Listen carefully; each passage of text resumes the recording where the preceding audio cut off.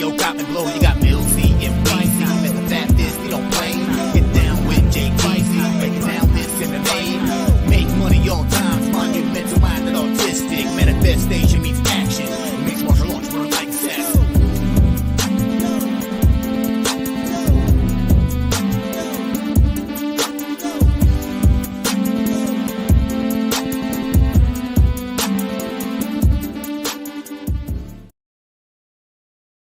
We back, ready to attack. UFC San Antonio. We got the live bet stream going here. Vera and Sandhagen. The boys are in San Antonio right now. There's only going to be a few of us on tonight, 3, 4, maybe 5. They're going to the fights together. We got Pabaloza in San Antonio. Number Deuce going on right now. Billy Briz, what you drinking on? What is that? Is that some Mike's Hard Lemonade? Nah, this is my UFC San Antonio drink of choice. Pinky's up. We got a little bit of class tonight. Pinky up. What they say? We went from classy because we ain't trashy because we're about to do some shit tonight, baby, on this UFC stream. We got the first fight of the night, though. Victor Altamarano versus Vinicius Salvador. All week, I wanted to bet Victor Altamarano, but something deep down inside of me is telling me Vinicius Salvador is going to win this fight. All right, the fight's on. Let's go. Want me to shut that door for you? No, you Gucci. Pinky up, Bo Jackson says. Yeah, that's perfect. Nunya, shout out to everybody in the chat. Nick, Evan, Banana Boat, Danny Lopez, Bo Jackson, Flapjack, and this mofo. We got Rem Dog up in here as well. Bill Withers. Stimmy, OG. He tied me 2 weeks ago in that contest, you son of a gun. Hipster, Jesus, T, and on and on and on. Everybody showed up early. Hit that like, guys. Miss you too. Picks from Dave, you fucking nerd. I hope you make some cash today. Just remember, first 7 minutes. Mike Morris, Kyle, picks from Dave, the Nerd Nation. Chip Playa, what up? Let's get to this first fight of the night. And it's perfect timing. All right, we got Victor versus Vinicius Salvador. I almost called you Danny. Billy, what are you rocking with here? We got to pick them. Yeah, let me know if the TV's too loud in the background. A little loud. Give me 2 seconds then. Yep. I'll go over mine. I took the under 2.5, guys. Not the no distance. I think it's minus 205 for no distance, and under 2.5 was minus 130. Everybody in the chat, what are you guys rocking with? Looks like Brett. What up, Brett? Salvador's own. We got Victor by decision by Mike Morris. What up, Joe? CJ Crawford, round 1 KO. I'm not sure who, though. Or maybe that's just the bet for either side, round 1 KO. I wish they would give that to us. What up, Nunya Banana Boat? You hunting BBWs tonight? Yeah. Let's go. Under 2.5, Rem Dog as well. Let's go. I like either one of these gentlemen in the second or third round to win, and that's the way I'm playing this. Got round 2 to start in a parlay. All right. Yo. I got my daughter her fight. We got Ronnie Lofton saying, gentlemen. We got Banana Boat and Victor in a parlay. Small shot on the under for Evan. I don't blame you for taking the under here. Flyweight unders have been cashing that at a CERB rate. Yes, sir, Brett. Brett says, what's up, Nick? Best of luck to all of you in the chat. Let's cash some money. Bill McDonald, Salvador, he likes. Victor +1. Hey, chat split. What up, Understand Boxing? You might have to rewind a little bit. I'm not going to go over it again, but I have under 2.5. I'm on Vinicius Salvador. I think Vinicius Salvador finishes Altamarano in the second or third round. But I also think the other way around. I think that Altamarano could finish Salvador. But I feel like the UFC wants Salvador to win here in this spot, man. I mean, he showed a lot in that UFC Contender Series. Yep. And get your peppers with potatoes. That sounds perfect. Get your picks in, guys. You can still get some in. The contest picks, we got 50 in there right now. Get them in right now. You can still, even if you missed the first one, if it doesn't let you, you can still get them in right now. $100 first place prize. All right. What up, Kyle? He's got Victor over 1.5. He's got Victor and the over 1.5 plus 140. Maybe that's the same game parlay. Understand Boxing, even though his competition has been garbage. Yeah, I hear you on that one, brother. Salvador's better. He likes. Altamarano via KO for Boss. What a Boss. Salvador's fought some good people in the regional scene. He fought the dude that almost submitted Maycee last week. Yeah, you're right. I forgot about that. I totally forgot about that. You know, they fought in I think it was Jungle Fights Championship. A volume, Billy.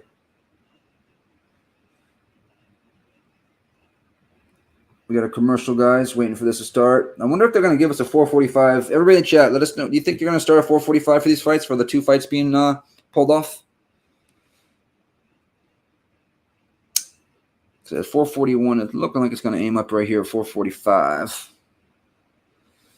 Understand Buck says, in regional scene, I saw his last fights were against 0-1 competition multiple times in Brazil. Fights on in the ring right now. I got to refresh that means. Thank you, guys. ESPN Plus is slacking on their pimping. Beyond slacking. Here we go, though. We got 32 versus 26. Altamarano versus Salvador. Bruce Buffer inside the cage. The first fight of the night is about to begin. Nikki, are we around the same exact time? Yep, I believe so. Let's bring on our man Danny Betts here. Once I see his face, there he is. Bye-bye. There he is. Let's go. Hey, For some fights. Let's get it. I'm with you. Understand boxing. I'm on Salvador in this spot.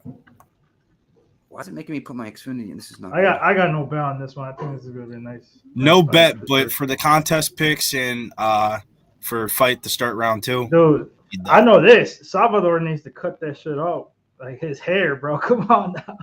You know, he's trying to stand out, you know, because there's other ways. There's way better ways than that. I think the easiest way to stand out, though, is by a hairstyle. Like, if you're Charles Johnson, people remember you for, like, your haircut, but in reality, like, your fighting style is not the most fan-friendly. Bro, he makes Charles Johnson look like he has an amazing haircut. That's Yeah. how bad that shit looks. That little ducktail in the back. What up, everybody in the chat? Let's get it. Yeah. So I'm looking at Vinicius hold his hands up right now. You guys as well. You know he's screaming. Oh my God. Yeah. He's got the opposite of Charles. I actually have Victor Altamirano staring into the camera right now. Yeah, me too. Me too right now. Okay, yeah. So maybe a couple seconds. I'll say this: if it gets to round 2, I might. First referee of the night, not to cut you off. First referee of the night, Kerry Hadley. Who the fuck is that guy? 7 minutes. He's got a 10. I know that. So he's been on the beach or something. Oh, they got the Texas bitches out tonight, huh? The Johnny looking crazy. That flow's looking crazy. Bro, it's the red too. If I was there in person, I'd probably get kicked out. So maybe I'm happy I ain't go. Yo, I told Preston that I'm like, yo, you know, Billy's gonna be running all over the octagon when Holly Holmes. I probably got kicked out. Maybe it wasn't better for me. It's about to start here. Nice shots though by Benicio Salvador in the early going here. We're about at the 4:35 mark. Are you? Okay. I'm trying to refresh mine right now, I'm guys. right where Billy's at. Okay, let's see here. It's refreshing right now, and we are gravy. I got 420. Blaze up. 419, 418, 417. Bro, you can really tell how bigger the cage is when it's a lower weight class like this, and they do the little screen like a little bit. Nice shots to the body by Altamirano. Vinicius is swinging for the head, though. He's headhunting and headhunting a little bit too much because Altamirano looks like he's able to try to get the takedown, defends the takedown. These boys are swinging 355 mark. These boys are in the center of the octagon. Nice lower leg shot by Altamirano. Nice body shot by Altamirano. Altamirano is putting it on right now. Salvador's trying to find his path. And Altamirano gets in top mount position here. Perfect for anybody that has the overs.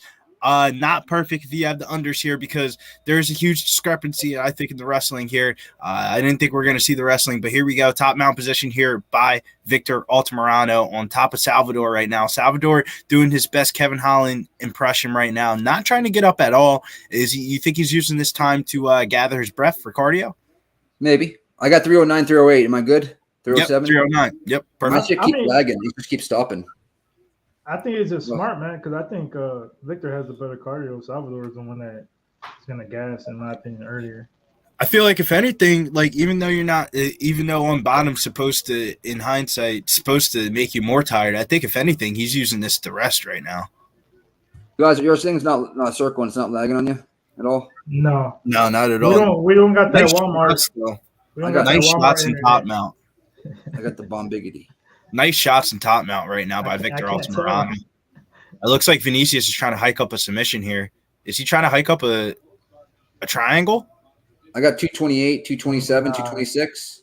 I think he's trying to hike up a triangle. Yeah, from you're a this little spot. ahead. Now He's you're a trying to little kick ahead. up on the hips a little bit.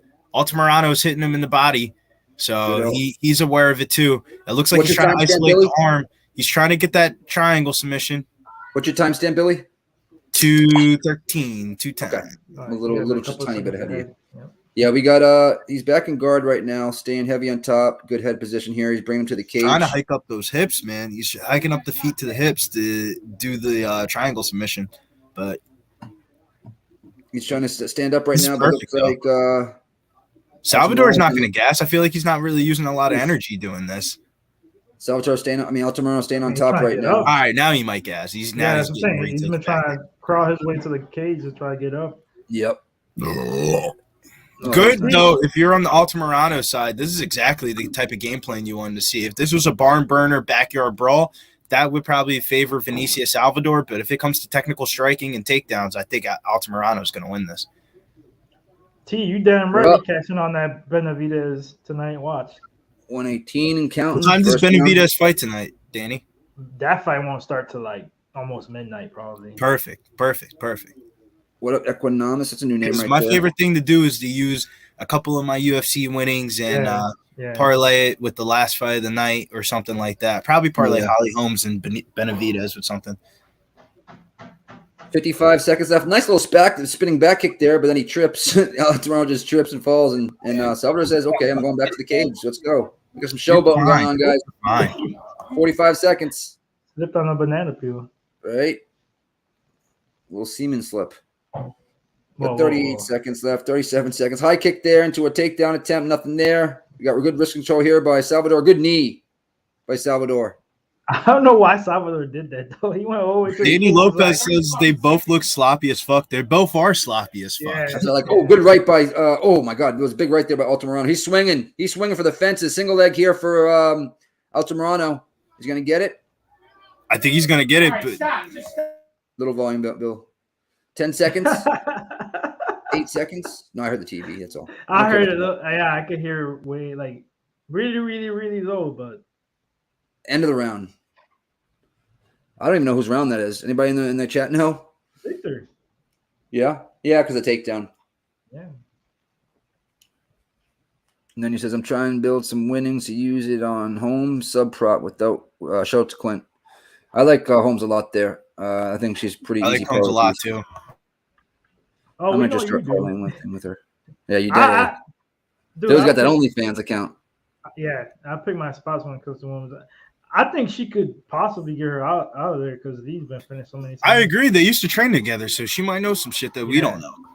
Still here, And Billy. she's been finished what, like 5-6 times already. Plus, I hope Holly Holmes whoops her ass because me being biased, I can't stand it because she loves Yeah, bro. Minus 185 as a live line, guys. He says, I got minus 150 for Victor. Yeah, I would hop on that. Oh, it just went out. I was gonna do it. Just can't do it, Captain. Salvador would have a good round one, and then I could hop on Altamarano, but Yeah. Round deuce. Little Shishki. Nice leg kick there. I would live bet Salvador right now. I think he's going to knock Altamarano out. he could. I mean, there's that type of fight, but I don't know. I feel like with the wrestling and shit like that, he already knows he's down on the scorecards. He's going to have to throw some crazy shit. What And I he can't was gonna do that anyways, bro. That's Yeah, fine. so it's like you're making him throw more crazy shit. At the end of that round, Danny, he was throwing everything in the kitchen sink. Like when them shits land, bro. If this is a backyard brawl, bro, this goes to Salvador, and now it's going to a backyard brawl. What up, Fanatical Jim? LA Rain. All right, we got 4:20 left. Oh, nice shots there by both guys. Drops off the takedown. Yep. Oh, no. Gets taken down, but back up there for Altamarano. Looks like Salvador's going to try to take it back here. Salvador's getting his own takedowns. This is when the fight changes, shit. bro. They're back up. 4 minutes. Hold on, let me refresh. I'm just saying, psychologically, momentum speaking wise, I feel like that helps out Salvador a lot. 3:50 and counting. Second round. First fight of the night. San Antonio. Oh, that spinning back fist needs to quit throwing it. He's not even close to landing that. Come on, somebody go to sleep. Night. Come on. Dive in, leap left hook. Does not work, and he gets taken down. Butt back up. Taken to the cage. Nice hips there. Good hips there by Salvador. That was nice. Good knee. Yep. Look at those hips. Is that Shakira? Stop. Shakira. I love it when you disrespect. All right, 314, 313. We got Altamarano staying heavy. I right don't now. think that's going to count as a takedown, though. But You're out here looking like Crocodile Dundee and shit. Crocodile fish tanks. Let's go. Thank you, 3-minute man. mark. Good hip trick. Look at that. That was beautiful, but good roll by Altamarano to roll with it and get back up. Oh, another one though. Holy shit, this hip toss is amazing. I'm telling you, man, Altamarano, I bet on him his last fight, and I said never again, nigga, never again. They separate.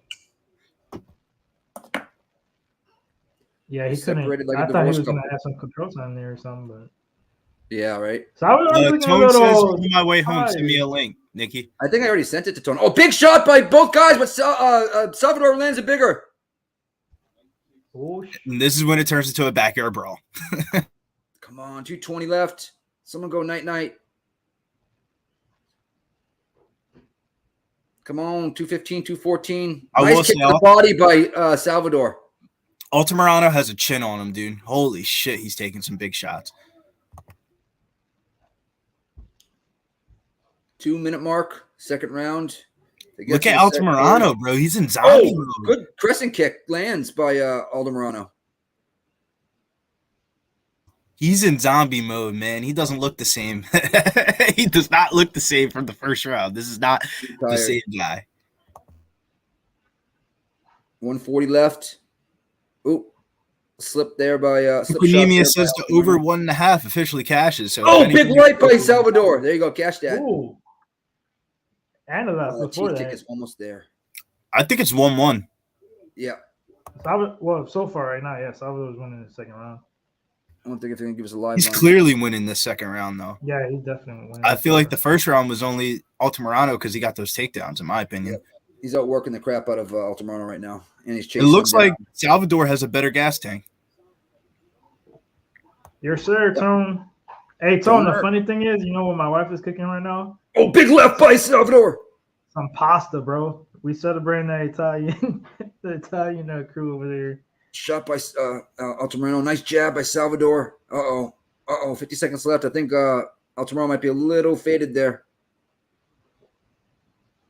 That haircut. Yeah. He keeps looking. He's not looking him in the eyes. He's looking at the haircut. They both definitely slowed down for sure, but he's swinging too wildly. If he just had more crisp shots, Danny, like crisp. That's how he. Yeah.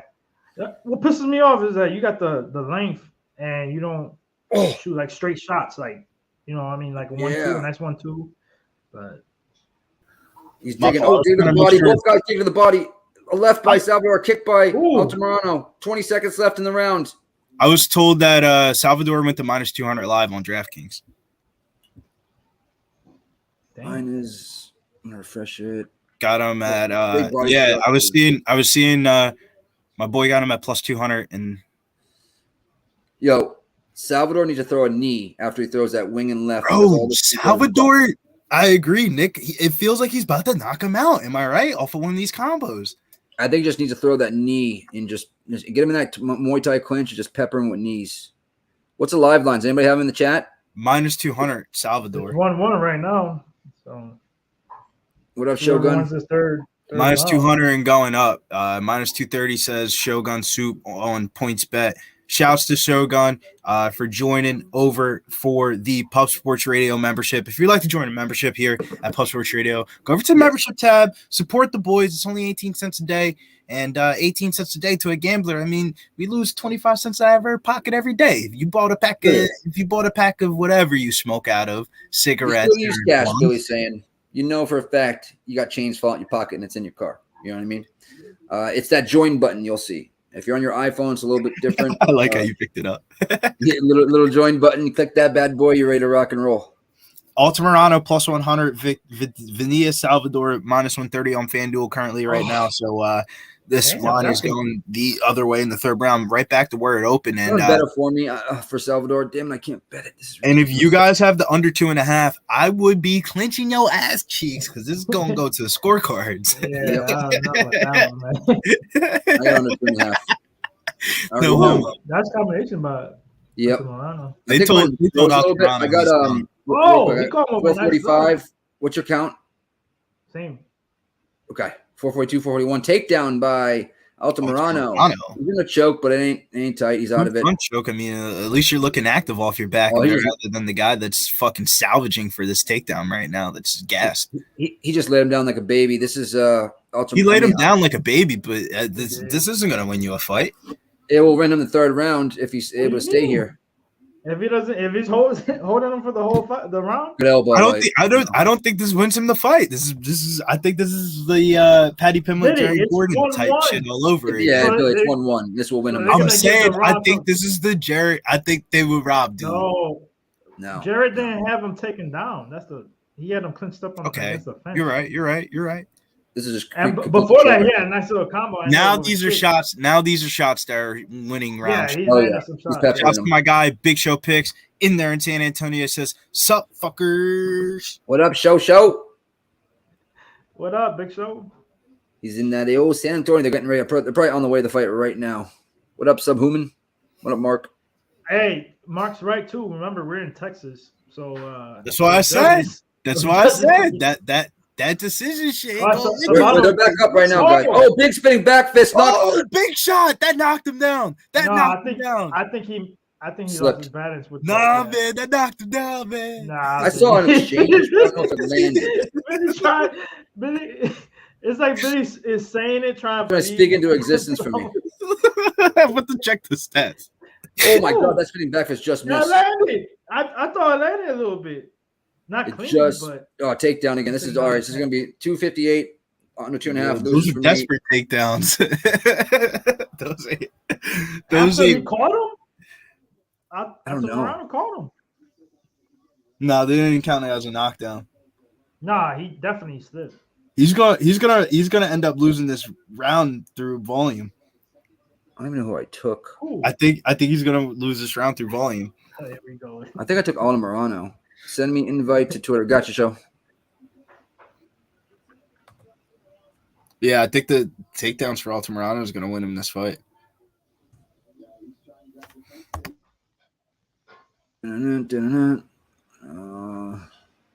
Looks like 20 minutes ago, Liam said, smoking the Belsky and hopping on. 1 second, Show.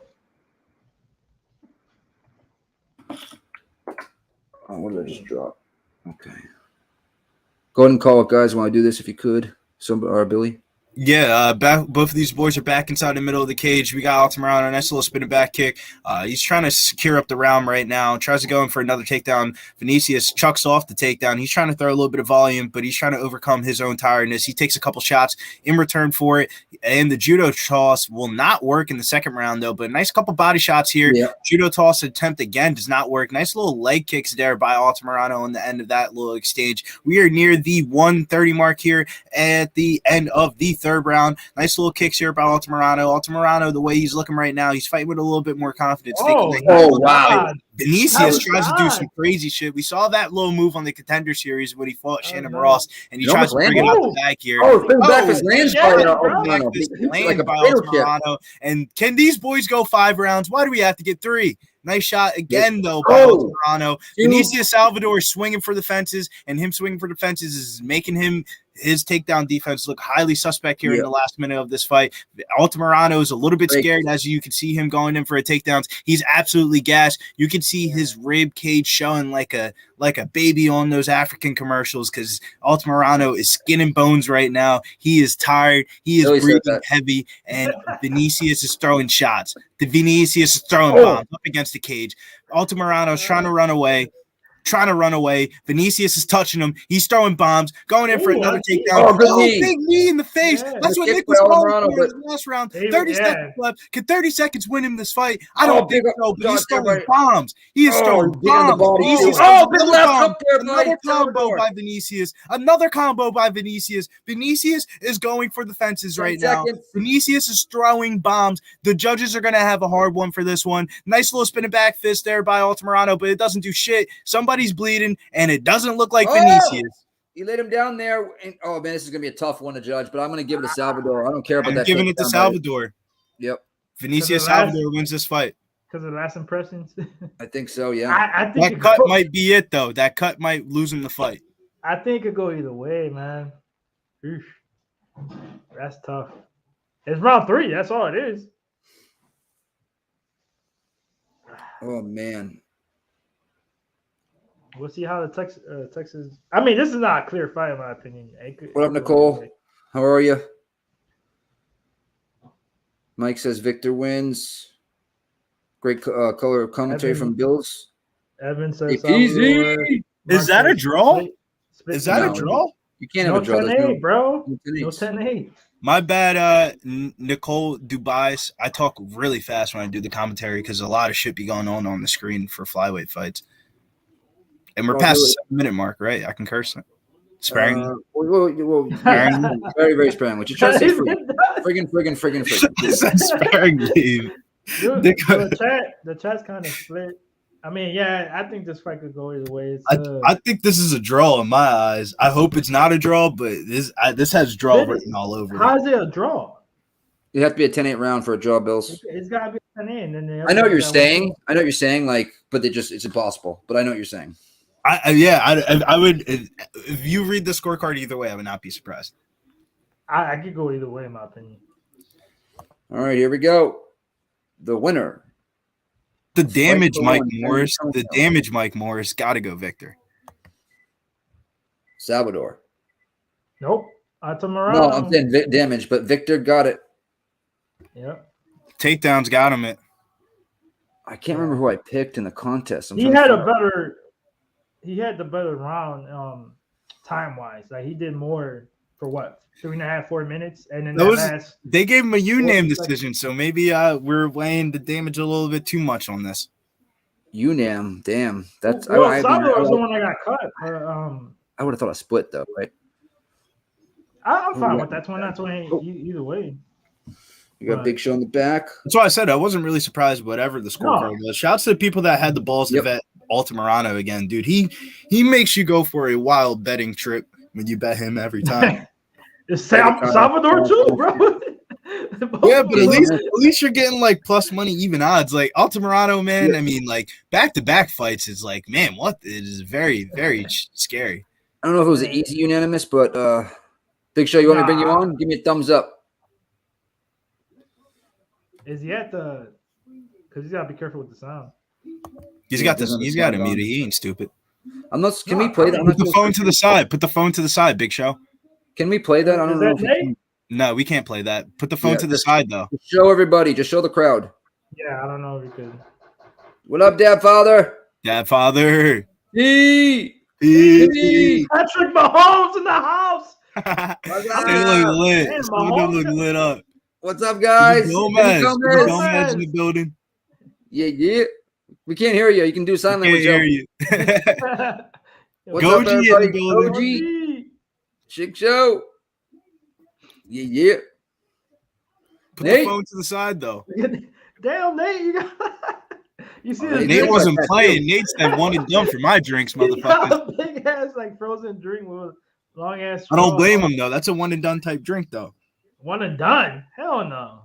What? Awesome. Those slushy I drinks? guarantee you, Nate's drinking more than that. I'm saying like that drink gonna hold you longer than a beer's gonna hold you at a sporting event. Yeah. But You know, when you start doing doing these sporting events and stuff like that, you know, price plays a huge factor into things. If they charging $30 for a 16-ounce beer, I might just go get me a little fruity drink for 12. Hey guys, I'm in first place again. Let's go. But so is a lot of people. Here we go. We got CJ Vergara coming up next. Yeah, let's And rock and this roll. is one of the most entertaining fights in the early prelims here. We got the hometown favorite kid, CJ Vergara, taking on Daniel De Silva. Both of these fighters are on the last fight of their contract. Which fighter is catching the pink slip? This is what we call the pink slip fight in the betting community. When both fighters are on their last fight of their contract, the UFC doesn't know who they want to build up, but they're going to try to give one man a shot to change the rest of his life. And to change our life, we got Iron Eagle with the $5 dono. He says, what up, fellas? Between my bets and car payments, this would be my only dono this week. Still got to support the PSR content whenever I can. Shouts to my guy, Iron Eagle, a.k.a. Walter Colston. Always supporting the troops, no matter what the situation is in the family. And we respect that here, brother. That $5 dono goes a long way. No matter how big you think it is, that goes a long way. What's up? Guys, smash that like. We got 132 people here. What up, Bitsy? Show up and showing out already. JP says that that's an afternoon Slurpee. Let's go. All right. I'm thinking about taking CJ Vergara round 1 plus 200. I don't know if what are you thinking, Danny? So there's a couple of fights like this one. I think De Silva could be due, bro. Like, we know he gasses so quick, but he is dangerous as hell for those first like 3-4 minutes.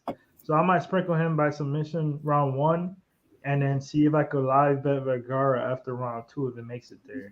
Equinemia says Vergara is from San Antonio. Yes, Vergara is the only fighter on the card that is from San Antonio, even though there are 5 fighters that are featured out of the Fortis MMA gym that is in not in San Antonio, but in Texas, very close to San Antonio. Not in San Antonio, but CJ Vergara is the only fighter that is based in San Antonio, Texas. I took Vergara rounds 1 or 2 minus 165. Look at big shows on the over 1.5 and over 2.5. This starts my 2-leg parlay tonight. If you guys want to tail CJ Vergara and Tucker Lutz 2-leg parlay, even odds across the books, either minus 117 to minus 101 were the odds that I got across the books for this one. I feel like that's a pretty safe 2-leg parlay to start off the night here.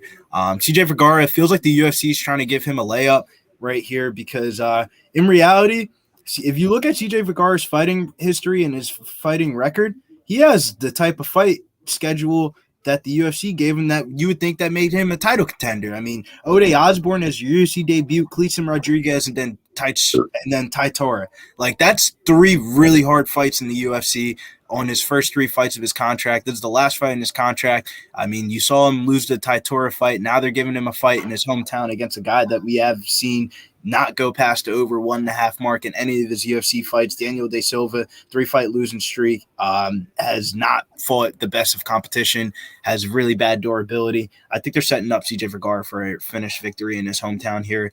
Let the San Antonio kid party here with the crowd and the party and the fans. And I think CJ Vergara gets this done.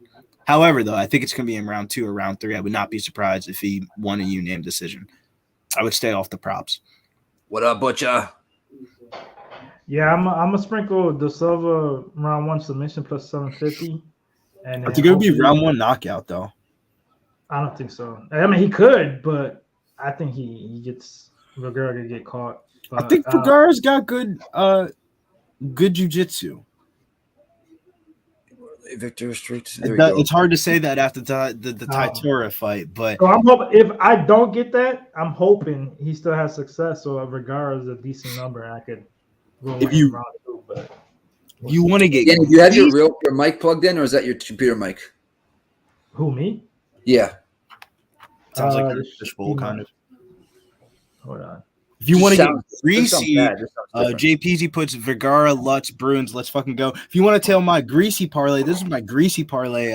This is plus, I think, 397. Tucker Lutz, CJ Vergara, Florida Atlantic Owls. Yes, we are taking the Owls over Kansas State and Miami. FAU? That's my shit right there. 10 minutes from the house. Yeah, we're taking FAU tonight. FAU is going to win this game tonight. They're building their program big time. Bro, the NIL deals, who wouldn't want to come to Florida and get paid to go play basketball for a mid-major team in Florida? Yeah, what? They probably fuck all the bitches. Excuse me. Mike Morris, Parsons by sub. Same here. Go ahead, Danny. No, it is my camera. Hold up. Yeah, I had a feeling. I know what you usually say. You know what I mean? I was like, that sounds a little different. Just go to your settings on StreamYard. Now it's nice and crispy, right? Yep, you're good to go. Let's go. Parsons by sub. Looks like everyone else is the same. Over 1.5 for Nunya. I have Parsons round 1 sub in the contest. See, same thing, right? Nunya, you got the what is it? Parsons round 1 sub in the contest, and you're on the over 1.5 in your bets. I had the decision in the contest, but I had the under 2.5 in my bets. All right. Did I miss something here? Nope. All good. Okay, good. All right, let's rock and frickin' roll. Let's see how many people we have signed up. Oh, 57 entries right now. Let me hit the refresh. Sixers Bucks parlay says Equinemius. Don't mind that at all. Who's wild? Mike Moore says, who's wild? I'm wild. Put me in a strip club. I'm like a dog with a mouth at me and with tongue hanging out. Stop the cap. I don't gotta say shit. Mm-hmm. They don't know about me. Yeah, Daddy. I'll give Daddy credit. Daddy out here pulling numbers on bitches while they on their off I shit. don't know what you're talking about. He I'm doesn't know. saying Shawty was walking up to Daddy to having a whole full hour conversation with No, Daddy. that wasn't Dan. That was me. Hour. Nah, I'm joking. You can say whatever. Okay. Nah, Danny knows. It was a casual conversation. We were at DD. He put no work in and was hooping. It's like when you watch somebody play basketball and they just look like they're just on a whole different level than everybody else. It felt like that. Speak for yourself, Billy. Bro, that other trip we went to the Vegas one, that was a fun trip for sure. I wish I would have came. I like San Antonio way more. I was just walking last time. Yeah. San Antonio, we was walking too. Nah. Nick knows. Yeah. The best is Florida, though. He knows that. I want to come to one of those Titan FC fights. They're in that's a fun time. the hood It's now, though. Yeah, it's different. They're in a different. Yeah, they're in the hood now. They're in a different spot. Yeah. I don't care about the fights being in the hood. It's not not watching the fights outside in the hood. No, you don't understand what we're saying. Like the fights before were on. It was way better.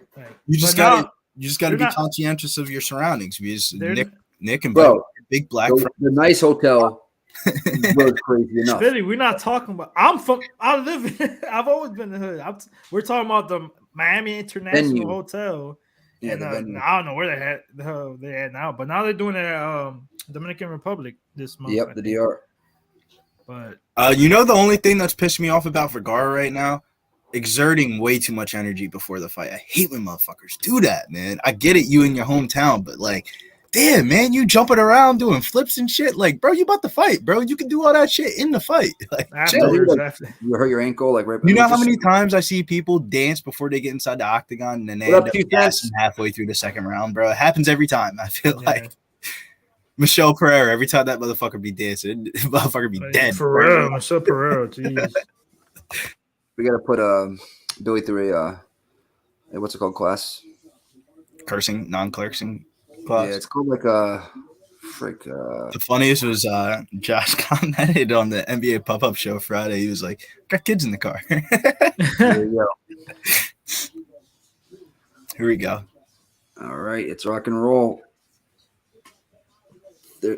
I thought I just saw some of the guys. That's weird. Yeah, I know my language is so bad that I won't have goals and aspirations for ESPN. All right, it's go time. It's bingo time. These boys are throwing. Oh, I gotta refresh. Man, ESPN Plus is pissing me off. Go ahead, take it until I get it fresh. We are at the 4:10 mark right now. Vergara's throwing some bombs. Danny was right. Lacerda's coming into this fight a little bit more composed than other fights. Ooh. You said that, right? That he was going to come a little bit more composed, or was that more of a cell phone conversation we had? Both. 350, 349. Am I there? 348. I mean, it's do or die for him. That's what I'm saying. Like, I imagine. Or was I watching your Danny Betts channel, baby? Make sure you follow my guy Danny Betts over there on Twitter and over there on YouTube. All social media platforms. Danny Betts is hot right now. Got the different graphics going up for tonight's Benavidez fight. And I don't know about you, my brother, but I'm telling. Oh, Vergara gets shot. Vergara gets flying knee to the face, but he's still alive. He's still up. This is the fight that we knew we were going to get, though. Vergara was going to lose round 1, and he's going to have to power through and win round 2, round 3. He's getting bopped. He's getting popped. Bro, that's the thing. The Silva is good. It's just He's got a head kick. He has a horrible gas tank. Low leg kick by Vergara. Nice shot by Vergara. Vergara's using that jab. I feel like the adrenaline dump came off of Vergara there, off of that hit, and now he's using jabs and he's fighting smart. Nice low leg kick by Lacerda. Because you know, sometimes when you almost get fucked up by something, that's the reality call. I got 242. Oh my God! He's running around the ring. What's going on right now? And a back kick. Oh, he's down. Vergara is running for dear life. Vergara is running for dear life. Thank God we are in a big cage. This is Apex. Here comes. He's getting pummeled right now. He's getting pummeled.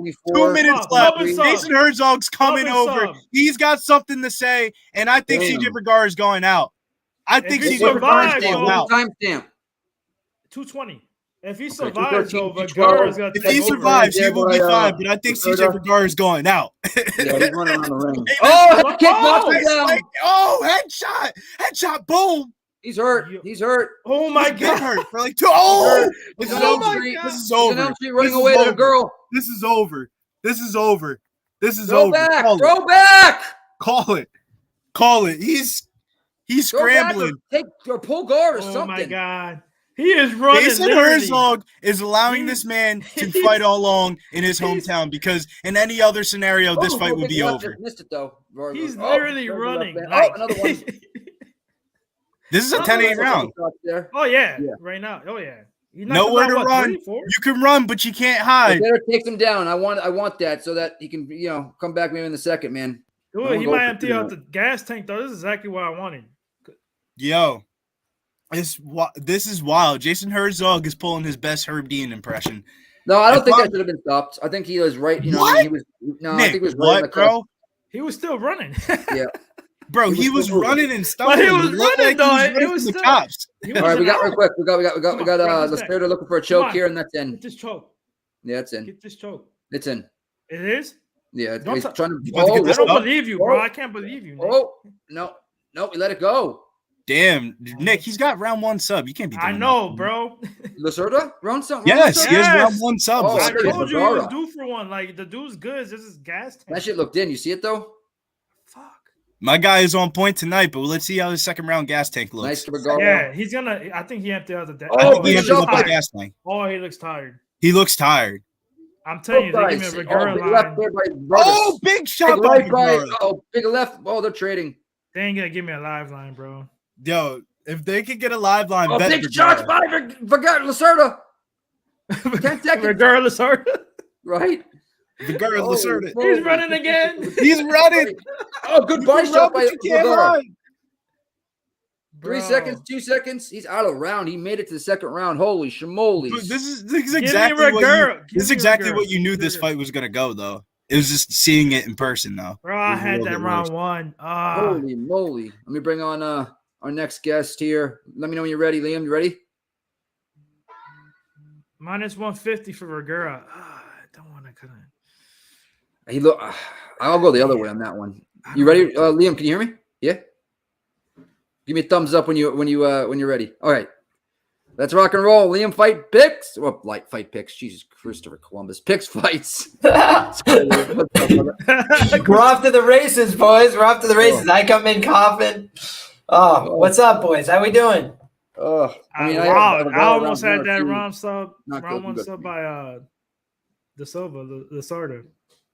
Oh yeah, dude. When I was thinking about playing the Lacerda side, that's exactly what I was leaning towards. I was like, "This." Can I give you these live odds? Dude, the live odds are minus 130 on DraftKings for Vergara after getting 10-8 in round 1. That shows that the books. Yeah. That shows that the books know what's gonna happen. He gets tired. Yeah, they've been really good with that. The books. All right, they know everybody's gas tanks. They're a pick of minus 115 a pop. I would bet Vergara. I don't want to lay that much. You bet. You always got to bet on cardio, man. He does look tired, but did he get caught? All right, here we go. 450, 449. Oh, he does look tired. Nice right down the pipe there by Vergara. Oh, he emptied the gas tank. He clearly emptied the gas tank. We've been watching the same fight. But it's we'll see nice if Vergara can get him out. I feel like Jason Herzog should have ended it. So maybe Vergara's got 9 lives. Oh, good. Needed the bit. Oh, spinning back kick misses. Nice He jab was- there by Vergara. Bro, he was literally running. He was running for dear life. Liam, ran it around looked the like The ring. thing about it was, though, he did never stop moving, which is one of the things that referees tell you. Like, if Yeah, you that's what I was saying If you're to Billy. stationary, the fight's over. Yeah. Liam, But if it you're looked still like moving and trying to get away and Bro, covering he up, was I okay, think it he was looked- fucked up. No it doubt literally about it. looked like if a kid was running away from his parents from getting Yes. his ass beat. Like it literally Or, looked like that. like, Like he somebody was running- stumbling and everything. Somebody running Oh, from the good lead cops. left He's by like, Vergara. Stupid jab. shit. Oh shit. oh, Fuck. shit. Nice low kick there by Vergara to the body. Gar's Overhand winning left. this round. The Oh, one thing easy shuck there, but he's got an ankle. Heel hook here. He's gonna spin into him. Oh, bro, round 2. I don't think he's gonna be able to. I don't think he's gonna end up on top here. If anything, I think Vergara should be able to spin on top here. We'll see though. Nope, he breaks it, and he's still sitting on his chest. Oh, hammer fist. Ankle locks. Hashtag. Oh, he's bending that leg. Look at that leg. Oh, that's a calf slicer, but he really Yeah. doesn't have any leverage. Vergara is sitting on him and laughing right now. hit him with a short. Oh, short little shots. Oh, Oh, good Look step at over that Vergara knee. here.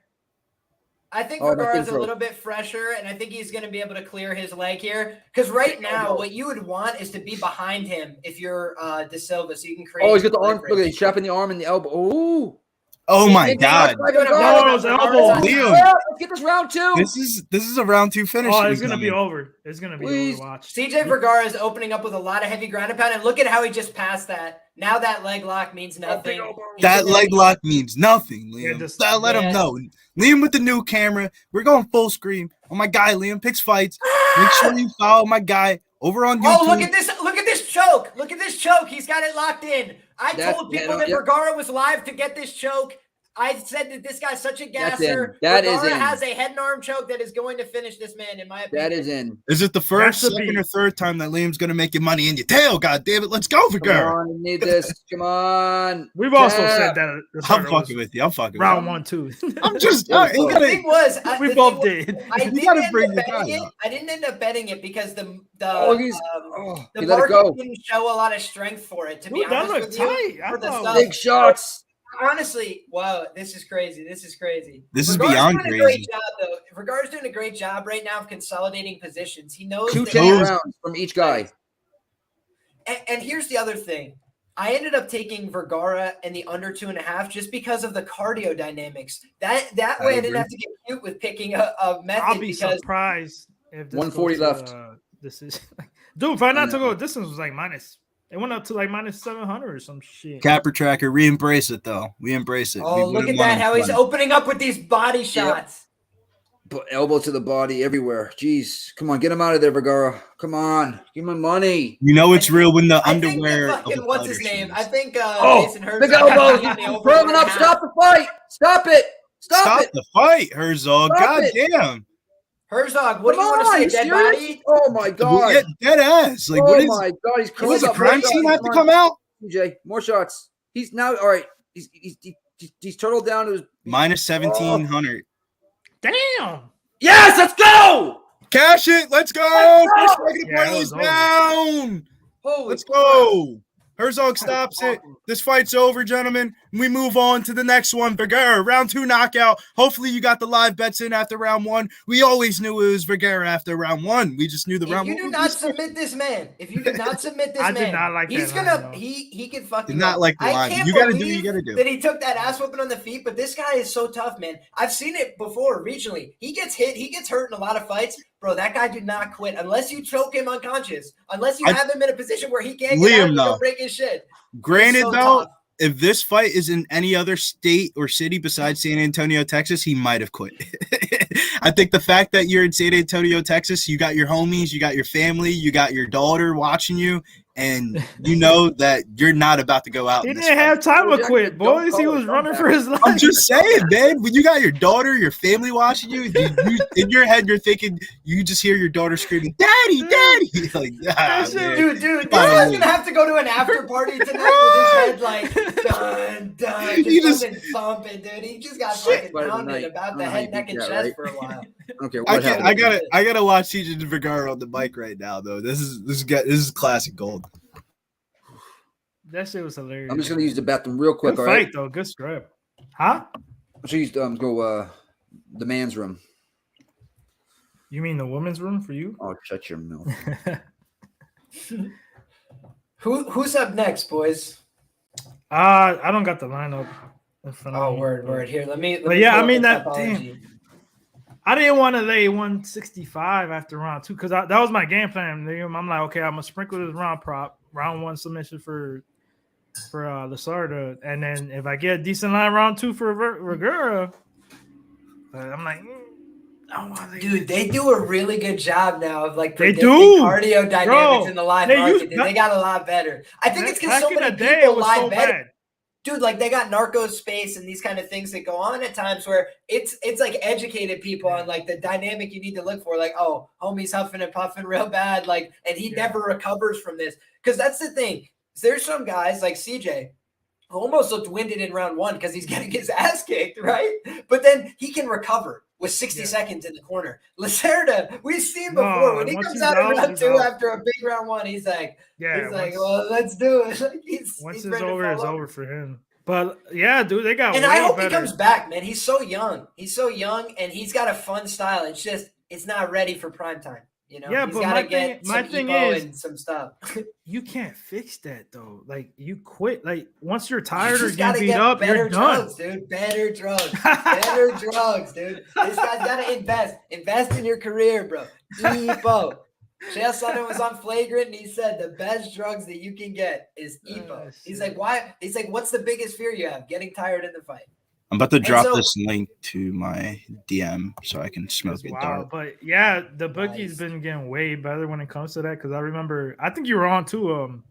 Remember when Holmes fought Pickett and I smashed Pickett in round 2 for plus 180? Plus 180? He won the first like, round and then holy he shit. gets a bigger plus number. I was like, yep. I'm like, damn, plus 180? Like, they used to mess up lines left and right, but now they've been on point because they know everybody's gas tanks issues now. Yeah, sucks, man. but they're getting better. It's not fun. Mm-mm. Those types of fights, gentlemen, take years off of your life and deserve smoke right after that. I don't smoke on Pop Switch Radio. Love it. Yeah, I know you had them in the parlay, bro. We were like, Billy's was like, run! Oh, dude, that's so funny. It went from commentating to like screaming, like as a fan. You're like, please don't do this to me. It went from commentating to do fight not sell. opinion real quick. I love it, man. Hilarious. Yeah, I'm looking right now so far, just for whoever's keeping track at home. CJ Vergara grabs the mic and goes, I want that main event slot. My brother, you got a long way to go. Stop, bro. Stop. Stop, bro. I know you're in your hometown. He's got a finish. He's got you got the adrenaline. But come on. Hey, man, maybe let's make it to the prelim headliner. You know, Yeah, let's start small and work our way up. You know, one win at a time, CJ. One win at a time. Let's start this next one, right, guys? Yeah, we got Trev and Giles, Preston Parsons. I like Parsons here. I will never bet Giles in my entire life, ever again. Not that I did. Oh, it's a pick 'em at minus 108. You just said again, so that means you did bet him. No, I don't think I ever did. Maybe once. I want to say maybe once. I'm trying to remember, but it's only been once. I have a feeling though this is going to be the first fight that goes to the scorecards, and if this goes to the scorecards, I kind of heavily favor the Giles side. Preston Parsons has only gotten one win by decision, which was his UFC debut. Granted, he showed a little bit more cardio, but I kind of lean towards the Preston Parsons side, but not enough to make a bet because I think if this goes 3 rounds, I think this is going to be a clear unanimous for Trevin Giles. I think it would be like Parsons decision, no bet on FanDuel. Like if it goes to the scorecards, you get a refund. I think that would be the way to go. Put a quarter unit on Parsons, decision, no bet, quarter unit on Parsons, like submission or something like that. A lot of Giles finishes have been inside a distance. What about you, Liam? Yeah, so a couple of interesting things here. Number one, Texas fighters 2-0 coming into this fight. Trevin Giles, the third one, and we call him Officer Trevin Giles. That's it's a funny nickname and all this stuff, but he hasn't been a full-time police officer for the last year, so he's been training. That's why he's down at 170 as well, I believe. You could tell just when you look at this guy on the scales nowadays, he doesn't look like the same doughy, kind of guy. And I just say that respectfully, but just like we look at so many fighters that have these incredible physiques, and like you never would have been like, yo, Trevin Giles, the thing that stands out about him is he's jacked. Like, so I think that Trevin Giles, he was my pick to win this fight by split decision. He's got a lot of UFC experience outside the UFC. He's got some incredible wins as well, like earlier in his career, fights that against guys at 205, he beat Brendan Allen as well, only guy to ever submit him. And he kind of had him hurt before that, but still had him hurt, finished him, really impressive win. So I think Trevin Giles just a little bit more season, and watching back that fight that he had with what's his name, Daniel Rodriguez, that was a murder. Preston Parsons, he fought back, he showed toughness, he showed grit, but he really just got assaulted. He looked like he was unprepared on the feet for somebody of that level. And I feel like Trevin Giles, you can say a lot of bad things about it. He's got a hell of a jab. So if you don't come prepared on the feet, he can tune you up. So I think it's going to be really interesting. If Parsons is getting him down early and often, I think we could see Giles break and quit and lose focus. We've seen that from him before. But I just think that he's got a little bit more seasoning. I think that if this fight takes place, 8 minutes plus on the feet, I favor Trevin Giles to get the job done. All right. What up, Zoe Blue? No. Doing well. How about you guys? I needed that CJ Vergara rounds 1 or 2. I needed that because I lost the first fight. That was a crazy. You see that fight just now? Yeah, I saw the end of it. I had under 2 rounds tied to Holm, so I was like, I'm glad I didn't go under 1.5. I was thinking about 1.5. I'm like, you know what? I'm gonna do doesn't complete 2 rounds. So I hear you. There's a kind of bet that I always look for, especially if there's a big favorite I like. And it's a correlated parlay. So, like, I thought that if Vergara was going to win this fight, he was going to win it in under 2.5 rounds. In fact, I thought that Lacerda was going to win it in under 2.5. Like, I just thought – I was pretty damn sure somebody's winning this in under 2.5. So then I looked to who I think is going to win, and the correlated parlay, the under 2.5, it was minus 125. And so if you look at the ITD, it's minus 198. I was like, what? That's a massive gap. Like, how often do we see the fight end in that last 2.5 minutes of round 3? I'm willing to fade that for so much more equity and put out a little bit less risk. So that was something that I looked to do, and just a word of advice, especially if you don't want to make a big outlay on a big favorite, but you're pretty damn sure, like, if they're going to win, they're going to get it done this way. It's a good way to pay down. Yeah. What do you like here, Joe? That was good. And then I had Altamarano on the first one. I didn't see the fight, but I heard he won. So I thought it was a clean win there. Close fight, but he won. It was all in the third round. Whoever won the third round. Yeah, I thought he did enough to win, but it could have went either way, honestly. But I thought, it could have went either way. Well, it wouldn't have been a robbery anyway. What do you have here, Joe? Liam picking this one. I just tell everybody I can't bet a Giles fight. I don't know what guy's going to show up. I think we're on the same. And so I'm not betting this. If Giles was a little bit more consistent, he should win this fight. But should doesn't take my money. All right. Right, yeah. I don't have anything on this. And what scares me, and I don't feed into that, but I see a lot of Parsons love, and that line's been the same forever. And Parsons, he fought Elder coming up a weight class, and I actually bet Elder his past fight, which he was doing good until that horrible cut versus I forget his name or whatever, but they had to stop that fight.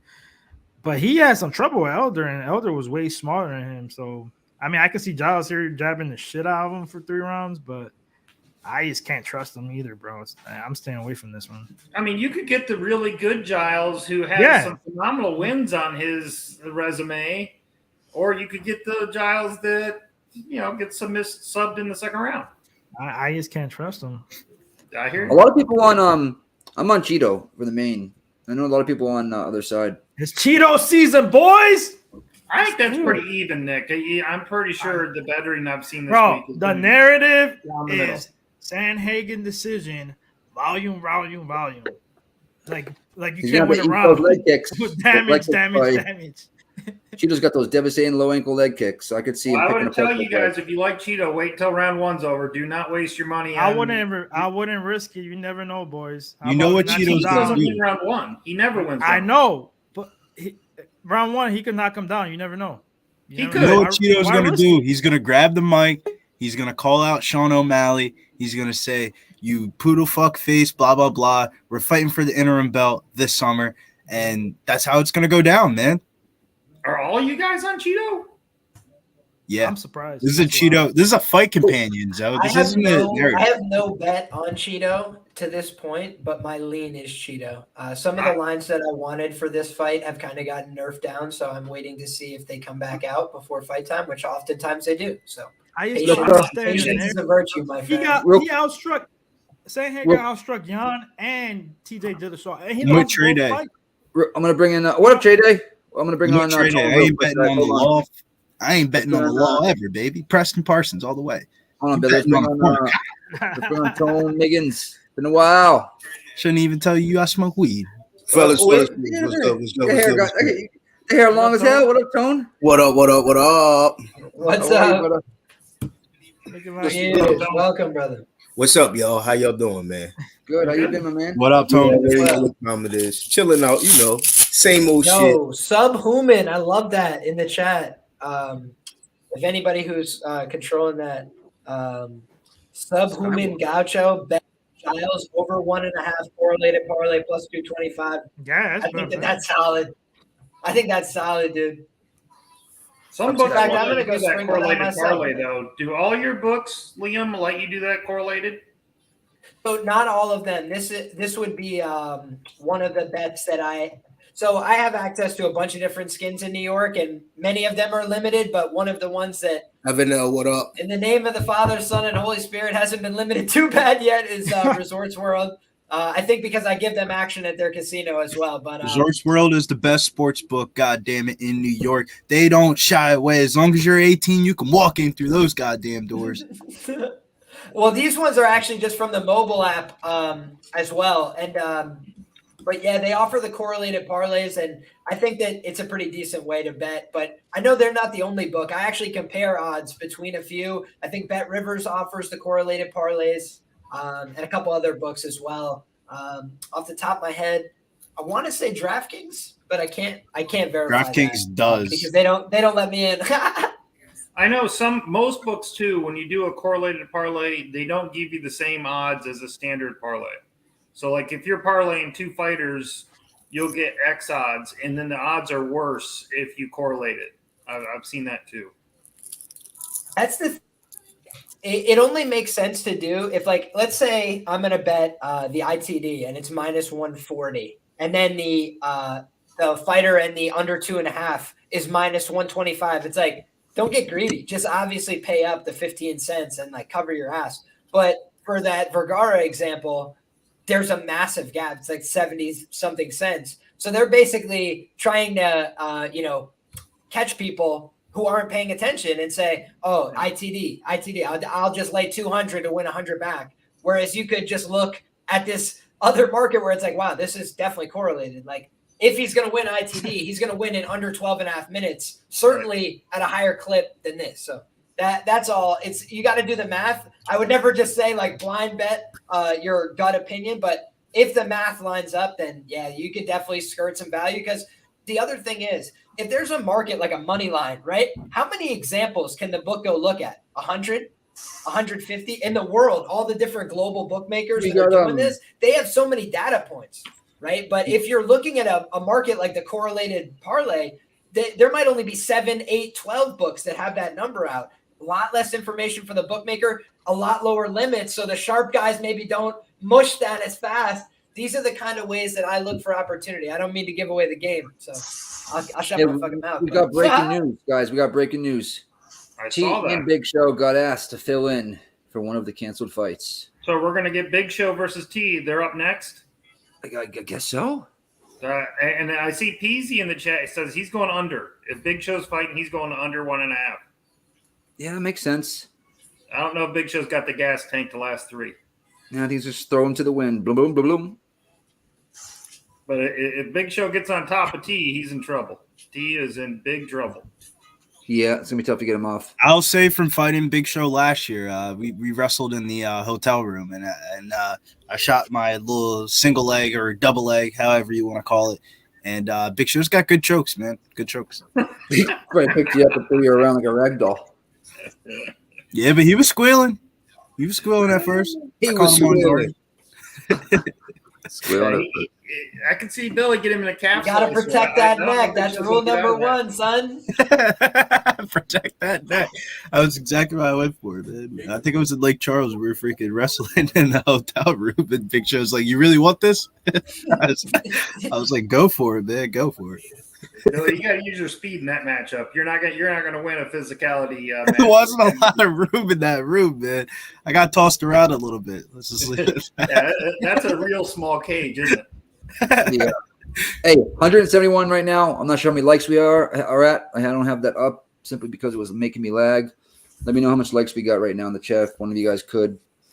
But smash that son of a bitch. Hit that join button for $4.99 a month.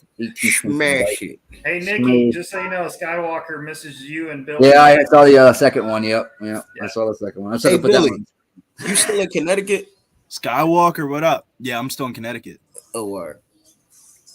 Yeah, if I was in New Jersey, I have like 8 different books in front of me right now. No, but I kind of figured that.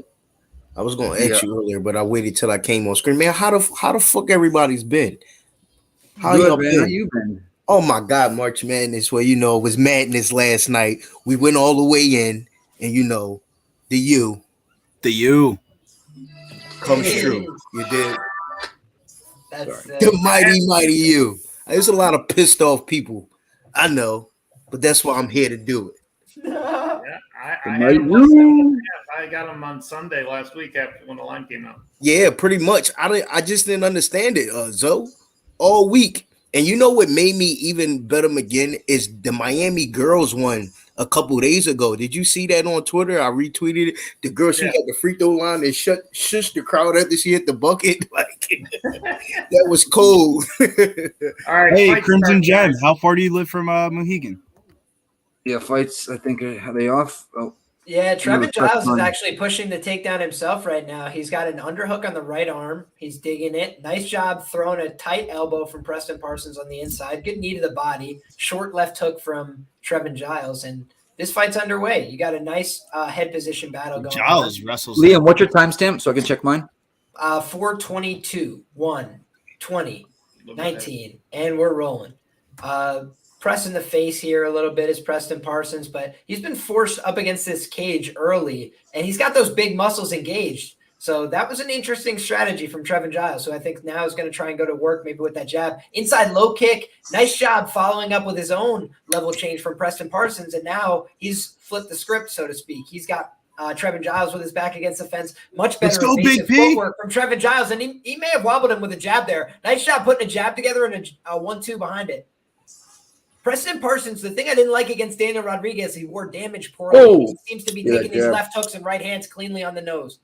That nose He's taking some fucking shots right now. Visibly effed up. Good jabs from Trevin Giles. And he's showing very heavy intent on that sprawl. Yes, he is. This jab from Trevin Giles, this is what I was talking about in the lead-up. It's just phenomenal. But the other things about his game are not as high level as the jab. So as Trevin Giles continues to develop as a fighter, I think we could see better from him. But this is the problem, right? He just got backed up against the fence for the second time, and now that evasive footwork maybe not firing off quite as quickly here. A couple of foot stomps here from Preston Parsons, just trying to slow this fight down. Trying to go for a cheap outside trip, couldn't get it. Yeah, Nunya, that Giles jab is definitely paying dues right now. It's actually really beautiful when he fights behind it. He normally chooses not to throw it enough, which is the thing that's frustrating about right. How about that, Liam? Danny, did you ended up making a play on Cop Giles? Me? Yeah. Did you end up making a play on? Did you make a play on the Popo? I don't know. I didn't bet Giles, but I've been hammering fucking Manel Kape. You're telling me earlier in the week that was your play was Giles, man. I was like, you bet. You know what? That nose all effed up. I'm not gonna lie, bitch. His nose I shouldn't have, because this is about to look like might be an easy decision win for him. Look at that sprawl from Trevin Giles. I mean, that's just fantastic. That was nice. I think that Preston Parsons is starting to fall apart a little bit here. Good job trying to follow up on that single leg, but there looked for a second like he was just gonna keep his head down. Yeah, like that's the whole thing. He can't get these takedowns, and he is popping that jab, boy. Oh, good right hand over the top though. Great shots. Oh, that hurt. Giles hurt badly. Wow, he just gave up the mount. Oh, that choke. What a change he ain't been out here on these streets in a while. One time, guys. That boy's retired. Parsons landed one shot in close, and it got dangerous for Trevin Giles. Yeah. He started to freeze in place, and he got lit up. And this is again why I couldn't go, bullish behind the Trevin Giles side. He's more experienced, but that shit has been a problem at 170. What police department did this guy was a cop at, man? People are probably running away from this guy all day. Holy shit! Oh my God! Bugging choke from the bottom right now, and I don't know if Preston Parsons knows what's going on. He don't. What's going on? He don't. He lost. So right now, what's happening is he's trying to create. Oh no, nice job from Preston Parsons. Just use pressure to pass into the mount. Now he tried to open up with some shots. He's looking to take the back here. He wants to pull him out real quick. Very clinical approach here on the back, and he's going for this choke. Trevin Giles looks like he's got all sorts of trouble. I think Preston got it. Nice. Oh, that's deep. He's got it. That's bad. He kept that's fighting it. his hands. Arm bars in tight. But Trevin Giles has the hip advantage right now. So he's got to be able to step over. Beautiful job. If he can clear that elbow line, he is out of danger. Nicely done from Trevin Giles. He clears the elbow line, and he's passed to the side control. What a he's fight. on top in the half guard. This fight is bananas. Yeah, this is wild. Bananas. B-A-N-A. I can't spell that, man. See, Trevin Giles from the bottom just showed some really. My God, you can't spell bananas. She said it like 1,000 times for you, bud. B-A-N-A-N-A-S, bud. What's wrong with you? B-A-N-N-A. Yeah. Hey, Nikki, I'm digging the hat, Nikki. He is finding the mark with these uppercuts. Yeah, you look like you belong in fucking Walker, Texas Ranger, bud. That's right. Howdy. Yo, I don't know who won that round, and I'll tell you something. In Texas, they have no idea who won that round. I will say Parsons just because he almost finished. Like I got Parsons. Yeah, I think you're right. And he almost had the sub. I think Parsons. It was a crazy one. That's why this shit was even money. Parsons won round one, but he's wearing way more damage. Pretty much. Are either fighter from Texas? Yeah, that's the thing. Trevin Giles is a cop from Texas. He's the Houston. I was like, that could go either way. I was like, we're gonna find out if they like the poker. Yeah. The judges go for Texas fighters. You watch. He's undefeated. Grab this hiney. We've seen in the past it's gone the other way at times. Like I actually looked into some past San Antonio cards and stuff. They were never above 500, and maybe that speaks to the improvement of Texas talent as well. That could be something different, but I think that's something to watch out for. Is like. People might be expecting like the judges are always going to come in for the Texas fighter, and sometimes it's just incompetence more than anything else, and like they don't know who to come in for. They don't know how to judge the fight really. That's how bad they are. Yeah, I don't know if it's out of malice. I always love this expression. I never attribute to malice what I could always attribute to stupidity. I think that's just something that could easily be coming into play here. I mean, we just saw complete incompetence at the Fury FC event last night. You know what I'm saying? Did you see? Same athletic commission. So that was wild. 440, 439, 438. To speak out of turn, it's a hard job, but you got Parsons right now with Giles against the cage. Some foot stomping going on. 228, 227, 226. Got double unders right now. But good underhook there by Giles. Trevin Giles is plus 110 right now. Brett 365 and minus 163 now. Okay, so Books gave it to Parsons. Well, Giles seems to have his mouth open a little bit. The other thing I would say though is that there's a dynamic where Trevin Giles has been finished in the third round on a number of occasions. He dropped the third round against Louis Cosi. I think they always factor in the cardio dynamics a little bit into these lines now. It's one of the more sophisticated moves that bookmakers are doing. He's always had a good jab, man. Oh, these shots from Parsons are finding the home. Oh, there it is. Yep. Left nice counter. Beautiful. Stepping in with that jab. Good low kick on the return. Parsons is a tank, man. Oh, that jab. Yep. And the low ankle by Parsons. Left hook lead. Misses there by Parsons. Minus 200 right now for Parsons. Big right by Parsons. Oh, he caught him. Yo, he ate it, though. Oof. He potato chipped it. Giles snaps off that jab. He's really got to use that more. I mean, he just he landed 3 of his most impactful punches of the round right in a row by just tripling up on that jab. Oh, and he's starting to put him behind that jab pretty frequently now by resetting the footwork. Nice shot. Good level change. That was good timing by Parsons. Right time to change it up. He got the lift and return. But you always see this from Giles. He looks right for that switch. You know, he goes right to that switch attempt for bottom. Yeah, try to hit that switch quick. He's going to work to the back here or no? No. Yeah. He's looking to work to a rear cinch, but Giles, you know, when you got a guy that tall, it's very hard to do that. Nicely done, though. He was able to get the mat return. But look at that. He fell right over the top. He didn't distribute the weight properly. And Parsons does look to be tired to me. Yeah, he's slowing down. He just went for a tomahawk elbow and the worst shot you've ever seen in your life. I saw it. But now he somehow got the leg. Dude, if he had gotten that takedown, I would have had to give him – I would have had to give him a God. That's crazy. Dude, he held on to that leg from the worst shot I've ever seen for so long. Good jab. Oh, Giles got caught in a bear trap with the way he grabbed his foot. Yep. Oh, look at Giles making these faces at him. Giles still confident. Look at that. Oh, Giles. He throws that right quick, too. Good man, right by. Yeah, that's what pisses me off, bro. Like, yeah. Oh, good job with the jab. Like when Giles starts putting that jab out multiple times, there's just nothing he can do. You know, Parsons Danny, I agree with you. You look at some of the stuff. Oh, look at this. You're like all the potential in the world.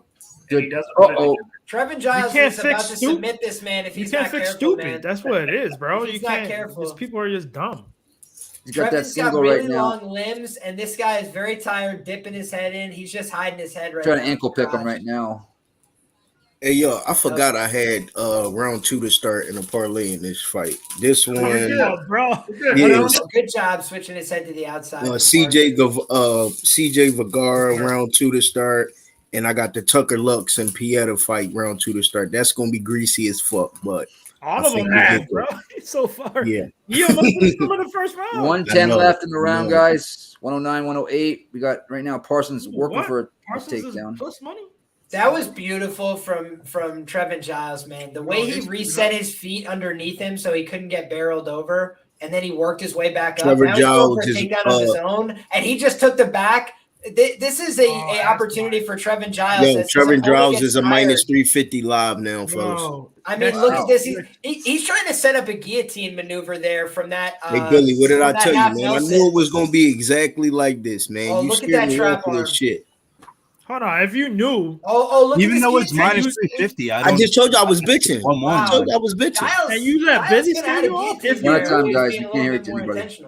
Yo, he been on some big dog shit the last couple weeks, so I gotta pump my brakes sometimes. Last 2 weeks, I had to think about it. I was like, you know what? I'm off this. Fuck it. 15 seconds left in the round. Bro. Who's Giles' round? I think it's 1-1. I think it's 1-1 going into the third, regardless of what the live line says. Whoa. I agree. But the reason it's 350 is because you can see Parsons slowing down. Yeah, we were talking about this earlier. Like the bookies are always on top of the gas tank now. Like they've done an amazing job lately. Yes, they have. The scary part is Parsons hasn't really shown a good gas tank ever, besides his UFC debut, which was a short notice for both fighters. It's like, does he even have a gas tank for 15 minutes? Well, his debut was against what's his name? Daniel Rodriguez, and my bad.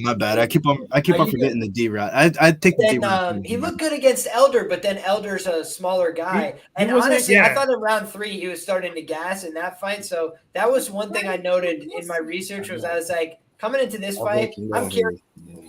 It's one thing to move around a guy who's a 55er moving up to 170.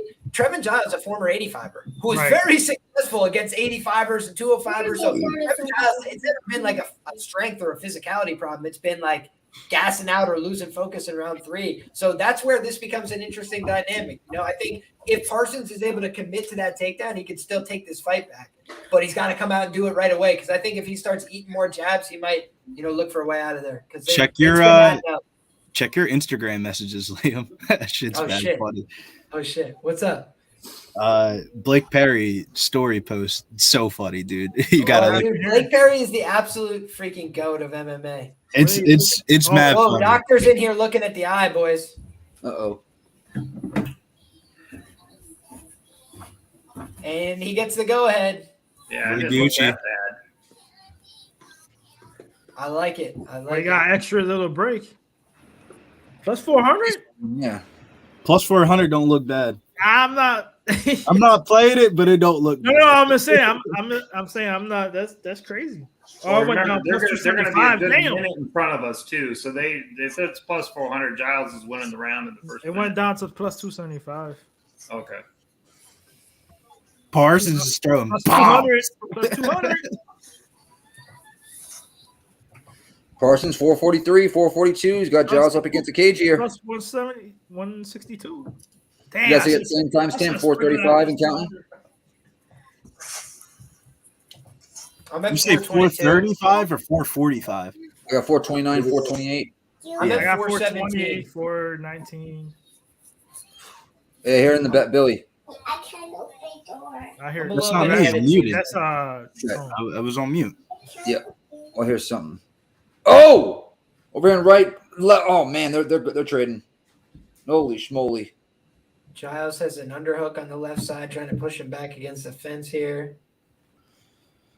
Now they clear out, back to open space. 350 on the clock. Outside low kick. Bangs home for Preston Parsons, and he finds the jab. Nice jab on the return, though, from Trevin Giles. When Trevin Giles is holding his ground, he's just absolutely turning his face into, ground beef, really, with the jab. Nice takedown for Preston Parsons against the fence, though. Trevin Giles appears to be slowing down in round. I don't know what happened, but we always joke around about optics, but the optics might come into play for this one because it looks like Preston Parsons got ran through a grinder while Trevin Giles has been through like a sparring session. but the optics could play big into this, man. I always say this though. It's round. You go by round. Like I know. I'm just saying, like he broke his nose in the first round. So you tell the judges in Texas, you never know, bro. The optics would say that. Oh, good knee by I'm Parsons. with you. Like, Honestly, guys, this guy looks like an please. alien. Preston Parsons looks like an alien. Yeah, That's all I needed to Yeah, get yeah. out. Oh, 1-2 by Giles. for sure. 250, 249, 248. That's what I have on clock. I don't know if I'm behind or 4. I don't even know anymore. Wow, this guy's so exhausted. Oh yeah, He just stayed down after a shot. Yeah, he's done. He was like, "Yeah, just take a free shot if you have to. I ain't getting up yet." Yeah, with all the Preston damage. Parsons just it's fell hard into a not- takedown attempt. He might get it though. He's so strong. Oh, With all the damage. Good and- elbows from Giles, but he gets taken down. Man, this is a This is Kimura gonna attempt be- from Trevin Giles. Not going to get this though. He doesn't have the body positioning. Steps over into the crucifix. Does Preston Parsons. Now it's Trevin Giles who's looking to create some space and some leverage. Preston Parsons on top in the half guard. What a dynamic fight this has been. Absolutely. What's your timestamp, Liam? I'm at 150. And now Preston Parsons is trying to work on a head and arm choke. Wow, this looks pretty tight. This looks pretty tight for Preston Parsons. And Trevin Giles is just flattening out right now against the fence. Another round He's 3. able to get out. This is a round 3. He was This is a round 3 exercising thing. some patience. Now Trevin Giles is trying to use his feet to buck off the fence. plus 4. And Preston Parsons is trying to isolate that far arm for a straight arm bar. Now he's using it to open up with some ground and pound. Trevin Giles rolls out. Arm bar attempt from Preston Parsons on the rollout, but he loses it. Trevin Giles is on top. What a Oh, scramble. my What a God. fight. Trevin Giles is on top in the great state of Texas. He Holy messed smokes. Oh, yep. That he didn't. He should have grabbed that. I would have grabbed the inside of that glove there. Cheated a little bit. On that Now takedown Preston by Parsons has him Parsons. wrapped around the body. What'd you say, Zoe?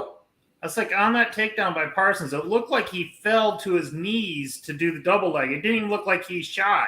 It didn't look like a 100%. shot. It looked like he just fell and grabbed around the guy's waist.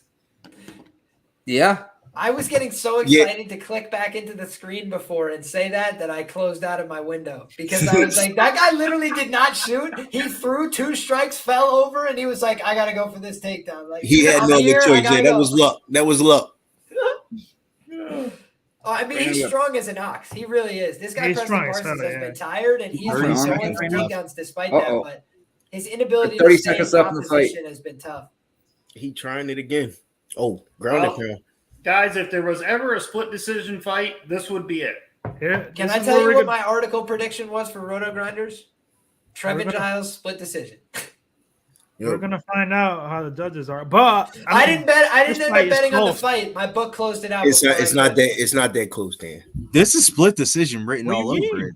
Yeah, it's a split, but Trevor Giles won. I don't think Trevor Giles clearly won this fight though at all. Parsons almost finished him again in round 3. But look how it's ending though. Look at the last round. If it was 1-1, if it was 1-1, right? He can win. I'm not saying he's not gonna win. I don't even know if it was 1-1. Go both ways. I don't erase the whole other 3 minutes just because of the last round, 30 seconds. You know, Giles did all right. Right. I'm not that type of. I mean, it could go either way though. I would say first and third round, you cannot tell who won either of those rounds. The second round was clearly Giles. Okay. And some people, Vegas said Parsons almost finished him in round 1 multiple times. But it was a close round. We were all saying that it was a close round, Danny. It wasn't. It wasn't dominant. I got Parsons 1 and 2. Parsons almost knocked him out and almost took him out twice in round 1. How did he win? No, that was round 2. I thought. Maybe I'm wrong. No, round that 2. Was the end. That was the end of round 1. Giles won round 2 because of the. That's what I'm saying. It's clearly round. That's what I'm saying. So it's all round 3, in my opinion. Again, this fight is the same as last time. I mean, I think it's going to Giles. Me too. Just because how it ended, like he got out of the submission attempt, rolled, and then he was still doing damage. You know what I'm saying? Like. He's still not wearing it on his face. Fucking person is. Oh yeah, you get what I'm saying? So it's just all late. I'm just taking into it. After the fight, Giles looks like an officer, and Parsons looks like the victim of a crime. that's what it looks like to me. He had a billy club. Billy club. It's genetics, bro. Like it's like Cheeto. That dude, you could hit that dude with a hammer.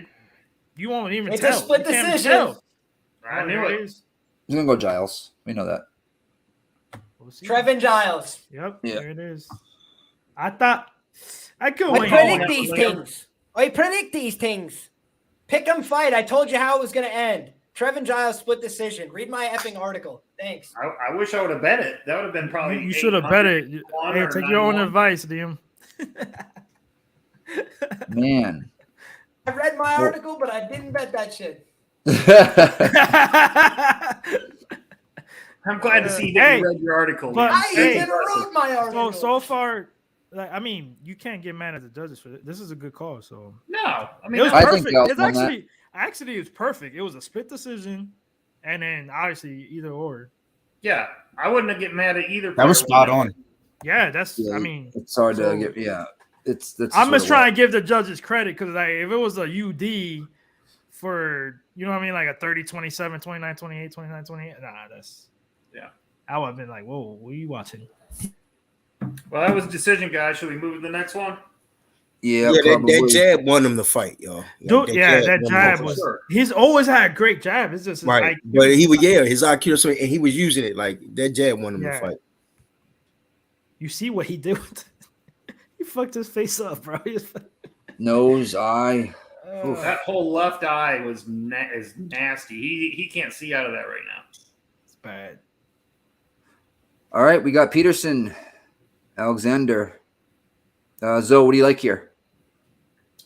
I lean Peterson. I actually think Alexander may be one of the worst fighters in the UFC right now, but I can't bet Steven Peterson.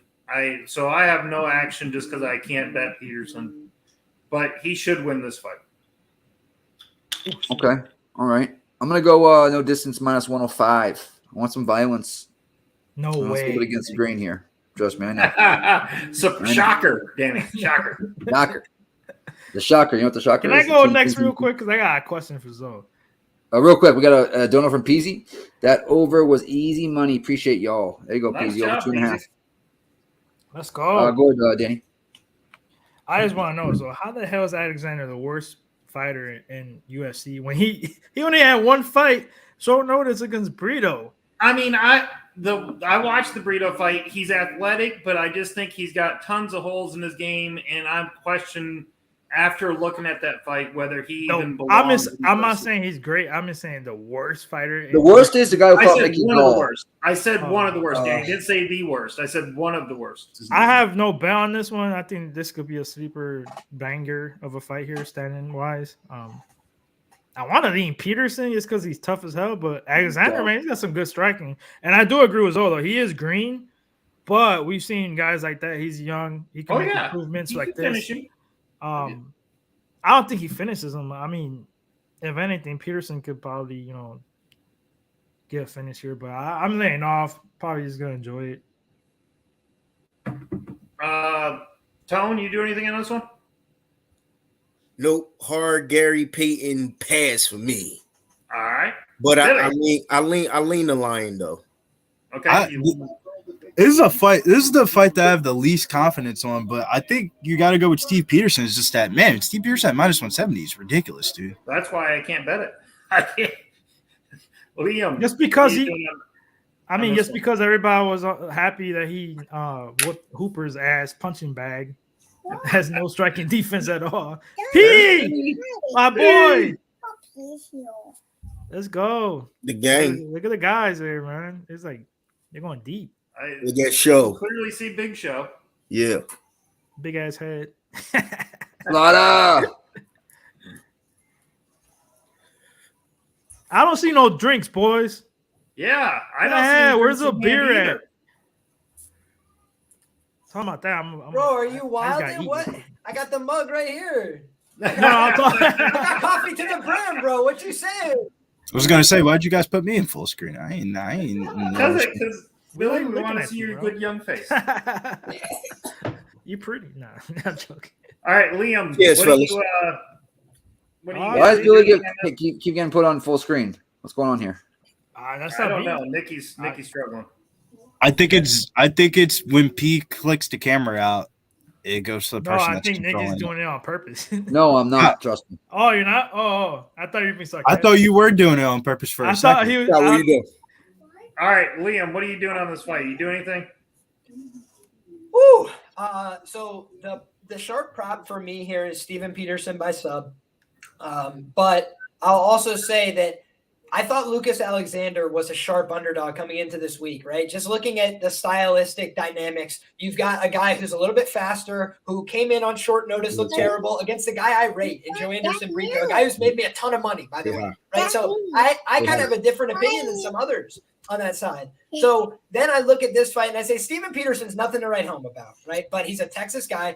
By the way, 3-0 now, Texas fighters. I always make note of these things as we move through because I pay attention to everything, right? And I noticed what the UFC does, right? They gave a winnable fight to Steven Peterson. Is Steven Peterson the best fighter on the feet? No. He takes risks. He throws spinning shit. He does a lot of things that you don't want to see. But he's aggressive. He's tough as all hell. He's fought the better level of competition overall. And when this guy gets takedowns and pressure going, he normally is able to get people out of there later in the fight. Julian Erosa, if you don't knock him out, he's very hard to finish. He's got good grappling. This guy's got terrible grappling. He trains at Fusion Excel, good gym, but he's been finished a number of times, never showed core competencies on the ground. I think he could improve, but you've got a big disparity there in experience as well as grappling skill. So does the physicality make a big enough difference to negate it? I don't know, but I think that this is a tricky one. So you don't have a bet on it, and if you lean though, you're going to lean Peterson, is what I heard. Liam, I'm sorry. I lean Peterson by sub. You didn't have a bet on it, but if you had a lean, my prediction for this fight was Steven Peterson by sub in round 2. Okay. I'm just going to throw. It's official. I'm in on the fight. Steve Peterson, side of distance. Let's go. What did you get on it, Billy? Plus 180. Yeah. Definitely the sub prop because Alexander's been sold multiple The sprinkle, as soon as Liam said the sub prop, I was like, yeah, that's worth a $5-10 sprinkle. Yeah, I threw $20 at plus 250 on. We're not letting another Liam prediction go through the screen with just for fun. Yeah.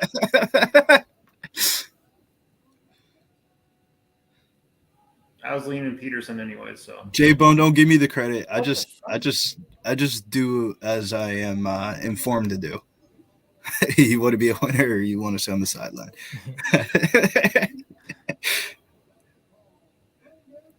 Peterson tats are fucking horrible, Zoe. Fucking horrible. Trash.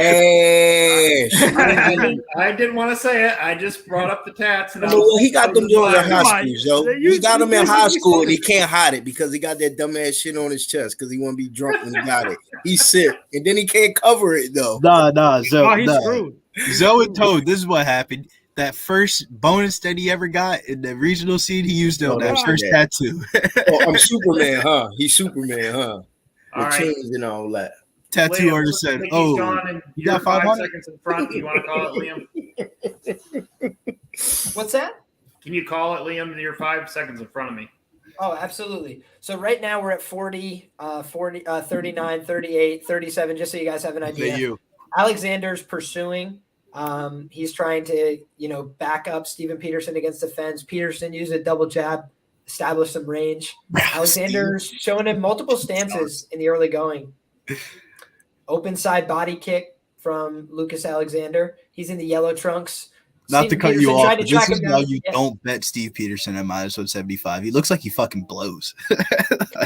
I mean, dude, the truth is he's not very good on the feet, but as a pressure wrestler and a grinder, he's pretty good. Damn fucking right. And he's right. tough, man. He's been hard to put away historically in his career. Yeah, he is tough. Tough as shit. I think he's the much better player on the ground as well. So it's all just like, it's a game of inches, this fighting stuff, right? I think that if Preston Parsons was able to have his way, get the takedowns early and often, would have been a clear win for him. But Trevin Giles made it just hard enough, landed just enough with the jab that it started to gas him out. It made it a hard fight for him. Understand boxing, even though the athletic and dynamic advantage is in Alexander's favor, I would definitely say experience and fighter level of competition goes for the Peterson side, and that's something that you can't put in the line. Yeah, I said Alexander's an athletic guy, but that doesn't. He just has so many holes. If Peterson takes him down, I think he's in big trouble. Understand boxing coming at Just Win, baby. He's winning. All right, so listen, y'all. I just played this prop. I just put $50 on it. It just literally just popped up on me. So I'm on the Joker. His assist under 9.5 tonight. I ain't betting no under on Joker. He playing Milwaukee. I'm not betting no under. Sorry, Tom. I'll bet the points and rebounds or something. Okay. Well, we lost Liam, so we got 2 4. It hit 80% of the time out of the last 5 games. 4 out of 5 times, 9.5. He went under the amount, but I'll blessings, brother, blessings. But I ain't He's playing against Milwaukee tonight. He's not getting 10 assists. I don't give a fuck what you're talking about. I didn't want to bring that up. Another reason why. Who's to say they don't get a triple double? Guys, let me do something real quick. Let someone call the fight. Yeah, I was trying. Yeah, it's a UFC stream, boys. All right. Yeah, I got you, boys. Okay, sorry about that. I had to drop off for 1 second. My lady popped in. As far as this fight's going, I mean, Lucas Alexander's doing a great job off the back foot. He's landing well. He's using a lot of lateral movement. If this was in a small cage, I think we could see he got a cut. But yeah, right now, he got a cut. Yeah, he's got a cut on the right on the headline. I think that's perfect though, Liam. With the blood coming down your face, that makes you want to wrestle. Never say that word, hairline, but yes, you gotta wrestle now. That's where it's at, Liam. Right, literally right on his headline.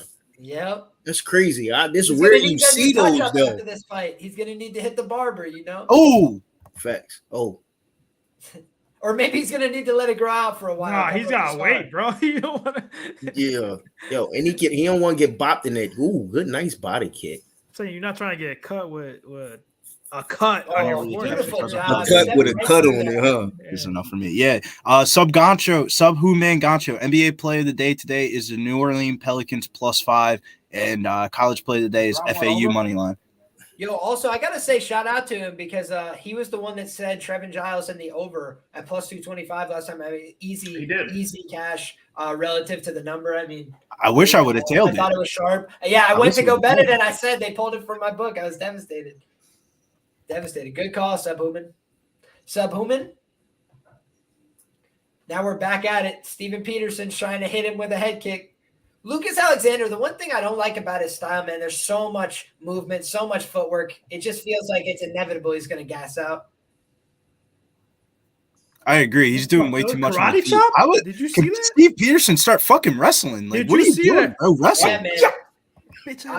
I did not expect it to be this clean for Alexander in round 1. But Alexander clearly won this round. Did me and Zoya only ones that saw that shit? What? Alexander said, "What?" Yo. Listen, literally when they were showing his highlights, I saw him do that in his highlights. He actually knocked Peterson down to end the round. He was like popping a motherfucker on top of his head like this. He chopped him, and then he was like popping him. Alexander won that first round for sure. Oh, Alexander won the first round for sure. Alexander might have won the first round, but live line, get your live bets in. Steve Peterson plus 270. Get your live bets in. Ooh. Oh, you think he about to come out here and try wrestling? Did you not watch CJ Vergara in the first fight, man? Not one time. Yeah, I seen him running in the first round. The San Antonio boys. I didn't see CJ first round. So CJ almost got. No, bro, that shit was funny. CJ was running around the octagon like if he was running from the cops, bro. He was tripping, stumbling over his feet. He was. If Jason Herzog wasn't that cool, he would have stopped. Close that door, Scholar. Tone, we're not even exaggerating. I'm talking about he got bopped like, oh shit. Some referee. He was running around the ring, bro. But the Liam's defense, though, he like he went to go start a fight and got hit, and he was like, you know what? This is a bad idea. I think you take the live line on Steve Peterson plus 270. I think he wins the second and third round. They're going to tell him to wrestle, right? They have to tell him to wrestle. He didn't even try one Let's hope he don't catch a knee coming in to that headline. He didn't try for one. He kicking the shit out of you right now, bro. Nice. Yo, look, boppity, bro. I told you if it was a striking match, I'm like Alexander all day. But that's what I'm saying to you, though. But he keeping him at range. He's not giving him a chance to come in to try to wrestle him with his jab and keep kicking his ass. Every time he rush in, I thought Peterson would. He's sticking it. See. He tearing that leg up. He keeps switching stances. Peterson left leg is tore up. Peterson is torn up. He's got doubt in his mind, creeping through his mind. Like, do I want to be here? He can't even. Yeah, he running, bro. He don't want no parts. I don't know what you telling people to bet that boy alive for. He won out. Oh, hold on. There's the first takedown attempt. Oh, there it go. Let's see. Alexander screwed up with one go through the hoop. No good. No good. The athleticism is just such a huge gulf here. Yeah, pretty much. And the speed too. He way faster than him. I think that if Peterson was forcing wrestling more, he would have He improved, He made big improvements from fight to fight. He did not look like this the last time. Bro, it was Brito, like short. Yeah, Brito would have absolutely mopped Steve Peterson. I did make that point on my show as well. Short replacement got finished real quick. Like we didn't see anything. No, I'm talking about Alexander. I'm talking about Alexander. Yeah. My fault. My fault. That's why 318, 317. What's your time, Liam? I'm at 318 as well. And 307 actually. I just refreshed it. 305, 304. I'm mad. Peterson is. Ooh, that leg is bad, bro. That leg is bad. You see that? It's a whole bruise on his calf, bro. He can't even put a lot of weight on it. No. He just tried to do the world's slowest Superman punch. Yeah, no more live bets on Steve. He's trying to live up to his tattoo. He's like, I ain't get this shit for no reason. That was a good check right there by Peterson, though. I ain't get this tattoo for no reason. Yeah, that shit ain't got no power behind it. He can't plan off his leg, bro. Oh, can you mute? What was that? Scholar, oh, that's a toy. I got that was a toy, man. I got the same toy for my. That sounded kind of dope. Yeah, we gotta mute that. Oh, nice jumping knee to the body. Oh, yeah. Alexander's keeping him at the end of his shots. He's showing him good feints. You know, the one thing I also noted on my show this week was just Alexander said, with the full training camp, I feel a lot more prepared. And I said, he's a young guy, came in on short notice. Maybe he shows us something better. He looks so much better tonight. That's what I was saying. But he looks a lot more prepared physically, and he's showing good feints. His takedown defense has been on point thus far. Yeah. It's a big difference when you're facing a tank monster like Brito and short notice. 140 left. Peterson full camp. That's true. That's Brazil on Brazil. And I'm pissed because I was thinking about it all week, and I'm like, nah, I'm not betting this fight. But 130 left. This is some guy who trains out of Fortis. Peterson Alexander screwed up, man, because I thought he would at least try to get takedowns early. First round, He try to just wear tried on that him. single, but nope, you're gonna get back there. He took way too long. Yeah. Took way too long. 115, 114. He might as well just pull guard and try to jump on him. Dude, that's not gonna work. Peterson looks tired too. But what Zoe said is the only way he's winning this fight is he's That is so guard. desperate, bro. That's like He's not winning this. He's not winning off this. one leg too. Like he can't even jump out. Just jump up there, Danny. Run at him, take a jump, and try to just jump on him like a spider monkey. This is hard. Yeah, Marcus Lee said this is hard to watch, bro. If you're Steve Peterson's family and friends in the stands, man, you got to be thinking, what the fuck? Damn, that leg is bad, bro. He can't. There's 2 rounds left. That's the first. The first. Also round 2. Jesus. I don't know if you guys checked the bracket. I my aunt might have freaking cancer. I just got a bad call. Sorry to hear that. I thought Steve Peterson would wrestle. That's brutal, man. No way, Jose. He thought he was gonna be able to go out here and try to bop this young boy. This ain't Chase Hooper, bro. Like you talking about way different striker. Oh my God, Steve Peterson's so bad. Oh my God! Analysis was correct. But You he never just bet fell Steve 'cause Peterson at any favorite money against anybody in the UFC, no matter if it's in his hometown, if it's in his fucking backyard, if it's in his basement of his own house. You still don't bet him as a favorite. His basement, though. This is reminding me of the Peterson Cancellations fight. Alex Cancellations, he just whooped him on the feet the whole 3 rounds. That's wild. I think that was 2 years ago, though. 3rd round looks like damn. No distance is not looking good here.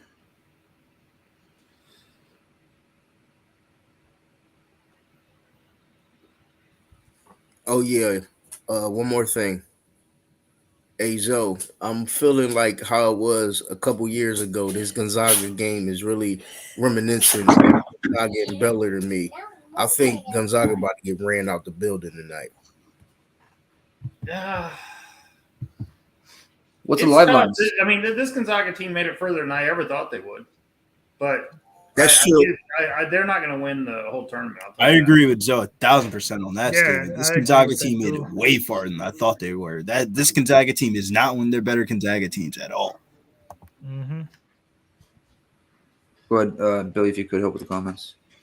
Nice one right there by Peterson, though. 444, 443, 442. Someone go night-night. Yeah, I had to take the ESPN Plus off of my computer screen. It was like freezing up my screen. I got you more comments. Good teeth kick to the body, almost landed there. By Alexander. Only went high with it. All right, there we go. I'm sorry. All right, 420, raise up. Nice body kick there by Alexander. He doubles it up. Billy with a rookie mistake. Mike Morris, I'm sorry. Zags is not winning tonight. Oh, nice right there by Alexander. They're trading. They're trading. Nice low kick. Alexander's just smirking at him like. Guys, Steven Peterson literally just pointed at the ground. Try to take him. Hey, look over there. And then he kicked him in the nuts. That's savvy. Oh That's my savvy. God. Nut kick. Bro. Danny, I was in Brazil this week, and I saw on Twitter some Sports Center thing. Did you see the thing with the softball, women's softball, where the girl slid? She tried to touch the plate. She's on the backside, like where the umpire usually is. The catcher's got the ball, holding it over the plate. She points to first base, and the catcher turns and looks at first base, and she dives in and kick the shit out of one man in his nuts. Are you serious? Yeah. How you fall for that? That's a vet move. Over there. Vet move by Peterson right there. Good comb over with the ref has a nice little comb over there. And my thing lags again. I mean, he needs a finish, so he better take this. That's what Peterson needs to do, is point somebody out in the crowd and see if he gets Alexander to turn his head. First TV timeout, 10-7. If anybody wants college basketball updates, I'm sorry. No, no basketball. Python, I think a lot of us is on Barber. I got Barber by decision in a parlay. Oh, we got it. Speak for yourself. I got Andrea KGB Lee money line, baby. Yo, she looked at weird as fuck at the weigh-ins. He's sitting on a single. He's trying. Oh, now? Ryan, Yeah. ain't gonna get it. Whoa, Steve Peterson! I didn't know you could wrestle. He's trying. I mean, He's got the he leg wrestling sucked right out, now. but I think Alexander's got too good a balance here. It's too fucking late for that. I mean, if he could work to a sub, but somehow 313, 312, He's not winning on the 311. feet, I'll tell you that. no, never mind. What a fucking bomb! Looks like Alexander's just gonna finish Language. this. Come on, Peterson, grab a leg. Alexander's afraid to engage him on the ground. What Get a him out of there. fight. Get him out of there. These guys, it would be a-okay. And just let him simmer. Big hammer fist here coming from Alexander. He's turtling up a little bit.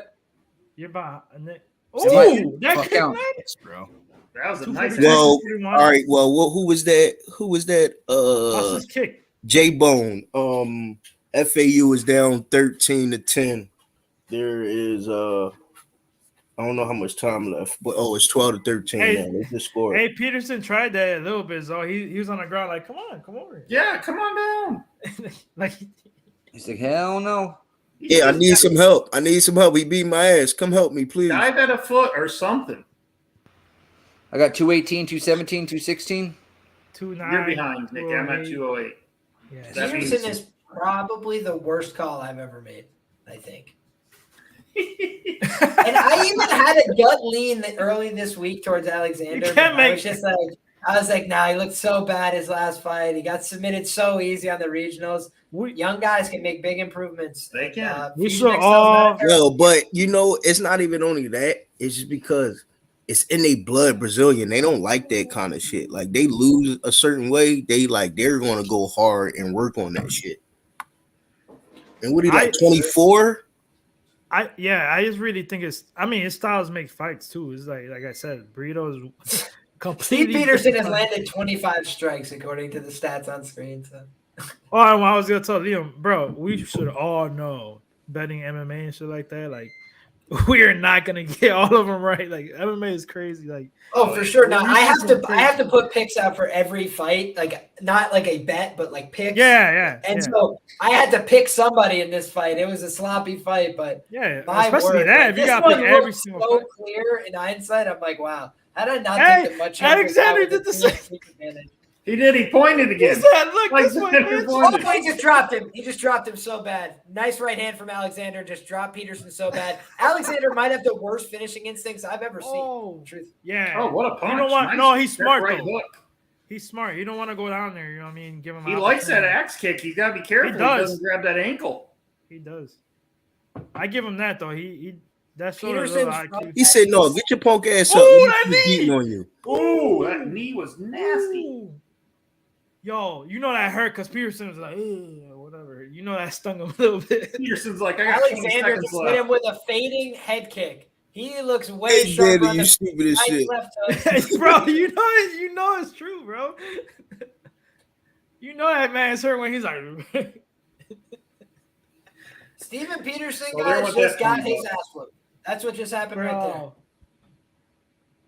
That was a one-sided ass whooping. All right, now it's about to get real greasy from here on out. I just got to remember, the next time Alexander fights, if he fights somebody non-athletic again, it's time to bet on him because he's athletic enough to stay away and to land. I mean, it's like I said, styles like we all overrated Peterson grappling and wrestling. Yeah. So if we want to know, this is going to be a striking fight, I want to put 3 units on Alexander for sure. Easy. Plus money. But yeah. I thought Peterson would have some success wrestling, but and everything I said earlier happened. I mean, this whole time. Jesus, sorry guys. Because I thought Alexander being so young, you could see improvements and facing Brito and all that other shit. But I took on this next one under 2.5, and then Holly Holm plus 111. Oh, the Holly Holmes fight next? No, Pineda and Lutz. So I got under 2.5 and the Pineda Lutz fight, and then that's the next fight. Oh, I got round 2 to start in the parlay, and then I just got Kape and Chidi Bang Bang. Chidi Bang Bang. All right, here you go. Superman, no longer the worst Superman. Facts. All facts. Smash that like, guys. I had to take a couple sprinkles on Pineda inside of distance. That's all. That's the only way he wins. I'm not mad. That's the only way he win. Like that's the only way. Round one, not like you fucking. So like, this is my theory. Last fight of his contract, he's super mad because he had prescribed a prescription. Can't fucking talk to Adderall, and the UFC, give him a suspension. He got popped for PEDs. Oh yeah, he going to Bellator or fucking PFL. Last fight, he's like, screw this. You know what? I'm on the juice again. If you saw him on weigh-ins, the dude's definitely on some good juice. Like he's back to his old self, in my opinion. He's like, screw this. This is my last fight. I got nothing to lose. His hometown. They're both from Texas, I think, but plus 350 inside the distance, round one plus 750, round one by KO plus 1500. I think those lines are crazy. So I had to take a little sprinkles of those. Tone, what do you got here? I just got round two to start. Round two. That's it. Liam? 0. Nothing on this fight. Settle. Yeah, Settle. 0. Nothing here. My lean was towards Lutz by split decision, just because I don't think he's a great finisher, but Pineda is one of these guys that gasses out so bad. I thought he looked better on the scales than I expected, which means he probably is on the sauce. Yes, which is why I was like, I'm staying away from this. Like, I think he Pineda's just like he could show up looking good, he could show up looking terrible. He's a very unpredictable fighter, and honestly, the reason I could almost never part with my money on this guy is just because when he was fighting Cub Swanson, he basically said, like, let's just fight for 50,000, like whatever. And he didn't care that he lost. Like, he just wanted the money. So I was like, yeah, this guy is not somebody I can trust. Yeah, that's a fact. He tore that fucking leg up, bro. Billy, you got now it. He needs it for his contract, though. So this is the biggest. This is the second biggest equity I have on a fight tonight. I need Tucker Lutz to close out a 2-leg parlay. I got Tucker Lutz by knockout, round 2 plus 750. Tucker Lutz, round 3, knockout, 12-1. I think Tucker Lutz gets this knockout in round 2 or 3. Round 2 is the prediction, and that's the one that's the most money's on. 2-leg parlay closeout here by Tucker Lutz. There's a lot of advantages here for Tucker Lutz. Out of Daniel Pineda's 6 losses, 4 of them have been inside the distance and in round 2. So, don't let that no contest fool you from the Andre Fili. That boy got smoked like a backwood in that fight. Another round 2 finish is incoming here. Daniel Pineda is going to look good in round 1, but he's going to fall off in round 2. Tucker Lutz is going to knock him out. UFC knows what they're doing here. They tried to build this guy up before. He couldn't take the step up. Tucker Lutz is going to win this fight. Tucker Lutz does not suck. He fought a legit grappler his last fight. I love Tucker Lutz in this fight. I think he knocks him out here. All right. Everybody in the chat, what are you rocking with? Billy, lower that TV if you could. I'm on mute. No, before I could hear it when it was, when you weren't muted. It's funny when you say I'm on mute, but we could hear you. Yo, I literally took this round prop. It was Tucker Lutz round 3 or decision plus 200 or plus 300. Throw a little $5-10 at that round 2, man. You're gonna want to thank me later, man. Paying for dinner tonight, man. I literally think this shit go to decision. Like, I think he get bought. I'm gonna pay for your dinner tonight. He start wrestle fucking him. I think he start wrestle fucking him for the rest of the fight, bro. Like, he's gonna wrestle friggin'. That's just how I feel. Because he don't want to get hit by fucking Daniel Pineda no more. But that's just how I friggin' get hit. Friggin'. It's another spot. Like, if I don't cast the round 1 prop, if they give me a decent line for Lutz, round 2, we'll see. But I just think those lines are insane to me, especially with the scenario going on. Like I said, last fight on the contract, he don't give a hell. He's back on the juice. He's like, I need this money. Did Peterson just retire? Yeah, bro. He just retired. Get the fuck off the stage for real, bro. He did? Yep. He just retired. Wow.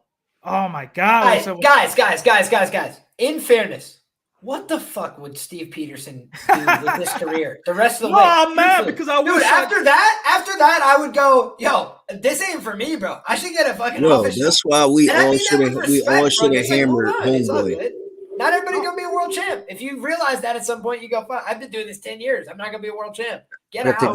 And I think it's probably wise. I would have known that. Those paychecks at the end of the day, though, Liam, those paychecks at the end of the day is better than your local Walmart. So catch me in the UFC. I mean, You want to get brain damage? Like, dude, that guy just got his ass whooped by Lucas Alexander, who, like, very well in 5 fights could be out of the UFC. You know what I'm saying? Like, we don't know. Maybe he could be a world champion. 5 fights from now, we might go, who the hell was Lucas Alexander? That's facts. That's facts. You know what I'm saying? So it was probably time. Peterson ain't getting paid that much, bro. Remember that. If he ain't getting a bonus, he fought how many times in the UFC, Danny? It's about how many times you fought in the UFC. And they called 30. That's what I'm saying. 22, like that's a He regular got job. 22 and 22 tonight. That's less than a regular job. Dude, and that would be like if you went to your job and like somebody robbed your store and just beat the shit out of you. You know, that's what just happened to him for the 22,000. You know, it's tough. He definitely made 22,000 was amazing. 22,000. You know what's gonna happen? Somebody is gonna go put that number out now on fucking MMA Yo, Twitter. Like, yo, you know why he retired? His son just saw him. His dad probably was. His son probably was gonna be like, "No." I told you, bro. In the CJ Vergara fight, you don't think his kids and his daughter were screaming, "Daddy, run!" Daddy"? Yes, they're saying, guys, run. Can I mention? Texas fighters moved to 3-1 on the card. Another Texas fighter up next in Daniel Pineda. So I'm keeping track as we go here. That's the first Texas fighter to go down. Loses the UD. So now we got Texas 3-1 in the house. Yo, give me the guy with plus money odds, crazy odds, and he's on the juice. Hell yeah! Listen, he probably gonna bop Tucker Lutz, but then Tucker Lutz, I'm done with this. Yeah, if he takes dump over his ass, it's over. If Lutz fight news, not to cut you off. Fight news: Alex Perez and Manel Kape is off the card. Manel Kape is off the card. Perez had to pull out due to medical issues. All Manel Kape bets are off the card. All Manel Kape bets are off the card. I'm going to Instagram Live. I need to go live. Tell my people that the biggest had 3 tracked bets on this card. That was the biggest equity I had. Already lost on it was a half unit on the first under of the night, and then I had a quarter unit on Manel Kape by sub plus 600. Alex Perez is probably DraftKings. UFC now. Yo, I had fucking understand boxing. It's gonna get graded as a void. So what's gonna happen is if you bet it as a 2-legger, it's gonna grade as a 1 straight bet on whatever you bet. If you bet it as a 3-legger, it's gonna grade as though the other 2 legs are there and not the one that just got canceled. That's disgusting though. This card sucks now. I had a feeling just because Perez, he always misses weight. He made weight this time. He looked like trash. I'm like, oh, you don't look that good. He's definitely getting cut now. No question. Damn, man. Former title challenger can't make it to the damn fight. It's unreal. That's wild. Dude, how many times is that? He had a lot of now in a row. But it's not even just him. It was the other guys too. But it's just like at a certain point, it's like, bro, how many times are we gonna run you out there to not get you in the cage? Damn, this card. Dude, the UFC's out $10,000 on fights for this guy. It's wild. It's wild. Yeah, I got my family on mute right now. You just said the Kape fight got canceled. Yep. Wow. Yo, let's get Manuel Torres and Manel Kape to do like a demonstration fight. You know, like just get them in the big puffy gloves and stuff. You know, headgear. Tell one of the boys. That would be fun. You know, 2 guys that like to swang. Bro, we got like over 40 people over there from Pro Sports Radio. You telling me one of them is not in the round around that weight? Just get him in there. Step in. Go ahead. Go step in. Guys, it's your time to shine. It's your time to make a change. That is so fucking bullshit, bro. I had literally so much money on a lot of us did. Bro. Dude, I'm sorry, bro. When we always talk about this, Liam, remember last time? Bro. That's gay, bro. The Vegas is like, hey, Perez, you're not feeling well, right? Remember? Yeah. There's a lot of money on Kape. Bro, you're not kidding. I'm saying. Dude. Remember, there was 2 fights like 2 weeks ago. That same shit. He was about to get How many times have I mentioned this? Ryan Span fight. Fucking homeboy. My dog of the night with Johnson, Jose Johnson, bro. Like, then they rebook it at the numbers that are more favorable to them. They know exactly where the sharp guys want to come in. They know all the information that they rebook it. And they're not rebooking that fight. They're not rebooking. No, Perez is cut. Perez is cut. Yeah, he's done. I agree. That's some bullshit. That's crazy, bro. He was going to go out here and get bopped. He was Yep. He was about to go out here and get fucked up. That's definitely was a Vegas call right there, bro. That was a Vegas call right there. That's crazy, man. All my DraftKings lineups are like, sucks. Hold on, I'll be right back, boys. Scholar, give me that.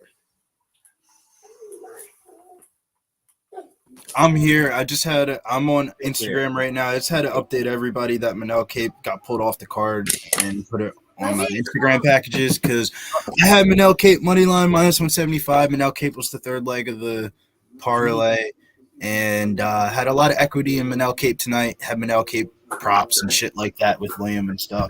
But we move on. We got to make. We'll get to it in one second. I feel bad for the boys in San Antonio, man. That was a big fight for them. That was the fight. That was if I would have went to San Antonio, that was a fight that I would have really looking forward to. The most after Sean Brady pulled out for a groin injury, I was kind of That's what I'm saying. Like that round 1, round 2, Manel Kape plus 155 and finish in round 1 and 2.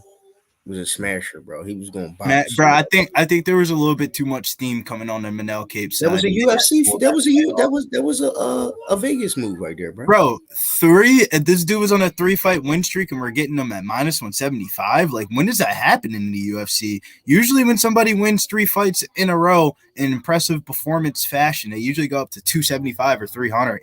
And we're getting a really good line on him, but it's okay because the man on the screen right now is going to make us all the money that we would have made on Manel Kape anyway. So it's all good. Did you guys go over those yet? Pineda and Lutz? Cheeto!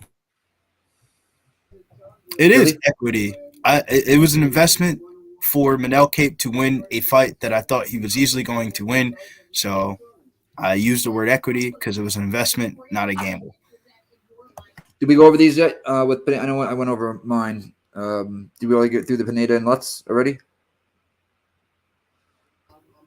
Yeah, I'm on Tucker Lutz. The closeout of 2-leg parlay. I'm on Tucker Lutz, round 2 knockout, plus 750, and includes return. Yeah, there was return in that bet, man. That was an investment.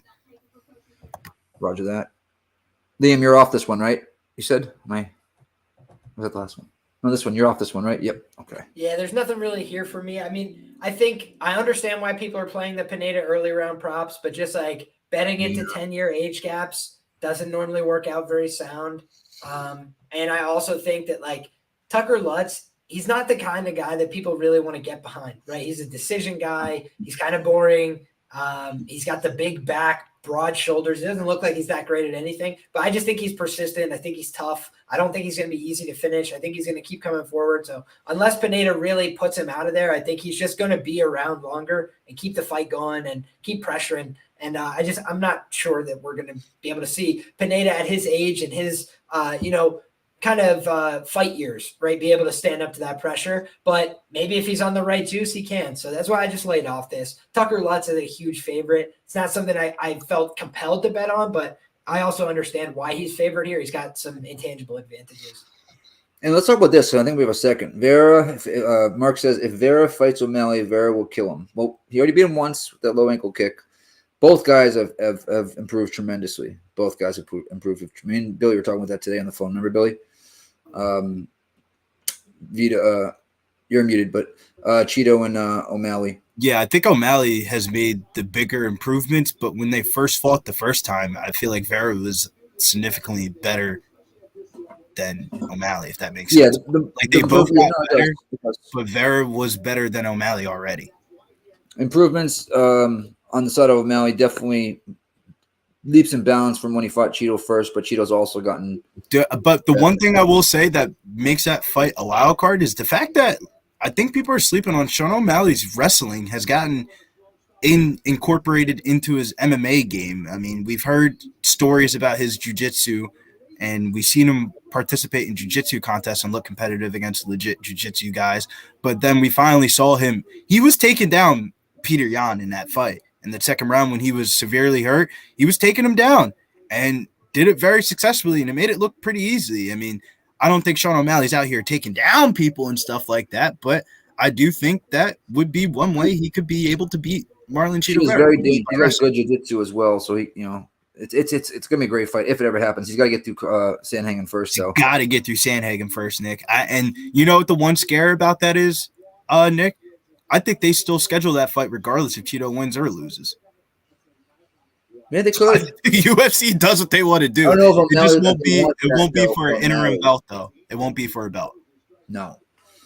Let's pay some bills real quick. We'll be right back. It's gonna be about 57 seconds. Is this the man? So I'm gonna make sure I do the right one. I don't want to. Do you know which one it is? Is the PSR commercial? Yeah, I can click it. I know which one it is. You did? Okay, go ahead. Be right back, guys. Thug life. Word up. If you guys want, I could talk through some of the other fights that are coming up or something here. So we've got this Pineda and Lutz fight. Don't really have a strong opinion there.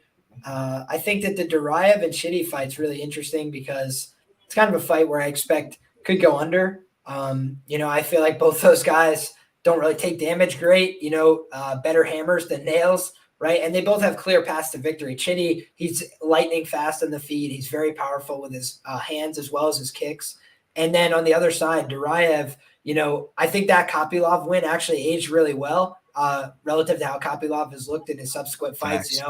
People have had a hard time holding that guy down. Punahele Soriano really couldn't sniff a takedown against him. So I think that was really impressive because Duraev, after getting his eye busted up and he got dropped, he was able to work his way back into the fight, get takedowns, ride it out on top, nearly got the submission a number of times, and dropped a lot of big hammers. We got a quick question for you for that fight. We were talking about this fight actually way earlier in the week on Instagram. I actually went to you about it. I ended up going against the under 2.5 and played Duraev by decision plus 600. We on the right path to victory? Or is that just – I feel like a lot of his win equity would be by decision. I'll get my I put together a sharp prop document every week, and let me tell you what I found. For Duraev decision, the one thing that I didn't like is that the Circus Sportsbook had the best line, plus 655. Whenever Circa's hanging the best line, that's always a fishy indicator in the market. Yeah, because they get a lot of sharp Vegas action across the counter. So I try and pay attention a little bit to what they're offering. And then the worst available line, though, Las Vegas, though. They'll let anybody. I said the Circuit Sportsbook is the DraftKings of Las Vegas, meaning that they'll let anybody walk in and bet that shit. If you're a coach of a fighter, if you're a freaking whatever of a fighter, or if you're regular Joe Schmo walking down the street just trying to make a $10 bet, or if you're the sharp guy that's placing a $2 million bet, they take all action. It's in their mission statement. Yeah, DraftKings don't do that shit. Listen to the interviews with their freaking CEO where he's like, we want people that don't want to win. He's like, if you want to win, then maybe find another place. Yeah, go to FanDuel. Right? Yeah, he's like, go take your action anywhere else. But I will say to the strength argument, though, BetOnline is holding the worst line in the market, 525. So they think that there's some strength to Duraev decision. Also, just in terms of some other sharp props here, I'm looking at the best price on the under 1.5 rounds is at Circa Sportsbook, minus 105. That could have changed, right? This is a document I put together a little bit earlier in the day. But it's when limits were opened up for whatever it's worth. And this is Circa Colorado as well. They have a lot easier lines to skim. Take that for whatever it's worth. But then I'm looking at BetOnline is offering the worst odds on the under 1.5. So but BetOnline also has the limits, though. You can't just be going all crazy nilly on BetOnline. You can only bet, $500 on a prop? Yeah, something like that. And I think even sometimes they'll open it up more on a pay-per-view or something like that. I don't know what they have exactly in terms of limits at fight time. I know they have some rebet functionality that they're proud of. I don't know if that applies in the prop market, but I just think that it's worth noting, you got these two sharp books, right? BetOnline, one of the sharpest outfits in the world, one of the MMA originators out there. And then you've got Circa Sportsbook, takes very sharp action over the counter, has pretty high limits themselves. So those are really interesting notes to me where I say to myself, wow, they've got a different opinion on this fight. That's very interesting, right? But then you also look at just how the market as a whole is pricing it. And right now, the market average price on Duraev by decision is about plus 591. So it seems like you're doing better than the market average at plus 600. And as for Duraev by sub, which is kind of the angle that I'm looking at here, It's plus 370 best available, and you're looking at a plus 341 market average. So there's some EV there. I just think that's his path. Chidi is a pretty durable guy, not super easy to get out of there with ground and pound. I think he would turn his back sooner and get choked before he would just get beaten up on the ground, truthfully. So I just feel like Duraev, his pressure style on the ground, that would be what I'd be looking for. But I'm kind of interested if I can get a plus money under 1.5 or maybe a reasonably priced under 2.5. Just because of the style dynamic, like Duraev, the way that he was getting busted up on the feet against Buckley was really concerning to me. Buckley's not the most accurate striker. So yeah, it's a really fascinating fight though. Honestly, I could see this former training partners. And when it comes to former training partners, it definitely favors the guy that's going 100% when it's the wrestling drills compared to the guy that can't throw 100% power punches in sparring sessions. So Buckley was kind of familiar with Duraev's wrestling already. So when he went into that fight, he knew he could let the hands go. And that was a huge bet for me, was Buckley by knockout. He usually favors the over too when training partners, they kind of feel, they know each other. So they, stay away from certain things. I think the huge underselling line was the fact that, they you might have sparred with each other, but nobody was going 100%. And once they went 100%, you saw those power shots. No, it's more like they know their strengths and weaknesses. So it's kind of, but I'm saying, like, when you're in a training room, you can go 100% wrestling and jiu-jitsu. It's not as taxing on the body. But if you're sparring with somebody, you think Sean Strickland's throwing 110% every time he's sparring? Like, probably not. Like, no, he's probably throwing 70%. That's called sparring. Yeah, that's called sparring. And, Buckley was probably like, all right, dude, so what? You took me down 20 times in a wrestling dummy practice in Las Vegas where I was probably out the night before. And he went into that fight uber confident. Billy, hit that commercial. Looks like we got we got some time here.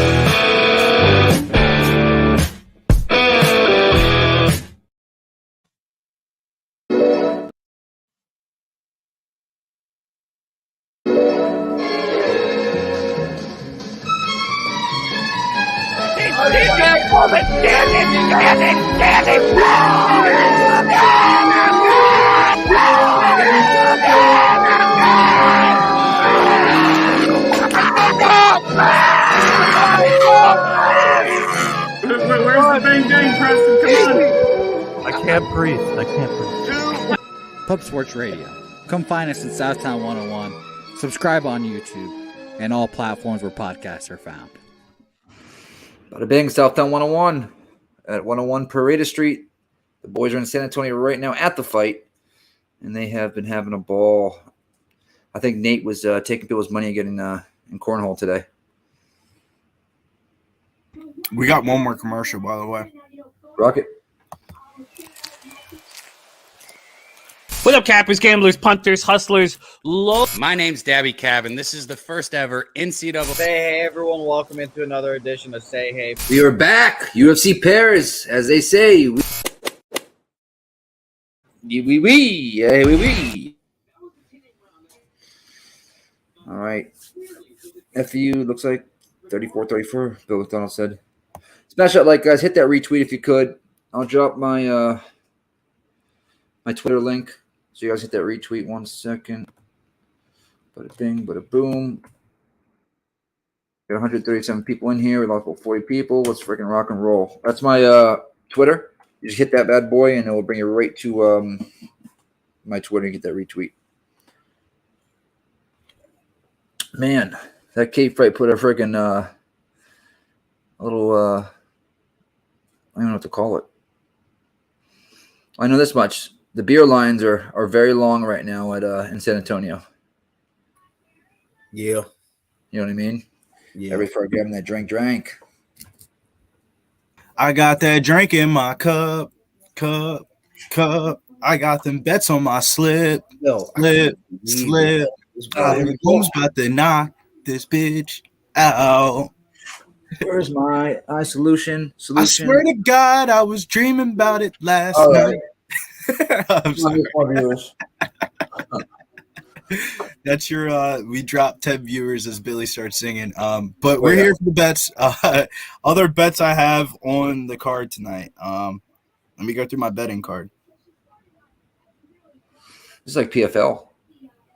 Well, Manel Kape just got pulled off. I got Nate Landwehr by KO or decision, -175.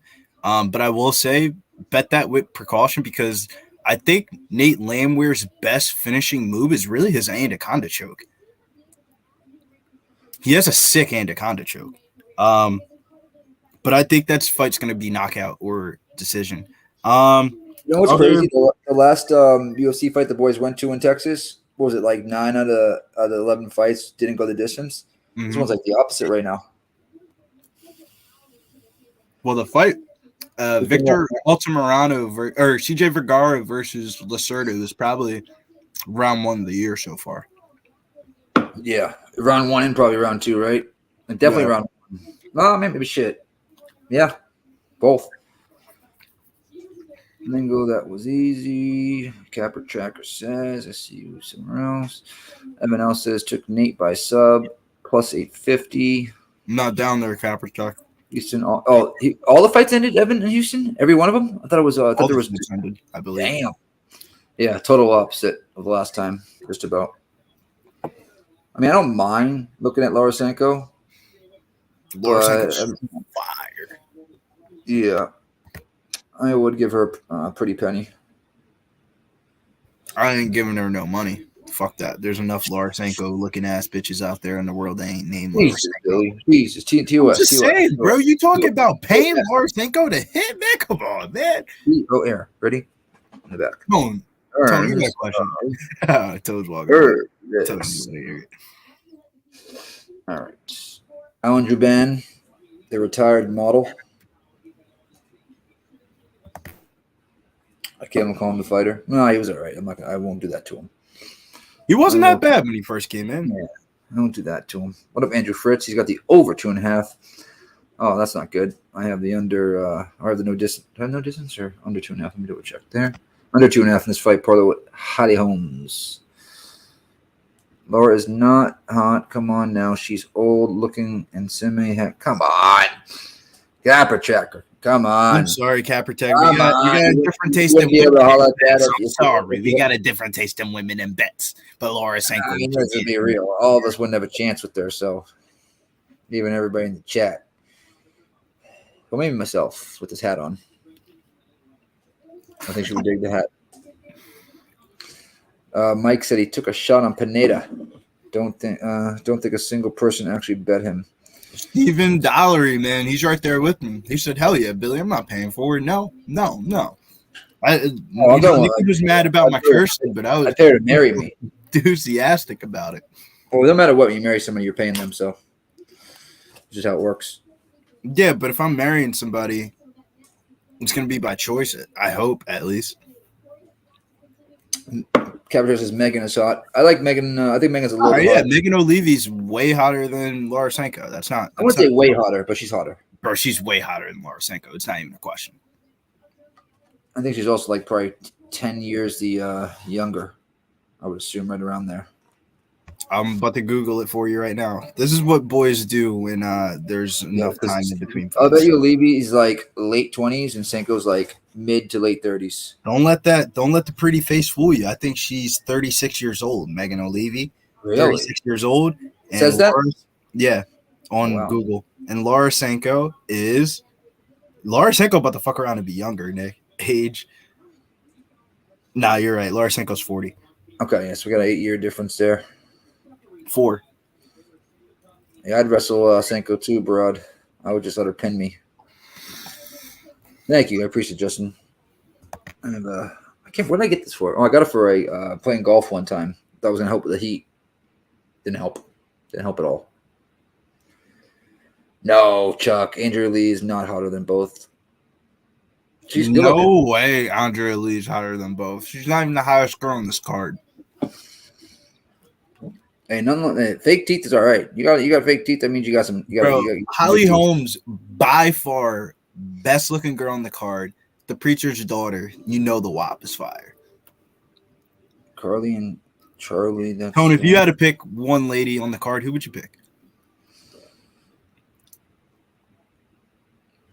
Barber. Oh, Maycee Barber is a good choice. Maycee Barber is the hottest girl on the card by a wide margin. I saw them cheeks at weigh-in. Yeah, no, Tone is correct. Maycee Barber is by far hottest girl on this card by a wide margin. She is way hotter than Holly Holmes. Oh, on the card. Okay, I thought we were going over Senko and Malevi. Okay, all right, different. Yeah. No, different. All right, so Tone. Now the question is, Megan Levy or Laura Senko? Is that real? Was that real? Daddy. Some people like blondes. No, I do like her though. She fucking. It's her eyes. She like draw you in, bro. Mm-hmm. Like, come interview me. Let me grab this lid for this little girl real quick. Go ahead. Start. I have to pull this up again. ESPN Plus is really, they got to get their shit together. They really do. For us not to be on the same time is ridiculous. And the amount of refreshes I have to do per stream is ridiculous. It's probably like 50 or 60. Just the two of us. She went saying Barber's fire in the chat. Yana is a sneaky answer though. Yana Santos prior to the pregnancy was really hot. They shouldn't. What did Yana say? They shouldn't have had a pause in between the fights like this, dude. This is bad. It had to be like a very, very late pullout. Like it had to be such a late pullout. It had to be Tom Breeze. They used to pull out for anxiety. Tom Breeze, dude. Remember Jamal Evers pulled out that one time for back spasms? He was like, yeah, Tom Breeze I'm not going for anxiety. For anxiety. Yeah, but those weren't that of surprising. It was like that was like the conversation every time Tom Breeze was on the card was like, is he going to make the walk? Yeah, exactly. I think that's why. Did they let him go? I can't remember if they let him go or not. I don't think so. Jump on so I can grab a beer. Whoever's in the back that can jump on, there's Tom. We'll grab a beer real quick, okay? I'm actually drinking a warm Budweiser right now. Yes, sir. I got a Heine here, so cheers, fellas. There you go. Bada bing. Here. I'll keep my be right back. Just going to beer, be right back. Yeah, we'll go over to the chat comment section. Barber's gonna lose his capper tracker. That's the only time we will ever agree, I guess, on this stream because I'm right there with you. I got KJB in that fight. Yeah, so Mike says give him an oxy and he'll be cool. Damn, y'all wilding. Yeah, he going all the way in. But I found a nice little parlay from Maycee Barber to bring the price down. So I think Maycee Barber is gonna be the parlay shitter. I can't. Yeah, it was. Remember, I took. You do? I don't think so. I don't think she wins. I really don't. Wasn't Peterson just a fucking the favorite? Or Peterson, wasn't he just a favorite? Mm-hmm. He wasn't the parlay shooter though. He opened up at minus 175, came down to minus 165, minus 155. There's a little bit of action. That was how that Torres and what's the name fight was too. That shit was starting to come back down too. Low key, the parlay shooter should have been TJ Vergara, but Jason Herzog gave him another 9 lives. Yeah, like that motherfucker just got a chin on him. What? What are you doing? This girl. Do your thing. Bleakeration says Barber and Cheeto 12.5 to 1. One of the parlays I was looking at earlier this week was this one was pretty wild. I ended up getting cold feet at the ending of placing this parlay, but let this Tucker Lutz bet hit. We might change that up a little bit. I gotta actually pull this up because I was talking to Tone and Big Show about this. Damn, why can't I pull this up? Tone and Big Show. Boom. I gotta find this. This is the parlay I was looking at actually for the main card. It's a 4-leg parlay. Manel Kape's obviously pulled off the card now, so he can't put that in there. But it was Manel Kape, Duraev, Holly Holm, and Marlon Vera. 100 would win you back $1,560. I like it. Now Manel Kape's off of it, so it's like I think I'm just gonna have to replace it. Yeah, me too. Like I was just literally looking at that shit too. But I got Maycee Barber and to have 1+ takedown. It was a plus 125. Maycee Barber money line and 1+ takedown, same game parlay on DK plus 125. I like it. So Liam, we always have a good feel for this. If you had to elect the parlay shitter for the night out of the fights left of Maycee Barber, Holly Holm, Nate Landwehr, and who else is a big favorite? Tucker Lutz. And the fifth one would be, we'll say Cory Sandhagen because he's in the main event and people always parlay the main event. But you don't have to pick Sandhagen as an answer. That's a cop-out answer, Liam. Pick your parlay shitter of the night. Well, my only track bet left on the card is on Austin Lingo at plus 200. I think Nate Landwehr is the parlay buster. Now, with that being said, right, I think that Nate could obviously win this fight, right? So if this fight was a pick'em price, I'd probably have just left it alone because I don't think Lingo is like the world's best fighter or something. But number one, let's just think of it from a theoretical standpoint. How often do you see a guy who's 9-1 in his professional career and, he's fought at the UFC level, right? His only loss is at the UFC level to Yusuf Zalal, who's like a guy who's underperformed, but he's another young buck, right? He's like 24, 25 years of age. He's a very young guy, scrappy, and who's put him away? He fought like Ilia Topuria, didn't get put away. The guy is just very difficult to get out of there. He's tough. So for me, that's like a difficult fight for your UFC debut. Then you go out there against Jacob Kilburn. You're supposed to get the win. You get the win. All right, good stuff. Delivered there. I bet him, by the way. I bet him again. 1 unit against Luis Saldana. He gets the win there. He was a plus 100 underdog. I did the same exact shit. So then I'm looking at this fight and I say to myself, Austin Lingo, he's basically done the job that's asked of him. He's gone out there and delivered more often than not. And then you look at the X factor. Nate, he's been a good underdog, right? He's been a great underdog, but he's one time been a favorite and he lost that fight, right? And he's had 5 UFC appearances. He's been a favorite one time. That's the market saying, maybe we're not really sold on this guy. And now all of a sudden he's a huge favorite, right? I think though that's a little bit of a skewed number because if you go back to his M1 Global fights, he went on a crazy fucking run in M1 Global and he was an underdog in like literally all of those fights at like plus 150 odds or more. So it's just like Nate the Train Wall. Did Billy freeze? He did for me. Solid point about the Austin Lingo side. That could be the X factor. And I think his fight IQ is going to be higher than Nate Landwehr from a guy that doesn't support the best fight IQ moments throughout his fights. And you got Austin Lingo coming out of Forest MMA. I think that could be a huge X factor for him. They definitely have a certain game plan that could probably be effective on Nate Landwehr that we haven't seen somebody use in the UFC. There's a lot of M1 Global film on him of him losing fights. That's another Texas fighter, by the way. And just look at the stat line, right? Austin Lingo, 2-0 career to the knockdown in 3 UFC fights. Nate Landwehr, 0-3 career to the knockdown in 5 UFC fights. So It's just been a different story. One guy's shown durability. And why? It's not because he's a better fighter. Nate Landwehr's got better skill. It's because he's younger. It's because he hasn't been in 50 wars in Russia and all this stuff, right? It's just he's a little bit fresher. And the thing that I loved, I listened to all Lingo's interviews, and he said, listen, I didn't have any surgeries. He's like, I did some rehab. I made sure I was healthy. He's like, I want to do 3 or 4 fights this year. I feel good now. I'm ready to go. I've got my body in great shape. I did all the rehab. I stuck it out, and now I feel good. No surgeries. So I'm like, young guy, no surgeries, took a year to get better.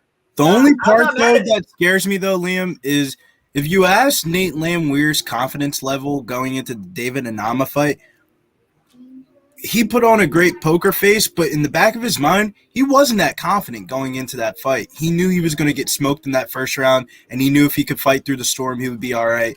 But in this particular fight that he's about to fight against Lingo, the confidence is going to be through the roof, man. Like, it's going to be 110%. We have yet to see Nate Landwehr fight really confidently. Actually, no, we did see him fight very confidently against Julian. Flying knee in the face. But we'll scratch that one out the memories. But hey, stop making fun of short people, bitch. Level will be through the roof here for Nate how Landwehr. Ugly you are. Fuck you. What's going on? Oh, my God. Nate the Train. Yeah, I can't bet him at that line, bro.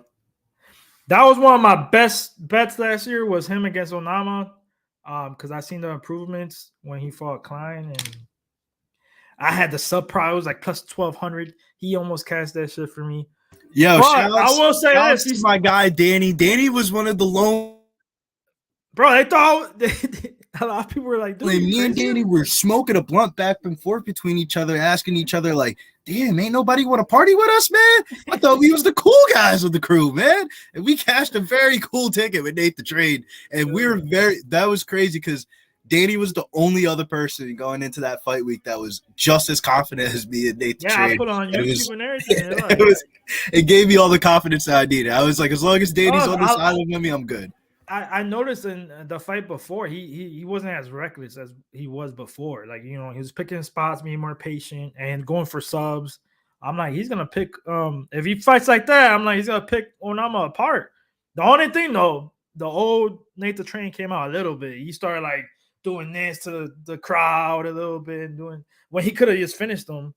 But I can't add Juice, I cannot trust this dude. I'm with Liam. Like, if you're betting this, it's dog or pass. Like, I took Nate the Train by KO or decision minus 175. I mean, if you're looking for a prop, yeah, it was a gamble, man. I'm saying like parlays. I can't parlay Nate the Train minus that big number. No, I didn't even put him in my long shot parlay. Like, I usually do. What do they call them? PRPs. The yeah, parlays and shit like that. Well, I usually start off with a 3-leg or a 2-leg, depending on what the card's giving us, and then work from there and try to get up to at least 5 to 7 legs. Don't know why, but anything past 7 legs for me just doesn't work historically. But I try to pick my favorite 5 to 7 fighters and go from there. I think we all can say that. It's called the law of big numbers, my friend. Yeah, no, it's just something about 3-fight parlays. Billy said it like he was the only one. Like, yeah, 7 legs for some. He's like, there's something about 10,001 parlays that just don't fucking hit every time for me, dude. Dude. What the fuck is it? Well, what's going on with this? I'm just fucking 7 fights. The gambling gods hate me. They hit like 1 out of 10, I would say. 1 out of 10, maybe even worse, right? Oh, yeah, it's hard. Do the math. Right? Somebody, I forget Action Network's got a great calculator. I heard somebody say one time, every part that you put before you hit that bet button is always going to look good. And that's so fucking true. You're going to be like, oh, this is going to hit. This is going to hit. This is going to hit. But some shit always happens. All right, let's see if I can get this thing to work. ESPN Plus has been bugging. Come on, Pineda. I just need someone to go night. No way. Yeah. What you pay up like minus 500? I mean that. No, it was minus 200 for under 2.5, but I have it with Holly Holm at plus 111. We got Bruce in the cage here. We're looking at Tucker Lutz. Now we're looking at he looks like a Sunso a lot. He's a body type too. He seems like he'd be his cousin or something. It was probably me, but in the weigh-ins, I don't know if you guys noticed, like when he was going up with when Lutz was going up the stairs to go get weighed in, he was kind of gimpy, and I'm like, am I seeing shit or? But I don't know. Maybe he's just I don't know. Who knows? What up, Gamble's team? He's also a pretty square on guy. You know, he kind of has like that awkward boxy kind of stance to him. Beat Jizzle in the house. What up? I just had to tank that slice of pizza. I had to go ghost for a second. Yeah, I want to. Right. Yeah, that's why I did. I had to eat that New York slice in the New York Mini. You know what I'm saying? I'm like, this is a perfect moment. The people pay. Have you seen the YouTube views for people eating on stream of recent? They're going bonkers on YouTube right now. You know what that's called? You know what's called? Mukbang. Mukbang. We're mukbanging here on Pub Sports Radio. Swear to God, people like I'm eating right in front of your face. People like to watch people eat. It's called mukbang. It's freaking crazy. So it told me that before I went to go eat. I'm like, oh, I know there's gonna be a long break because of that cancellation. Look, this is the most healthiest and one of the most expensive meals you can get. Called Taco Bell. Okay. Stop the cat. This is the box. Taco Bell box. Stop the cat. Great. Here we go. Healthy in a same statement is impossible. All right. Oh, and my thing froze again. Man, this is ridiculous. Someone grab it real quick. Ooh, Daniel Pineda gets him down to the ground early here. Tucker Lutz is trying to get up. This is ridiculous. Tucker Lutz easily got up, though, and he dug an underhook on the same side. So now he's trying to work his back off the fence. It was a good job from Pineda, though. He went right from double unders to a cheeky outside trip. That's one of my favorite takedowns, as a matter of fact. You get. I will say, though, from having money on the Tucker Lutz side, this is perfect for Daniel Pineda's gas tank depleting halfway through the first round. Yeah, I mean, he normally comes out like a bat out of hell. So this is to be expected. Fired a nice knee to the body there, but now he gets rotated with his back to the fence. I'm right on with you. I know exactly. Yep, same exact time. Thank God. Yep, we're at 3:59, 58, 57, and Tucker Lutz is driving a left side underhook into his opponent, Daniel Pineda. I have no money on this fight, guys, so I like to think I would be pretty objective, unbiased observer. I like the ear slaps from Daniel Pineda that throws a fighter's balance off when you're in the clinch. Yeah, Pineda was trying to stay active, but he was getting pushed, grinded, controlled in the position. Oof. Big overhand right just misses there by Pineda. Oh. Yeah, it looks like Pineda's scoring up. Shots and missing, but his leg kicks are landing well on the lead leg. Lutz is doing a good job answering. Did a nice job tagging him with the right hand as well. Put a good right hand out there. Look at Daniel left right there by Lutz. Yeah, Lutz is doing a good job shifting into his combinations here, kind of keeping him guessing with the stance switches. Just a little bit more mobile, a little bit more active. I see some Pineda swelling. just tried maybe the worst spinning kick I've seen in 6 months. Low kick from Pineda, that was pretty solid. Now, good series of punches for Tucker Lutz as he advances. Good low kick from Pineda. What up, that one was CBJ? hanging. Oh, beautiful left hook and a right hand from Tucker Lutz. That got through big time. Ooh. And another spinning back kick. That one landed with some authority actually for Pineda, but he ate Left two hook. big hooks on the comeback for his trouble. Pineda just ate another big hook. And that short check left is beautiful. Yeah, man. Lutz is also going over the top with that right hand when Pineda tries to jab for free. He's doing a good job hitting that counter. Nice level change from Daniel Pineda, but he got caught there in that short, shallow underhook from Tucker Lutz, and he didn't bring it to the elbow because he would have gotten taken down if he had done that before getting to the cage. He actually brought it Good under, yep. Tucker Lutz defends a couple takedowns, and you're starting to see the confidence go through the roof of this young man. The momentum and the tides are starting to turn this fight. Daniel Pineda came out hot, but I think Tucker Lutz is starting to control this fight right now. One of my favorite elements that's underrated. Did you see Tucker big elbow framing off that forearm on the throat? That's just so demoralizing. It takes the wind out of you. It's not a submission. You can't tap. But Watching Maycee Barber's wind go down. Maycee Barber's film this week, I thought about you, Liam, the whole entire time I was watching it. When she was doing the little elbows to the face, I was thinking, oh my God, Liam was probably fucking jumping in joy smoking a blunt watching this film. Of course. Pineda's low kicks are his best weapon. There's no doubt about that. He fires the low kick really hard, all commitment, not afraid to get hit on the comeback. Nice overhand right. Big shot by Pineda. Wow, what a fight. Tucker Lutz. This is the thing about Tucker Lutz. I told you. Absolute zombie. I told you. Landed some good short hooks on the inside. Did you just see that exchange? Tucker Lutz looked like nothing had happened to him. He got back up and started working again. Now Pineda's trying to get on some offense. Tried to put a left hook and a right hand together, evaded by Tucker Lutz. He tries to go to the body. While he got dropped, I think it was more of a surprise shot than like him in pain shot. Yeah, he did get hit, though. It was a beautiful connection and a nice right hand. That's obviously the defining moment for the judges. You think that's going to take the round out of his hands unless he can do something drastic here to end this round with 40 seconds left. We saw a takedown from Pineda early, and then we see him drop Pineda late won round one. That's going to be a Pineda round one. I actually had my prediction for this fight was Tucker Lutz by split decision. He's not a great finisher, but I just thought he would do more work over time and stay fresher. We'll see how it plays out over time here, but certainly round one for the underdog, it would seem. So some merit there. Yeah, but we kind of knew how this fight was going to play out. This fight had very similarities to the CJ Vergara Lacerda fight of as long as the fighters got through round one, they should be fine.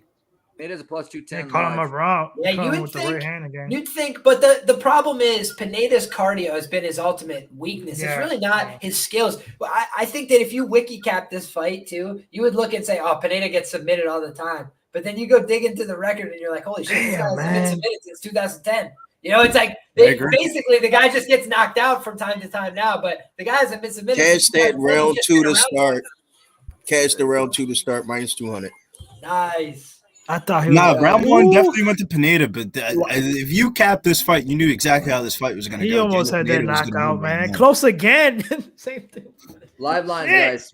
Minus 255 for Lutz, plus 175 comeback on Pineda. I don't think this is the parlay buster, Mike Morris. I mean, it was round one. I feel like Daniel Pineda wins round one in 80% of his fights. So yeah, they ain't giving no good lines here. It's minus 250 for Lutz, so yeah, it's exactly where it opened up at, basically. I'm not even. It's plus 170 to 245 right now. I got a small bit on Pineda at plus 210 live, but it's probably gonna shank me. Damn, bro, I almost had that first round. All right, and here we go. Here we go. It's for real. All right, Tucker Lutz, this is when we need you to want to fight. Boom. Throws a lot of volume. Oh, God, they're throwing right away. Oh, they ran right there by Pineda, yeah. Is he keeps that exposed chin after the left hook. You know, he really doesn't retract it very quickly. He's not putting other shots with it, you know, so Pineda's just working around that left hook, and he's oftentimes willing to take one of those to land a shot or two back. Ooh. Nice body kick by Lutz. Oh, but returned by Pineda. Oh, nice shot by Pineda. Nice. Well, I think this is really smart from Lutz because even if you don't get Pineda down, making him work at a really high pace rate is what will break him. You know, that's where he starts to tire. But go for the neck. Be dangerous. Yeah, he's looking for the guillotine. Oh, no, nothing there. Nothing doing at all. Easily able to pop his head out. He should have went for the underhook as opposed to the neck. Yeah. Nicely done, though. He's creating some good pressure here. Now he just put his head right into another guillotine situation. He's really got to create head height. You know, that's what you want to do here. He put himself back into this guillotine situation. Yep. Really, he's going to burn his arms out. He's going to burn his arms out, but it's definitely got the attention of Tucker Lutz. He went to go pull his wrist. He stopped going for that. He's like, hold up. Oh, good knee. This will prevent the knees from coming in anymore from Pineda, but it won't prevent this guillotine. This guillotine looks tight. That looks deep. That's very tight. That looks very, very deep. The one thing is, he doesn't have his hips compromised yet. This high elbow is starting to get way worse, though. Tucker Lutz is in a really bad situation. He's got to go flat back. Oh, he's in a Texecutioner kind of deal. Oh, now he got the back. What the heck? Now he took his back off it. Beautiful transition. I have to go back and watch that. Body to see triangle. what happened. To mount. Bro, that was. Oh, you're on the fence. What was I say? And if you notice, that was smooth. He secured that triangle too, real quick. Full mount. Yeah, that's a great job from Tucker Lutz. He moved right back to the full guard. That was just a dangerous, dangerous sequence for him. He nearly was finished, but he's able to retain that full guard and now try and work his way back up to his feet. Damn, live lines are grayed out. At plus 135, minus 190, come back on Lutz. It's going to be 2 rounds of none. I'm squeezing now. I'm not going to lie. Lutz is not looking the best here in the second round.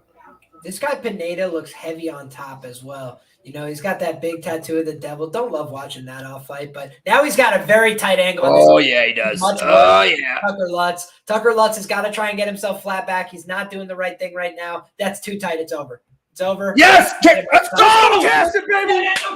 Let's go! Plus 350. Wow. Let's go. Let's go. Respect. I'll give you that. It wasn't round one. It wasn't round one, but I'll take it. Wow. Let's get it. Woo! Let's go. Woo! That was a fucking slam. Wow. Yeah, let's get it. Wow, was right. I Oh, had a nice. Now y'all said it in the chat, man. Shouts to anybody in the chat. That Yeah, just hell cashed. yeah, good shit, y'all. Yeah, I didn't see no. I thought the line was off, bro. I'm like, why is that such a big I didn't see the sub coming. I ain't see no Really, sub. volume. I saw him knocking him out. He's got like 18 submissions, bro. Like some. Yeah, no, he wasn't even like. Wow. I passed on that fight, but that was just unbelievable. Shout out to Pineda bettors. That was really sharp. And I mean, he just was levels ahead on the ground. He hurt him on the feet. It was beautiful. This is one thing I learned like in the past year. I didn't really look into it, but when you got two guys that use grappling and wrestling, they're not good off their back usually. Whoever's on their back is like, I'm like, I haven't really seen Lutz be the guy on his back. So I think he's gonna struggle. Definitely Pineda gets him down there. You got lower. Damn, I almost had that first round. That would have been. I am not. I don't even have my sound on. Somebody has it. No, I think it was Tone's daughter. I hear something. I had heard something. Real quick though, we got J77 in first place, Donnie and Barney and Snap It in second, Adam Cool, Stimmy, Ray Walker, Big Show, Jay Brana, Tracy, Darth Westside in third, and on and on and on. I get my dick kicked in today in the contest. I'm still at 125 points. I don't think I've scored points in 3 fights now. But I'll take the money. Need that shit. Whew. Well, I say that like up around. How'd they leave a 210 though, Danny and everybody? Like 210? You're up around. You're gonna get 210 for Pineda? Dude, we were talking about this earlier. The boogie's been doing a real good job on like people's gas tanks, and Pineda is known for that. Like he has a bad gas tank, bro. So they put that out there thinking like he was gonna gas, which he was looking like he was gonna gas, but he pulled through. They did. What happens is it's harder to gas when you're on the juice, and that's what I think he was on, bro. Wow, he sunk that in. He had the high elbow guillotine, and the first one I thought was good, and the second one, the first one they all look tight. The thing was, the first time he kind of had pressure over the head, which is what you need, but really like he was like sitting into his own base, and like that's where you can create scrambles and like keep trying to sit out the back door and stuff. It becomes harder to consolidate hips. If you're hip to hip, they're screwed. And what I loved about that finish is he's got the one knee on the inside and then one leg over the top on the outside. And that's what you need to do, because then if the guy tries to roll into you, you can end up in the mount, or you could end up kicking away and ending up back in the front headlock. So just Pineda had a really tight series there, and that's impressive stuff. Very. But yeah, I do think that Lutz is going to pop. Or not Lutz, Jesus Christ. Pineda. I think Pineda is going to pop. I think dude, he looks so much better. No, that was my whole fight. theory. It was his last fight on his contract. He don't give a shit. He's out. He's out here probably most likely. He wants to leave on Dub, get this extra money, and probably go somewhere fighting Bellator or something. I don't know. A little bare knuckle action. I don't know. I mean, what is Eagle FC? Has Eagle FC even been doing their thing? The Khabib's organization. I haven't heard about that. Yeah, I haven't heard much of it. I actually heard they got banned stateside. Oh, for what? They're no longer to have events in America anymore. Yeah, but you know why? There go your big dog losing right there. There go your parlay shitter right there. Yeah, that's got volume. That was a parlay shitter. I mean, there could be more too. It's not, something. It's not only one. Like I said, like I'm with Liam on that. I don't like Nate the Train being a huge favorite like that. So it could be. I mean, he could win, but we'll see. Well, I wonder if they're gonna make us wait again here, huh? Quick finish. Second round.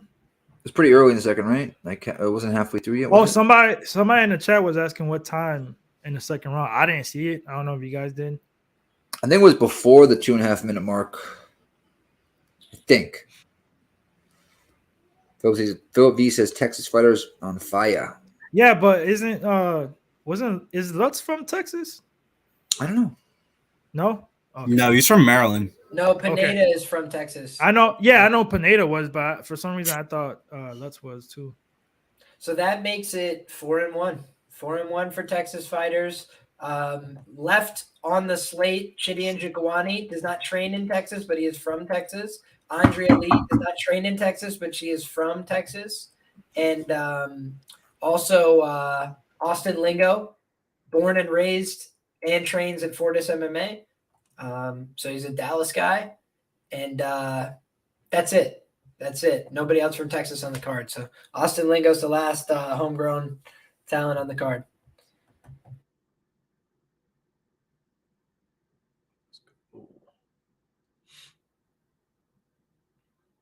That was my I only picked a couple spots on this card because I wasn't trying to force bets, but that was my first bet, official bet of the night. My next one is gonna be Chidi. I got Chidi by knockout plus 120.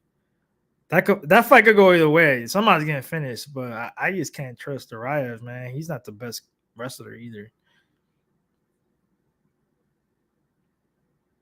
I don't know. I really think that Duraev is pretty good at wrestling. I just think that he can't hold people something down. Something about the dynamic with him and Buckley was so weird. Like he was overconfident, and then he came out and he just got embarrassed. Like he was getting beat up on the feet.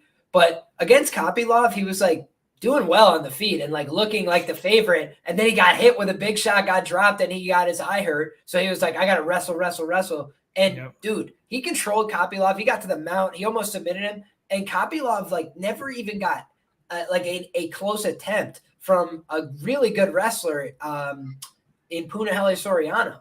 Puna went toe-to-toe with Maximov and these other guys who were wrestle grapplers, and then he just got absolutely beat to shreds on the feet and couldn't get a single thing going with his wrestling. And I was like, wow, that speaks well of Duraev. And then when you hear the training room stories about the guy, you're like, how is this guy not winning fights in the UFC? So I don't know. I think that maybe he's going to get his feet underneath him. Both these guys train in Vegas, and I just think that who's got a more dominant skill set? I do think it's Duraev, but I think the guy who's way more dangerous on the feet is Chidi. So I think somebody's getting finished here. Chidi, bang, bang. Yeah, I just don't like. I mean, a lot of people don't like getting punched in the face, but Duraev, Jesus Christ, as soon as you touch him, he's like, oh no. And as soon as Chidi touches him, I think he's going to sleep. But we'll see. He definitely got some success in the wrestling, but. Donald Cerrone in the house. You see him on the screen right there. Who's that kid on the right?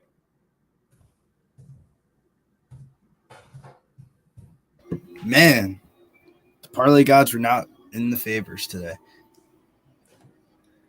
It's all good. All good, Billy. Still got some fights left. Card, man. Tricky. Yeah, card. That's why I was like, I only got 3 spots. So had 3 bets and 1 got canceled.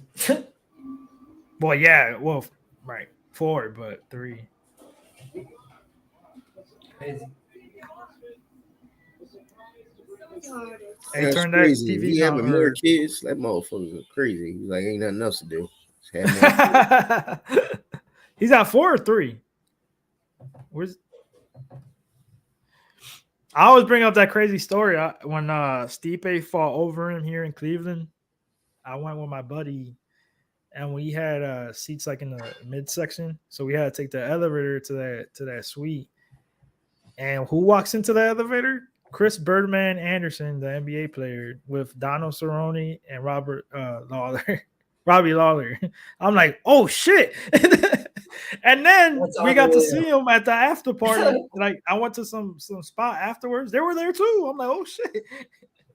Dude, that's crazy. Dude, Birdman. What a group to run into. Right, yeah. It was wild. Toughest guys in the room. It was crazy. Love that. Hey, let's rock this next one. I got to finish this call up right now. I got family stuff going on. I apologize, guys. It's all good. All good. Yeah, we talked about this a little bit before, but now it's on the horizon, so we could definitely revisit. We got. Oh, please, no, go ahead, Danny. No, I was just saying Hall of Fame. You know, they put obviously they said. Oh, I didn't see that. Congratulations! Hall of Fame for Donald Cerrone. Yep. Of course, that's not even a debate. Gotta put him in there. Wow, there is like, it looks like a huge disparity between public tickets are on the over here, but there's a lot of money on the under in this fight. Duraev, according to the VSIN splits, at least, like way disproportionate action to the under here. Yeah. You're saying the public? Who was on the over? I'm saying there's a lot of tickets on the over. Okay. Yeah. But the sharp action, it looks like, or at least a lot of the money is on the under. Wow. I wouldn't think, why would people? I don't know. I wouldn't bet the over on this fight. That's kind of. I think Duraev has gone over in both of his UFC fights, over 1.5 rounds. And I think Chidi, he might have went over on Contender Series. I feel like a lot of his fights. I don't remember. Kind of like binary, you know, it's different quick. guys. But even still, like, I think a Duraev win is probably under 1.5 rounds here. I don't know personally, but. Yo, y'all see Bigsman got that money to get that eye fixed, bro. Yo, Nanya said Bisping's eye about to pop out. Bro, I saw a while back on Twitter. I was dying. I forget what fight it was. It was like controversy. It was a bad decision, right? And Bisping was on the other side. And one guy commented, how the hell are you going to know which side is the right side when you have one eye? I was like, oh, no. I was dying. Oh, my God. I just got the phone and heard Danny say that. I'm like, what? I'm like, bro, that's so true. He beat Luke with one eye. No one even knew. Oh, no, I give him – dude, that dude is tough as hell. And he somehow hid that for years. Like, they didn't even know about it. UFC didn't even know about it. When he beat Luke – because that's like probably the top 3 fighters in history that I freaking despise the most is Luke Rockhold. I cannot stand his personality whatsoever. When he freaking took Luke out, oh man, I went nuts. Yeah, I was wrong with that shit. How are you gonna judge a fight with one eye, bro? Yo, shout out the motherfucking Donald Cowboy Cerrone. Yeah, for sure, man. He's the one that started the whole. He fought everybody, bro. But he's the one. Everybody, that really win, lose, draw. He fought everybody. He like big respect to Donald Cerrone. He was a fucking. He started the short notice. That motherfucker was like, "Yeah, what's up? I'll pull up every time." That mother frigger. There's a couple of people, Anthony Lozano, that I have circled that haven't made their UFC debut yet or got signed by the UFC that I will have a lot of money on when they officially do. One right off the top of my head is Dennis Bazooka, trains with Sarah Longo MMA, should probably be in the UFC. He's not in the UFC, fought in the Contender Series twice. First time was against Melsik Bagzarayan, and he ended up losing. And then the second fight, the dude that he fought was just really low volume, so he ended up not getting the contract. But if you see like the training sessions with Aljo and Merab Davashvili, they use Dennis Bazooka for the first round of their training sessions and sparring. So, I mean, he must have a lot of fucking power for them two to be using him in the first round. What up, Hound? I love your hat, Nick. Yes, it's style. Hound. I'm going to sprinkle Duraev sub just because I watched back the footage on Duraev, and even when he gets to advantageous ground positions, he really doesn't commit too hard to the ground and pound. He tries to make you give up like a short choke, and then he's so good at finishing those. I think that's what he's going to look to do here if he gets Chidi to the ground. I know that Chidi's a black belt, but like, guys, it's not like Duraev hasn't submitted black belts before. Like, you know, I think that just because somebody's a black belt, sometimes people give too much credit. Like, I think Chidi's very talented, and if this fight's on the feet, he's extremely dangerous. But on the ground, we've seen other guys that were black belts and brown belts like audit him before, you know, just like John Salter absolutely passed his guard, took his bag, finished him. Like, you know, it's just these are the kind of things that leave a lasting impression on me. CJ Vergara, right, almost did the same thing, and I've seen him do that a number of times. That's why I was hesitant to back him at minus 240. So this is the kind of thing where I feel like Chidi, when everything's going well, he looks great. But like Dusko Todorovic, who's been knocked out a number of times, right, who's been finished a number of times, he had him down. He got to good positions. He passed the guard a little bit. Is Dusko like light years better than Duraev? I would favor Duraev if those two fought, frankly. So I just parlayed Holly Holm and Gilbert Burns, April 8th, minus 140-ish. Gilbert Burns at minus 450. It's a little wide, but I still think he does what he wants with Jorge. Yeah, that's how I feel. That's the only way Duraev wins, if he can grab a sub somewhere on the lower that tone if you could. Yeah, that's Scott Tablet. Gotcha. I'm looking to see what the best price on an under 2.5 is. Alternate total. I think I have that in my sharp prop document. Evan says Money Mouse is arguably the GOAT. What do you think about that, Liam? I don't know about GOAT, but he was definitely a stud for Money Mouse. Demetrius Johnson. I mean, he's a fantastic fighter, a brilliant fighter. The one thing I feel like the UFC kind of shagged him by not bringing in the best talent that they could, by not always investing in the division, certainly by not promoting the division, right? It's hard for people to understand how important your wins are if everybody you fight was on the prelims last fight, right? And that's kind of what they were doing. They just never put him in a position to succeed. Dana White never believed in the division. You go back and watch the clip of him arguing with Cejudo, where Cejudo's like, let me fight for the stake of the division. Like, if I win, keep the division. He's like, yeah, we'll see. Yeah, I got my answer. Like, he's basically like trying to move on, cut the division, and then Cejudo made it like, nah, that's impossible. You just dusted your 135 champion. I hate how Cejudo, by the way, eked out that win by a hair. Yes, a hair over Mighty Mouse. So and they didn't give him a. Why didn't they? I don't know why they didn't run it back. You know what I mean? Because he left. He never fought again in the UFC. Yeah, they didn't want him back basically. So he went to what? They traded or won it, right?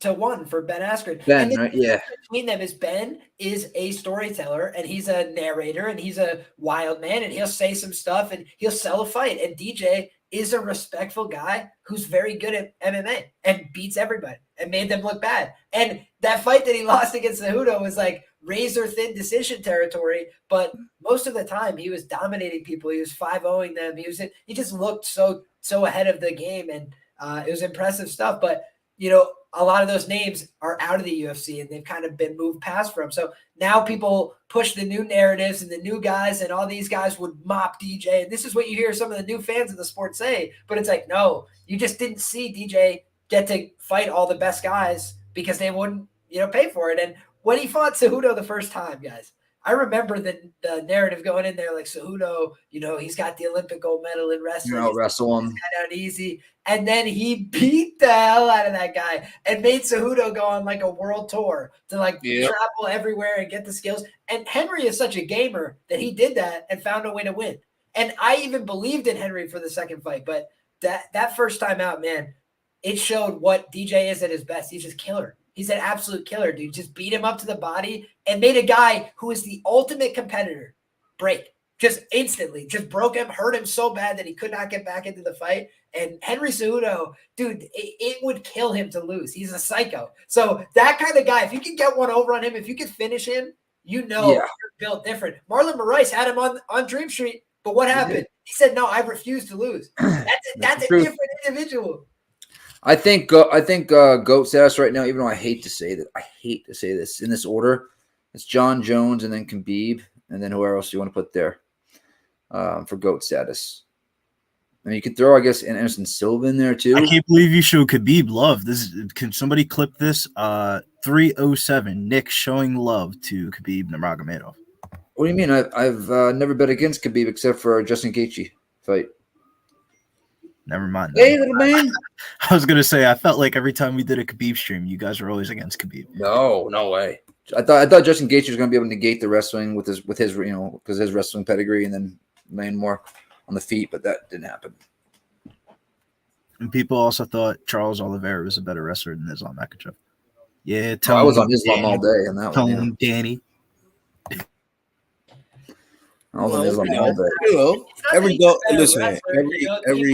people thought he was a better get a nut every here and there. I never say he was a better wrestler, bro. yeah, we never said that. We just said it was going to. We said it was going to backtrack for Billy. Billy is laughing his ass off right now. Your boy should have lost to Volkanovski Oh, Denny, you're like a robot. I mean, your plug might be not plugged in all the way. It's go time, yo. Let me refresh mine. Why not? Good. I think it was this. Oh, nope, not anymore. My keys. That's what I'm saying. Yeah, what's kind of crazy is Duraev against Roman Kopylov closed like minus 400. I bet him for one of my biggest bets at like minus 225, and I was shitting my pants in that fight. But still, it's kind of crazy to see he goes from that to being an underdog, you know? It is weird. Actually, the market's a fickle beast. Buckley. You know, you lose a fight to Buckley. And by the way, I bet Buckley in that fight because I was like, I saw what you did to me last time. I was like, you made me sweat. I'm betting him as a dog. And then Buckley gets the win. Now I feel like everybody's out on Duraev, and I want back in a little bit, you know. Since Benny want to talk shit a little bit, just a sprinkle. You did think Lutz was a part 8 piece. I'm just saying. If we want to really bring up, if we really want to bring up memories, let's bring up good memories. Let's bring up the you started it. Let's bring up the Pena fight to start round 2. Let's bring up the Amanda Nunes Shoto Valley parlay. 45, 44. I once bet on Mandy Bone. Here we go. For the love of all things holy, I once bet on Mandy Bone, boys. Dude, something real funny, real quick. You're still, Danny, you're still staticky. I don't know what it is. 440. Nice inside fight. You want me to take this? You can grab it if you want. I'll do round 2. Cool. So we got Chidi trying to open up with some long open side body kicks. Duraev checked that teep offering with a raised knee. Chidi tries to go inside low kick. That also appeared to be slightly checked. Duraev holding center goes for a high kick of his own. That kind of breezed by his eyebrow. Good now? Good. Yeah, that sounds good. What was this? Oh, did you guys see the picture? Like Chidi flexing on the scale and the background was black. You could barely see him, bro. That shit was hilarious. All the comments had me dying. They're like, damn, you could have a different background. I was rolling. Duraev's done a pretty good job defensively so far. Hasn't gotten hit with anything big. Trying to close the distance in the big cage. Doing a decent job cutting off the octagon, though. Not letting him exit into the open space. Duraev's going to level change for a double here soon. Duraev look like he's 50. Oh, nice job feinting back off the cage from Chidi. There's the takedown attempt from Duraev. He's got an elevated single. He sweeps the leg out, and he's trying to take the back here is Duraev. He's looking to control the wrist and the arm together. It looked like Njokuani may have grabbed the cage there. Duraev's trying to put a hook in. Oh, there's the hook. Duraev throws a hook in on the near side. So this is an awkward position, though, because he's going to have to try and – he's looking for a short choke here. He's looking for a short choke. If you see that, he's looking for the one-arm choke on the shoulder. And he's just trying to make him uncomfortable here, trying to make him concede a bad position. I think this is really smart from Duraev to try and pressure him. Put a lot of weight on him in round 1 and try and look for this wrist control. Look at how he's trying to posture up here to throw ground and pound. This is what he does to try and open people up. Tries to open up with shots that make you uncomfortable and make you have to defend yourself for the referee, and that gives him opportunities to take the back. Look at how he's controlling that near side leg with a Turk. We would call this in wrestling almost. He's kind of switched sides now, so it doesn't quite look the same way, but basically he's controlling one leg and then elevating it with a figure 4 on his own ankle. Nice Beautiful job here. And he's using a short control here on the opposite wrist as a lever to open up with leverage strikes here the wrist with the left hand. Nicely done. Over Duraev, implementing a huge pressure-heavy style here in the early going. A lot of pressure wrestling, but also opening up with the shots, doing damage, and clearly scoring here. Nice elbow backwards from Chidi Njokuani, but otherwise he's been rendered defensive in this position. He's trying to stand here. Duraev's got his hands clasped, and he's going to try and switch off to a double. He's already got the leg trapped here. Chidi looks like he might grab the fence. I don't know who this referee is. It looks like Leon Roberts. Grab the shit out the fence. What about the rest? Duraev has his hands locked. Now Chidi pulls up on the wrist. That was wisely done. Duraev's going to continue to hold this left side underhook, and Chidi appeared to take a big, deep breath there. Dude, I feel like I'm watching Chidi's Bellator fights all over again. Well, we'll see here. Long fight to go. Duraev inside trip. That was absolutely gorgeous wrestling technique. He had an over-under clinch. I never even saw it coming, guys. I watched a lot of wrestling matches, and I'll tell you what, that was absolutely beautiful from Albert Duraev. Inside trip there, got the takedown. Now he's trying to open up with some short ground and pound shots to a grounded Chidi Njokuani, and I think the referee might have warned him there for some fingers to the eye. Albert Duraev, if you're not cheating, you're not trying. Nice elbow to the forehead. Duraev again implementing some heavy top pressure here in the full guard of Njokuani. He's opening up with some ground and pound, some hammer fists. He's trying to pass the guard here, unable to do so there. Chidi's doing a good job keeping this full closed guard, but really not trying to regard, to butterflies. He's not trying to stand up to his feet. Not seeing a great attempt to wall walk so far. Been content to play this round off of his back a little bit. Now he does a good job pushing off at the hips, tries to fire up some up kicks. Duraev tries to use the opportunity to pass. Now a butterfly guard. He's right back into the full closed guard. He's a minus 500 or more. On top. 425 actually just went down. 385? What? Duraev? I mean, I thought that was a little absurd. I don't think he should be minus 500 any time in this fight, ever. I mean, if he just continues to take him down like this, it's a wrap. Nah, I thought the decision. I think both these guys have questionable cardio. I don't think either one of these guys' cardio is a selling point. Facts. But one thing I will say, historically speaking, when you're the guy underneath, you get more tired. It's so much harder to be underneath somebody with their weight, whereas the other case, you're just leaning on them. You could use them as like a freaking fall place. And that's not what he was doing. He was happy to not be advancing position and just lay on top of him in the guard, where that's going to tire you out on bottom a little bit faster. Especially when you got to make those big explosive movements to try and get up. And then what happened? Duraev right back on top. Duraev right back to where he started. That's demoralizing. That was a very demoralizing round for the Chidi Bang Bang side. I'll say this. Smash that like, guys. The one thing I will say, though, is so he's got to get another takedown. He should be fine, though. The fact that he's back up on the feet, I mean, there's got to give him some type of uber confidence. The corner's probably telling him right now, if you don't start swinging your hands, you're going to lose. Yeah, that's what I'm saying. You got to go out here like you don't use a knee. Hey, he's got some nasty knees, too, so we'll see. That's what I'm saying. I can see Duraev catching a knee coming in, flying knee, boom. Yeah, because it's dropping. It's minus 350 right now, so 445, 444, 443. Middle of the cage. Duraev smiling at Chidi right now. See, now Duraev's being too cocky. He was doing that in the first round. Oh, spinning back fist. He was smirking. Landed. He always does that in his fights. Unless he's already been blasted by something, he's always that smirk is long gone. Yeah, but Danny, though, he ain't supposed to be out here spinning back fisting. That was not in the game plans. That's fine. I want him to get knocked out. Oh, no way. I was You're like, gonna get knocked out doing that. I was like, if he takes a break for this ball kick that was not a ball kick, I'm gonna be pissed. Jab there by Duraev does not land at the 4-minute mark. Nice inside by Duraev. This guy not going for takedowns as much as you want is one of the most frustrating things in MMA. I think they do it like right at the makes you not want to bet a lot of money on MMA when people don't execute their optimal game plan. I think he's still going to try and shoot. He just wants Chidi against the fence. Because out of the open, Chidi's so much more scary. Yeah. Chidi's using a lot of lateral movement, though, a lot of footwork. I think that's going to potentially exhaust him. Here. Yeah, I don't like that. Apex fight, though, Duraev would probably smash through Chidi, it looks like. Yeah, you could tell the difference, man, the cage size for sure. Is your mic on, Danny? Yeah. It's. Do you guys have the same thing I do, or is it just me? Yeah, no, it's a little bit staticky for whatever. A little bit staticky. And it wasn't. You reconnected before or whatever, and it wasn't. But then it just came back a minute ago, maybe. Chidi's starting to land. 3-minute mark, 258, 257.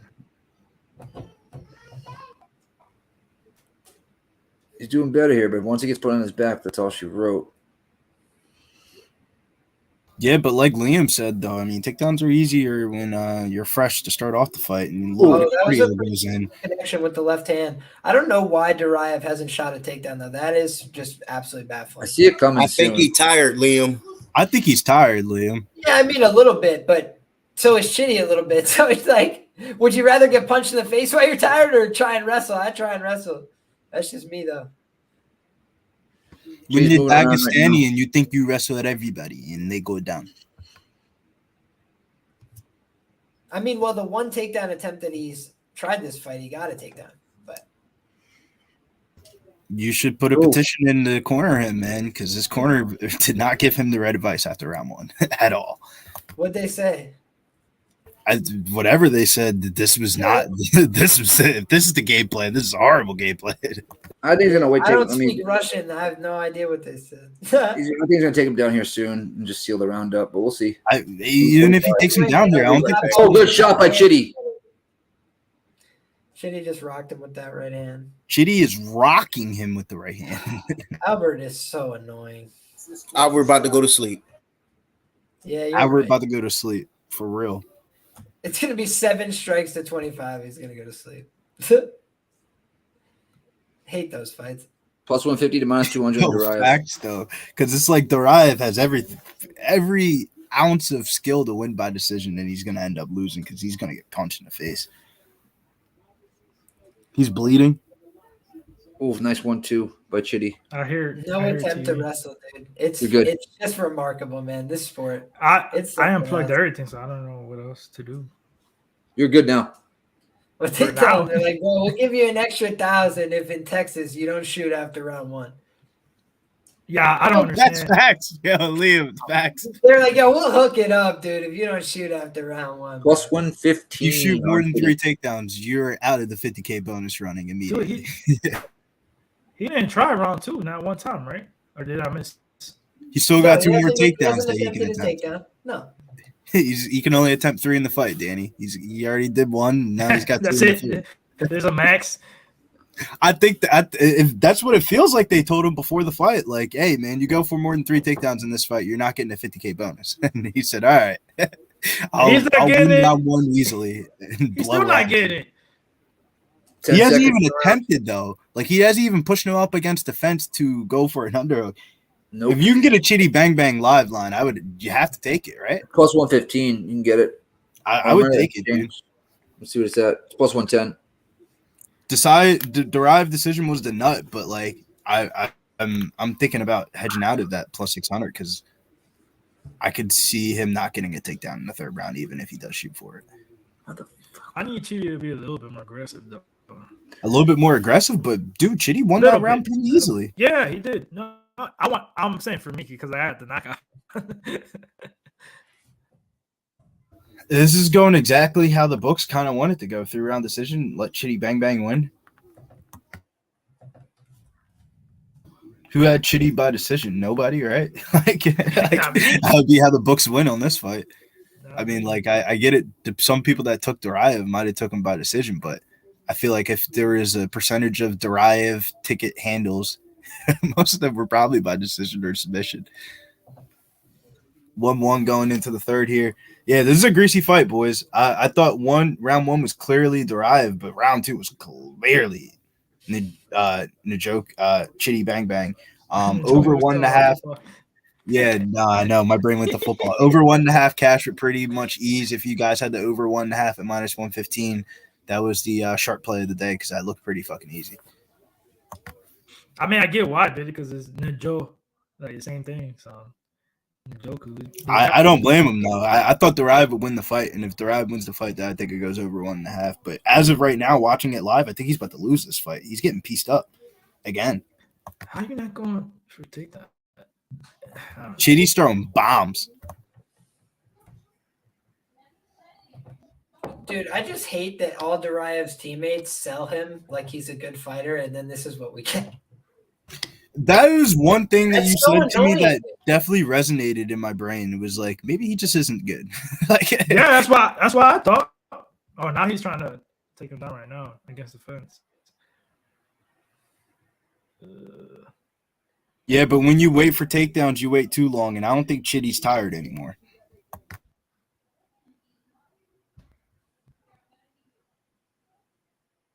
He is trying so hard right now.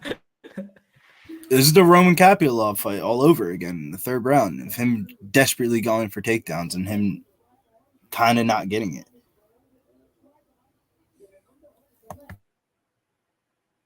I hate him.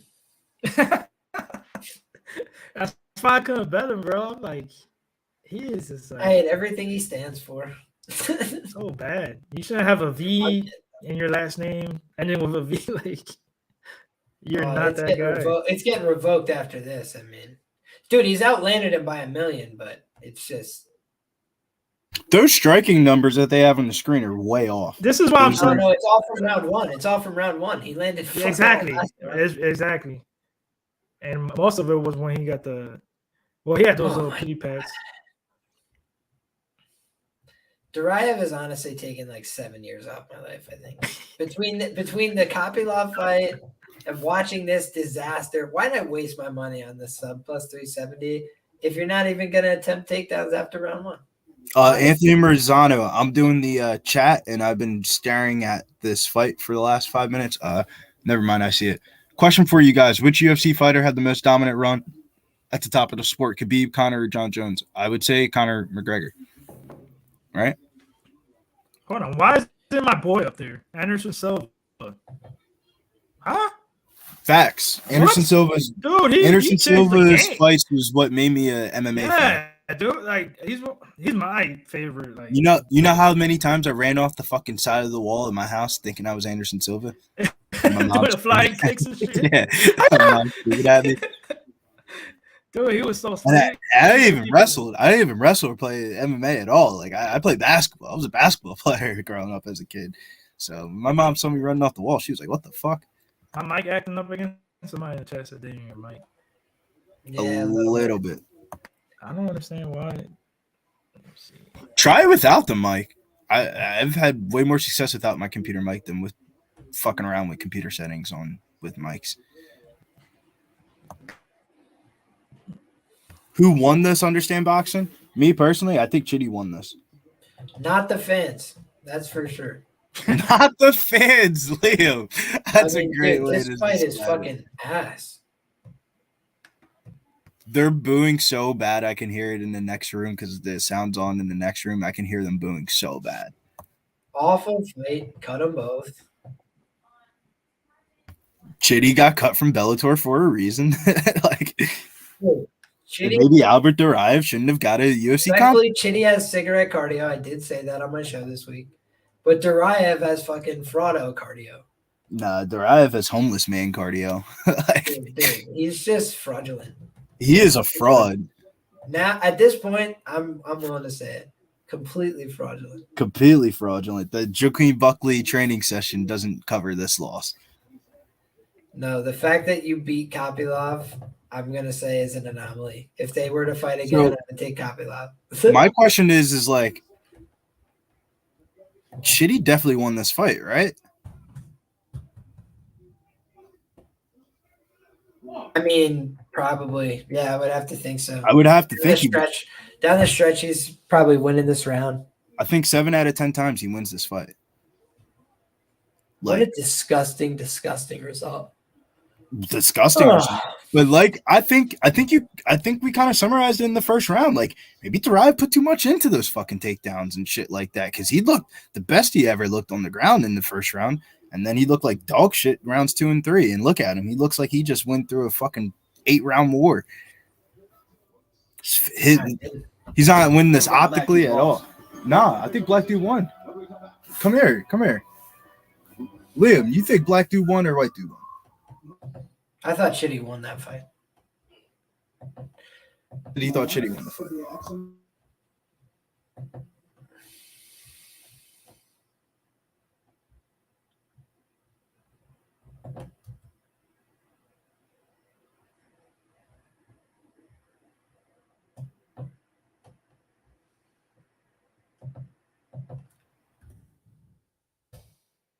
Chat, correct me if I'm wrong. He took him in round 1. That was the end of the fight. I think Chidi won rounds 2 and 3 pretty clearly.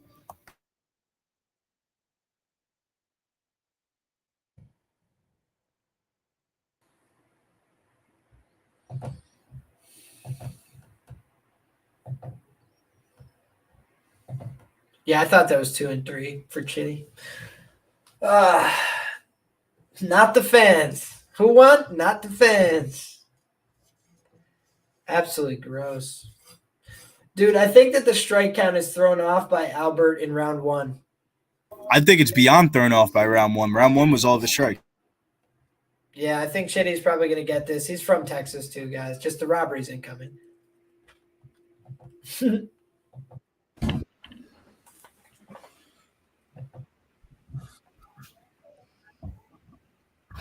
29-28, Chidi. A split? 29-28, Duraev. Wow. Winner by split decision. It's got to be Chidi. It's got to be Chidi. Albert Duraev. Wow. That's robbery. I'm sorry. Wow, that's a robbery. Dude, this wow. sport is just getting gross. That's It goes Texas. It goes Texas, boys. Wow. Dude, you hear them booing so bad right now? It's Wow. Ah, man. Wowzers. Wow. That's all I got to say. All right, Mike, how was that not a robbery? I mean, what did Duraev do? He's just trolling, bro. You trolling a lot. Don't give me that whole stat. Oh, I hate when people look at the stats. He did not win to the second round or the third round. Are you in a different internet? Rounds. Huh? Are you in a different internet setting, maybe? No, I'm using my headset now because of the mic issues. Hold on, let me just check the settings. 1 second. I just don't get what in the 3 rounds did he do that showed that he won? He won round 1. That's it. That's it. That's it. I mean, literally, that's it. Was the best case scenario for him there. I thought a 10-8 round in round 1, I wouldn't have been mad at. You know, he dominated the positions. He got to some good spots. He almost had that the wasn't a choice. 10-8. But No, I'm saying that's the only rationale. Best case, yeah. Well, that's a draw. I don't understand. That's what I'm saying. I thought it was a robbery, man. Wow. And you had Duraev, right? Yeah. I had Duraev by decision, that exact bet, and I thought it was a robbery. Exactly. Good. Mike, I want you to explain how that was, how Duraev won that fight, please. Bro, he's just trolling like always, bro. No, I like Mike. He's always on the shows. I want to know how you give that to Duraev and how that's not a robbery. How did Duraev get round 2 and 3? Not a close fight. That was not a close fight. No way that was a close fight. Chidi won round 2 and round 3 pretty clearly. Round 3? I don't know. Leg kicks and outcome control. Oh, Lord.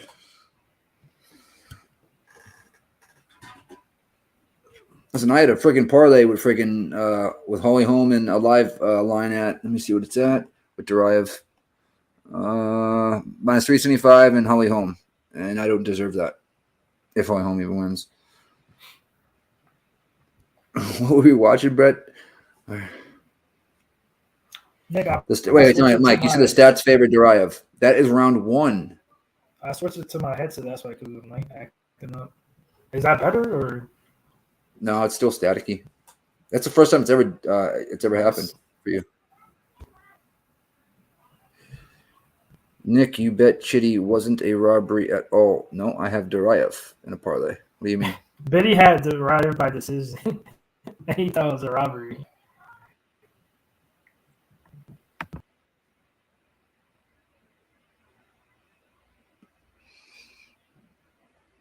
What did Duraev do? Someone tell him. Tell me, he says in the chat. Who was that? Not Capra Checker. JRMA. Wow. Who's calling me? Oh, the driver.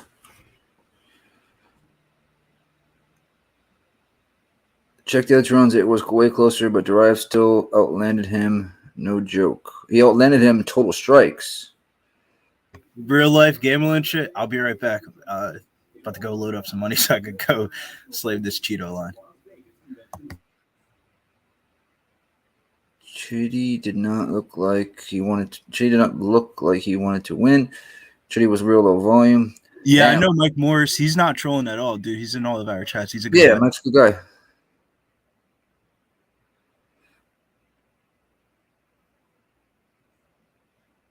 Yes, but he was moving forward the whole time. So if you're moving forward and you're getting caught with shots, that means you. What are we even talking about?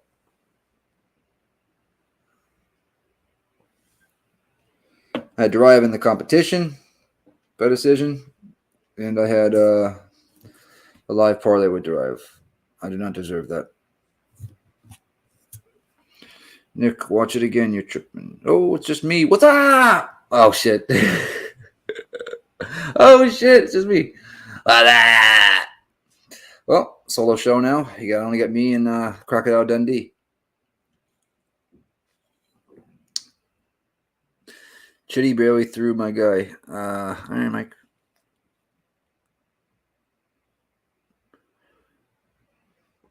It wasn't enough shots. All right, so let's take the robbery away, right? Let's take robbery away, right? Who do you think won? Cheers, Fender. Billy, let me bring you on or no? Wait a second. Okay.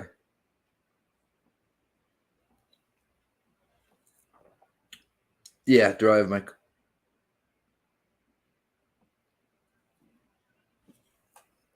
You said yes or no? No, I think we're good, man. I'm outside. It's a little bit quieter outside. The TV's not as loud. You guys are gonna enjoy me rolling up this nice fine blunt outside because this is not my house. Yeah, and roll that up away from the camera. Step. Yeah, just roll away from the camera. Just walk on the side or something. You can still talk. Bada bing, as he disappears into the mist. I thought you said walk away from the camera. Yeah, no, I did. No, I did, Billy. Can you hear me, Billy? Yeah, I can hear you perfectly. Yeah, I almost just flew away all this weed in my hand. He's talking about what's it called? Tobacco. Billy, put the wipes in front of your.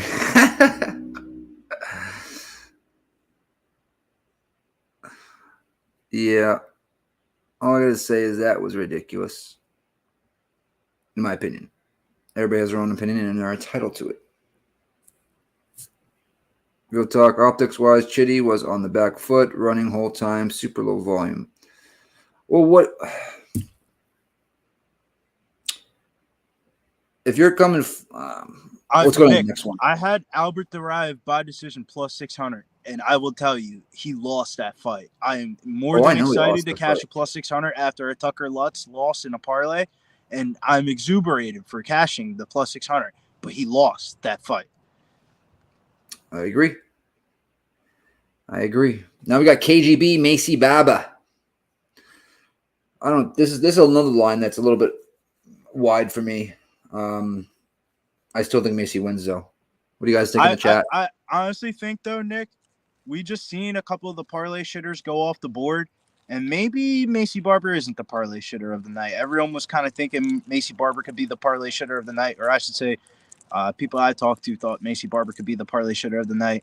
I'm starting to have different sentiments about how I pre-flop cap that fight. I don't let fights in the moment change my opinion of pre-flop fights, but I can't help but not think that the parlay shitters have gone off the board now. Last week was a lot of dogs, right? And this week a lot of dogs. Yeah. I mean, Duraev wasn't a dog, but... Think about it. I mean, Duraev was a dog, and if you look at the pay-per-view card last week, Billy, I'm gonna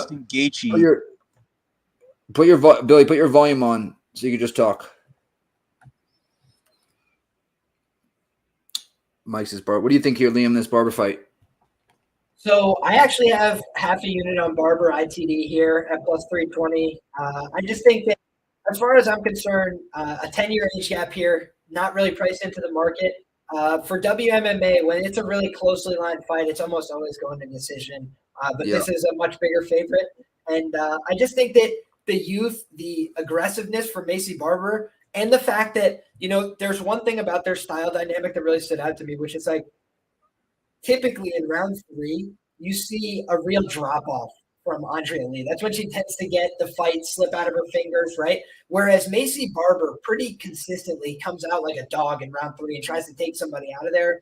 And that I just think is a bad matchup for her. I think Barber round 3 is a potential sprinkle as well. I mean, KGB does she gets taken down pretty easily, right? Yeah, she does historically. And Barber, she's not the most technical, but she is very strong.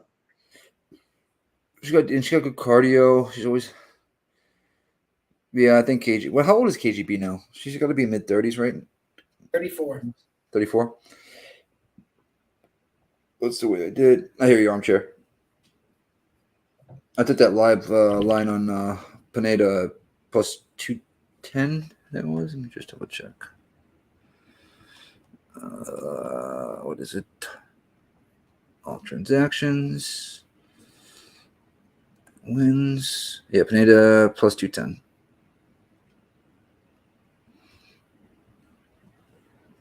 What was the line? What was the line on Barber inside the distance that you got? Plus 320 on FanDuel. Okay. Bitsy said, "Do you think Chidi won?" Yeah, I do. I think I know a lot of chat doesn't, but I think Chidi won. And I got no skin in on that side. I could not believe when you said Duraev. I'm like, no way, because you're a couple of seconds ahead of me. Chris said to go the distance lock.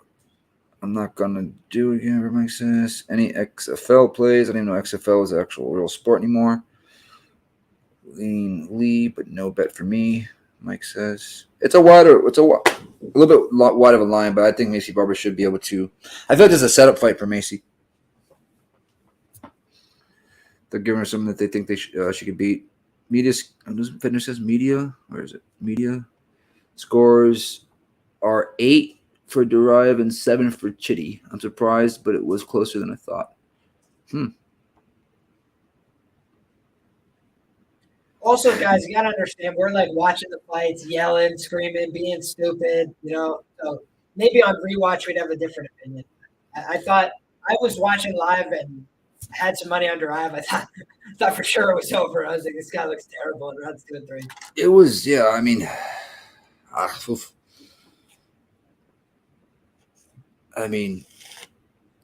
yeah. Women's MMA, Barrage says, can go either way. Yeah. I mean, that's usually how women's MMA is to a certain extent. But I love KGB. I mean, I love that cowboy hat she wears. Ooh. That shit gets me. She had me at cowboy hat. Not hello, but cowboy hat. Yeah, I think I'm going to wait on the Spark session real quick. Yeah. Just wanted to make sure everything was prepared for it. Pull mine up again here. We still got, 4 fights left. This one and 3 others. They're going slow. One fast at first, now they're going slow. Oh, they started 4:33, 4:32, 4:30. Doubling up on the right hand is Maycee Barber.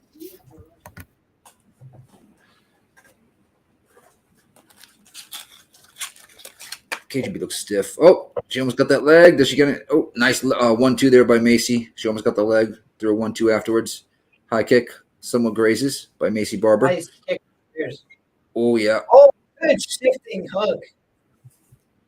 That was a nice hook by Barber. 4-minute mark.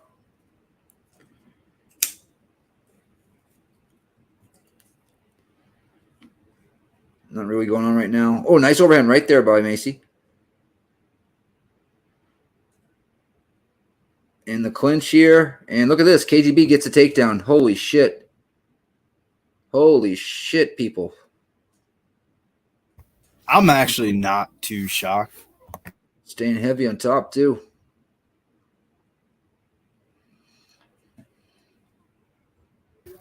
She's in side control right now at 320. Maybe Maycee Barber still the parlay shitter. Only parlays I've made so far with Holly Holm all night. Oh, I thought she was going to just jump out of that, but she didn't.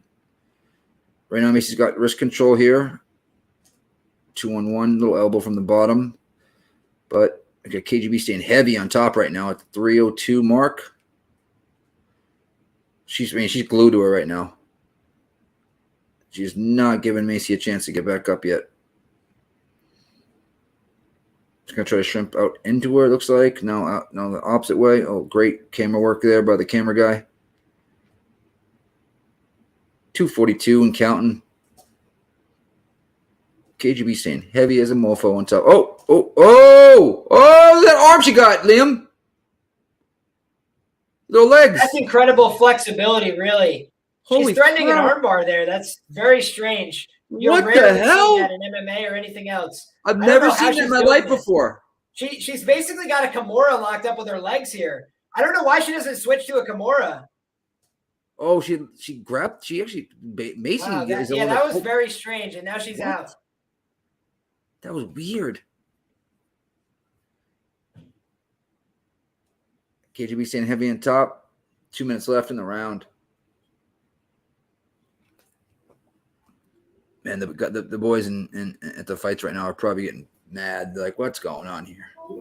I feel like only a few of them went to the fights.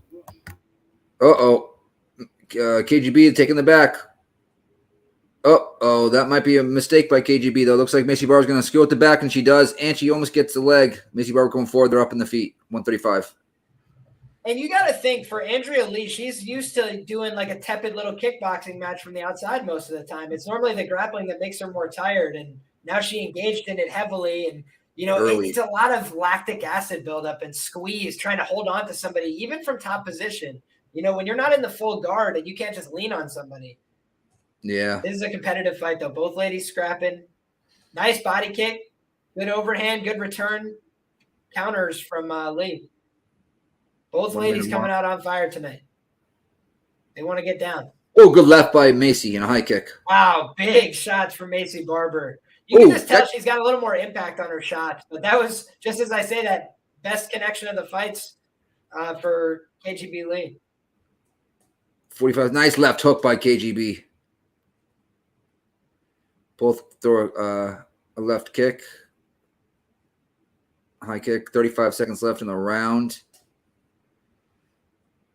Nice little low ankle by KGB. Nice low ankle, but somewhat checked there by KGB. Nice low kick. 22 seconds left. Little knee tap there. Oh, she goes high with it afterwards. Barber does. A lot of kicks from Maycee Barber, and they're connecting at a pretty good rate. At the 10-second mark. I personally think KGB won round one, but maybe Maycee got enough volume, but I don't think so. The control time. Oh, beautiful elbow to end the round. Nice intercepting elbow. That was. I clicked off the who landed the elbow? Maycee. Okay. He had a pretty Maycee's at minus 200 right now. Right elbow right there. So a slight lean towards Andrea Lee's first round for the books.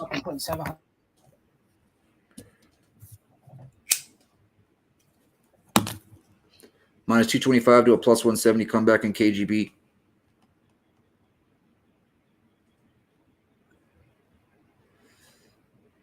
I mean, I thought you guys, some people in Lee round, yeah. I understand boxing. You actually think, no, there's no way Barber won that first round. I don't think, at least. She spent too much time on top. But who knows? Who knows?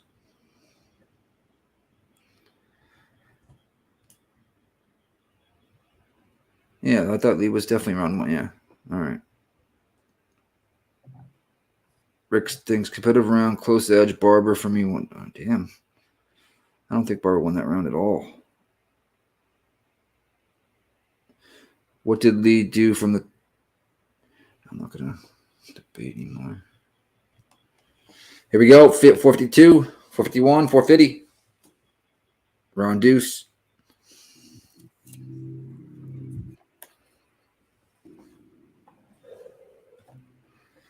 Wing and overhand right misses there by KGB. Tries to go high with a kick as well. Nothing there.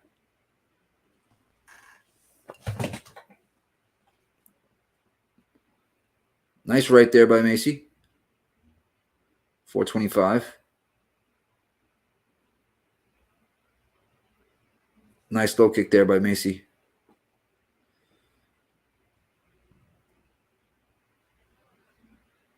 One thing KGB always does, she keeps that set up right by her dome. Spinning back kick totally misses there by Barber. KGB's going forward now.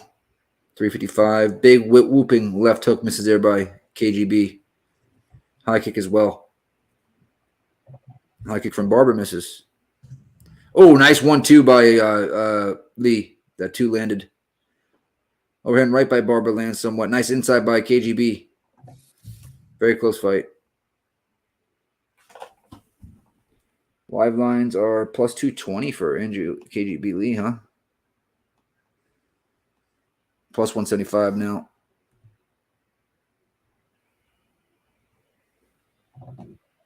Plus 180 or 150 grayed out. Snap high kick by Barber.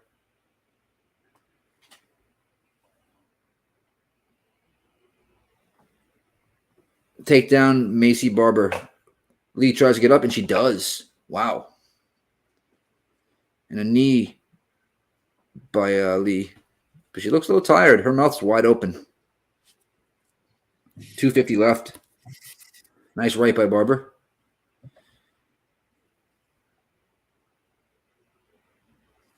Right now, Barber's out striker 24-9.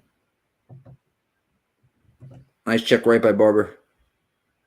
Left on the pipe, just misses by Barber. Check right by Barber. I think Maycee's nose is bleeding.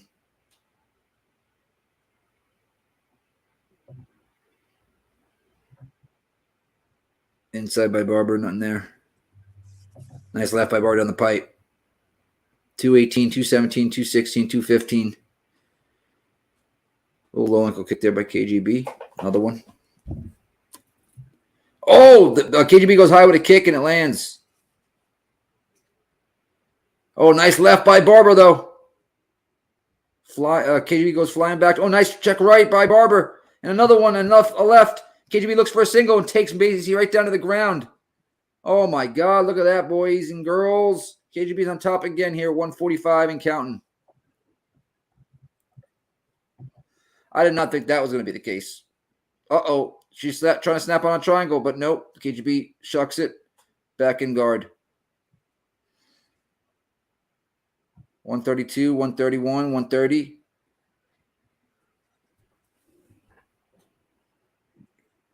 Live lines. Plus 260 Grado for Lee. Jesus, Mary and Joseph. Exactly, Mike. Yeah, she's going to win if this round if she stays on top. 112, 111, 110. Maycee's nose is leaking.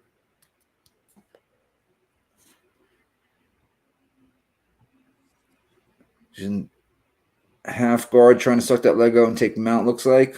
Or she's going to just stay heavy here. Good camera angle. Maycee's trying to feet on hips and gets back up. Or is Lee going to let her get back up? She could have got back up there if she hustled, but nope. It's 36 seconds. Oh, that was a cooter kick. Oh, that was another cooter kick. Maycee tries to go high with a kick from the bottom. Does not land. 22 seconds. Keeping Barber on her back right now. 15 seconds left. She's trying to up kick her. Oh, that one landed.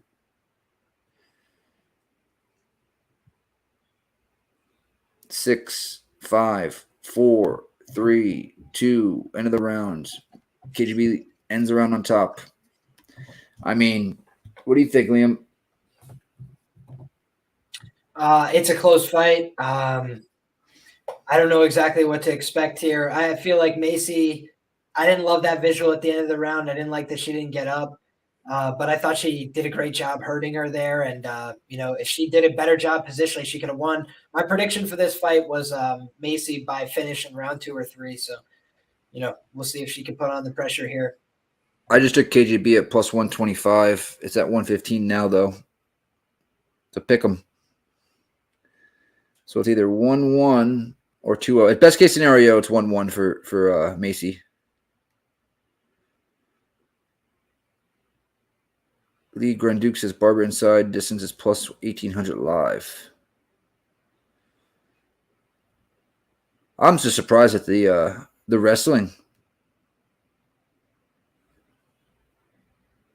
with KGB. I didn't expect it to be, this one-sided, but yeah, Not at KGB's all. looked very good. Unbelievable.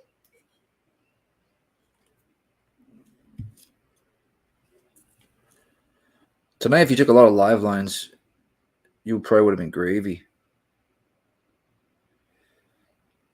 Way too many sports on, Beaches says. Yeah, I hear you in that one. Even though I don't watch any of those. Here, round 3, 452. A little right landed there by Barber. Now, if this is a dominant round for Maycee, I could see a W going that way, but I don't know, man. This looks like Lee's fight to lose. Let's put it that way. Big overhand right, just misses there by Barber, and a kick. 425.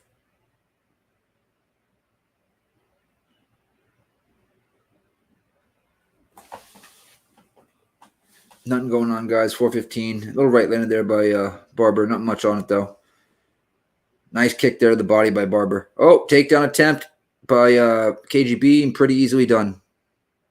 And she's going to get the back with both hooks in. Is she a little high here? Nope. She's good. Nope, now she's going to get shucked. But she got the takedown. Now Maycee Barber is looking for the clinch here.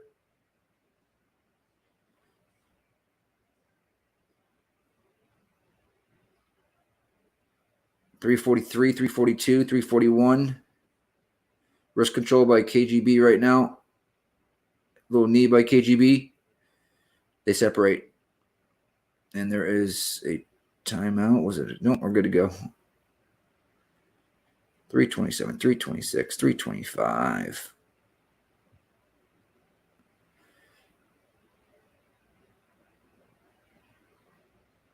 Naked kick there by Barber.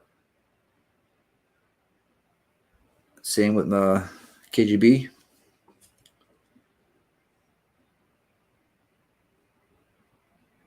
Nothing going on, guys. Nothing landing. 3-minute mark. Barber's got a press right now. Nice right by Barber.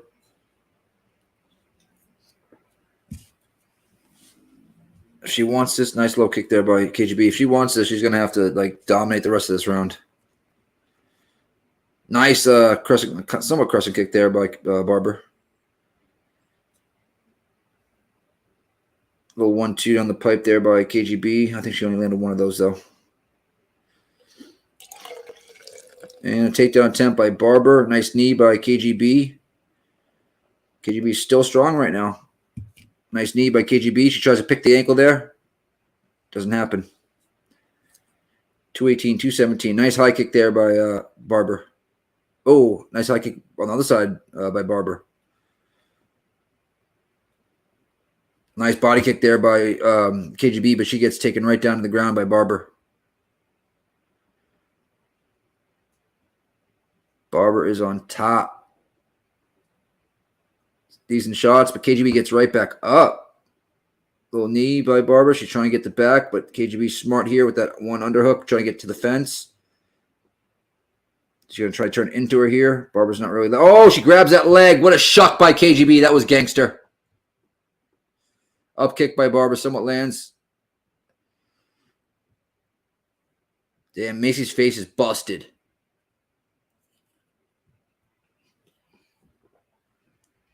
$125. Oh, nice right landed there by Barber. Inside by KGB. 115. Outside by KGB. Inside by KGB. 1-2 by into the clinch for Barber.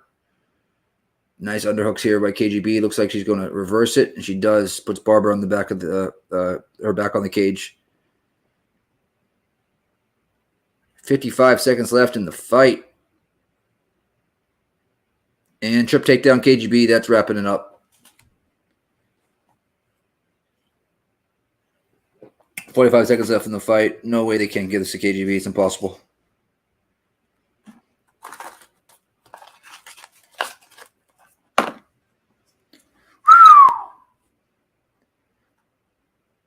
Barber shit in the bed in the highway.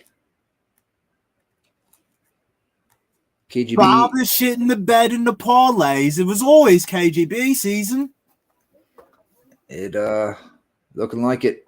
We got half guard right now, trying to get into full mount, looks like, for KGB. She tried to step over there. Did not work. Still in half guard, though. Now back to full. Now back to half. Now back to full. No, back to half there.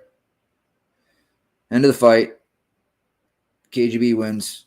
I mean, obviously, everybody in the chat, are we agreeing on this one? Is that KGB?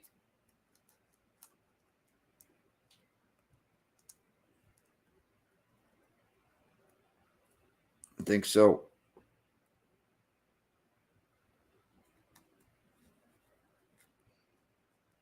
$30.27 Capper Tracker says. I think they'll give one to Barber. I don't agree with it, but I think they'll give one.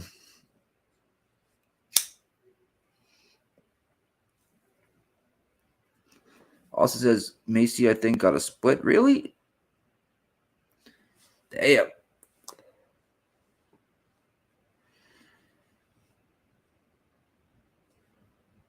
I think 3-0, but you never know with these judges. I hear you in that one. Yeah, I think, Bill, you're right. 3-0. 2-1 is going to be what, UDM.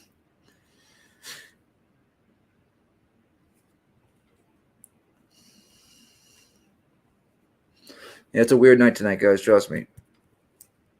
I'm still down a little bit.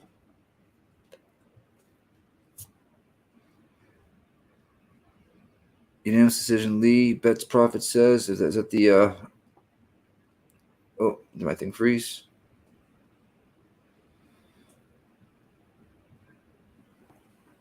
Where was my fireball? There it is. There we go. Oh, Macy's face is all red and nose. I mean, KGB has a little bit of swelling over her left eye. They give it to Maycee, though. I'd be freaking surprised. Look at Faber in the back, freaking clapping his hands.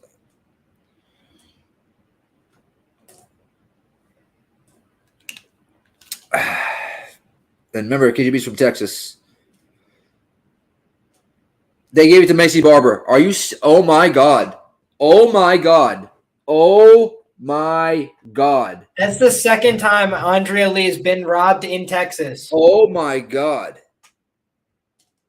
Oh my God! Or allegedly robbed. You know what I'm saying? Whatever. Oh my God!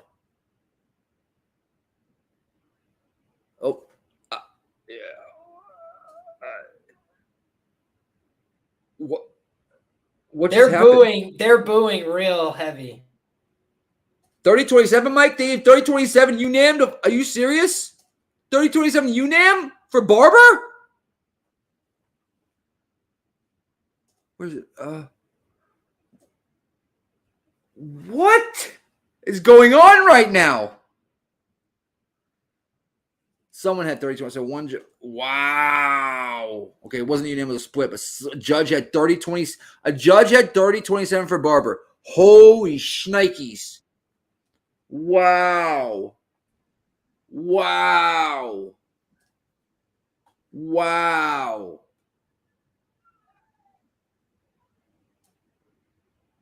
Wow. So, what you guys think about that last fight? It was a really good example of decision making from judges. I think they're going to study that at the next Herb Dean seminar. They're going to be like, this is how you judge a fight, right? You don't watch and then you turn in the cards. Okay, man, they get these judges. That was unbelievable. 30-27. Murgiwada was the judge that had 30-27. So Murgiwada is a judge now? I didn't know that. Trans-Canada, you already know, Benavides season, baby. Yeah, dude. I'm over here trying to fix it. Is the mic better? Yes, it's perfect. Look at this real quick. DK live betting ended with minus 550 Lee. Wow. I don't go by. I mean, we've seen worse. We've seen somebody like minus 1,000, but I had no money on the fight. I cannot believe I bet Lee live at plus 125 or 35. 125. Wow. What makes it look worse is the 30-27. I'm like, what? Wow. Like Liam said, that's just somebody not watched that fight. Like, Jesus Christ. We were waiting for it. We were like, hold on, when are the Texas judges gonna really show up? And they finally did. I mean, that other KGB's from Texas. They don't give a shit. Remember, I said that. I'm like, they're so bad. They don't care. They don't care where you're from. Oh my God. That gives me a weird gut feeling that Holly Holm's gonna win inside the distance. Oh, I think she is. No. I think I was telling Billy earlier. I don't have no bet. I might sprinkle a couple round props. Because I mean, I didn't either, Nick Pepper. I didn't know Danny would go out and judge fights. They need to fire him right away. This is actually why I do like such an insane level of research, though.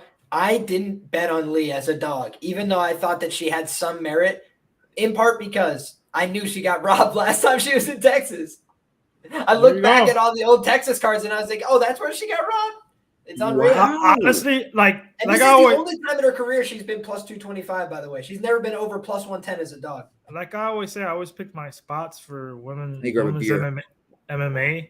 But like you said, Liam, once I saw this was in Texas, I'm like, I'm laying off like women's MMA completely. I'm not even going to waste my time doing tape study because that's where you see closer decisions and things like that. I'm like, no, I'm good. And Jesus, that was bad. I think that was bad. I don't know what the chat. I know a lot of chat agrees with us, but yeah, that was pretty bad. Yeah, if you had a lead ticket, man, I feel for you, man. That sucks. That sucks for sure. That's probably one of the worst. Yeah, that's probably the worst way of losing in MMA. Like you got a decision ticket, a nice plus big number, and especially on the underdog, and that shit, they just rob you. I remember I had brutal game we play. Yeah, I had Maxim Grishin decision prop. I think it was like plus 350 against I forget who it was. And he won the fight. He clearly won 2 rounds. And it was a split and then gave it to the other guy. I'm like, oh. I got a question for you boys though. At this point, is it throw the capping out of the window and just like go with the quote unquote the winners? Because like I think we just back off the lingo here, right? Texas boy. The way these rivalries are going down. Well, Lee was from Texas. If you want to no, I'm not saying like that. I'm just saying like every time 5-2 is the record for Texas right now. I was gonna say every time I think somebody won the fight and it goes to the scorecards, it goes to the other person. Like, yeah. I think this is going to go to the scorecards. I think it's a dog or pass for sure. So I would look at the Lingo side. Lingo by TKO is plus 350 because I think that would be the way to play it. Play Lingo by TKO plus 350. Nate Landwehr loses round 1 more than likely. You can get Nate Landwehr live, probably close to even odds at plus money after round 1. I don't even know. I mean, that's the way you got to play these, I feel like. As of right now, I'm not saying that because of you. I'm saying me. Like, I just kind of want to – the last bet I got is on Cheeto. I mean, obviously, we all got Cheeto bets here. This is a Cheeto fight. No, I know, but I'm just saying, like, I don't know if I want to invest. We'll see. Here goes Danny. I don't know. Bro. I don't know. I got boxing in a couple of hours, and the way this UFC card's going, I don't know. Boxing just might be my route tonight. I understand. I had 3 bets. I won the Pineda one. I lost the Cheeto one, and I got. It's not like I'm not betting MMA, but I do got a lot of money on Benavidez. I need you. Let me get a gambler. A degenerate gambler on the screen. God damn it. No, I am. Don't get me wrong. Like I told you. Pray to God. What I saw you earlier. That word. But Tone. Home. I'm going home inside distance round props. I don't blame you. There. Tone. Austin Lingo, Nate Landwehr. Thoughts? I said we bet the Austin Lingo KO prop at plus 350. Austin Lingo probably wins round 1, and we get Nate Landwehr at plus money after round 1. I got Nate the train to close out this parlay since Manel Kape fucking fight got knocked off. It was a fucking Maycee Barber by decision and fucking Nate Nate Wandler by decision. So He did a bitty there. He said the F word like 6 None times. you said that's not a bad idea, though, Billy. I'm going to double down live. No, I think that's how it goes, bro. I don't think if you play this fight out 10 times out of 10 times, I think it's a 50-50 who wins round one.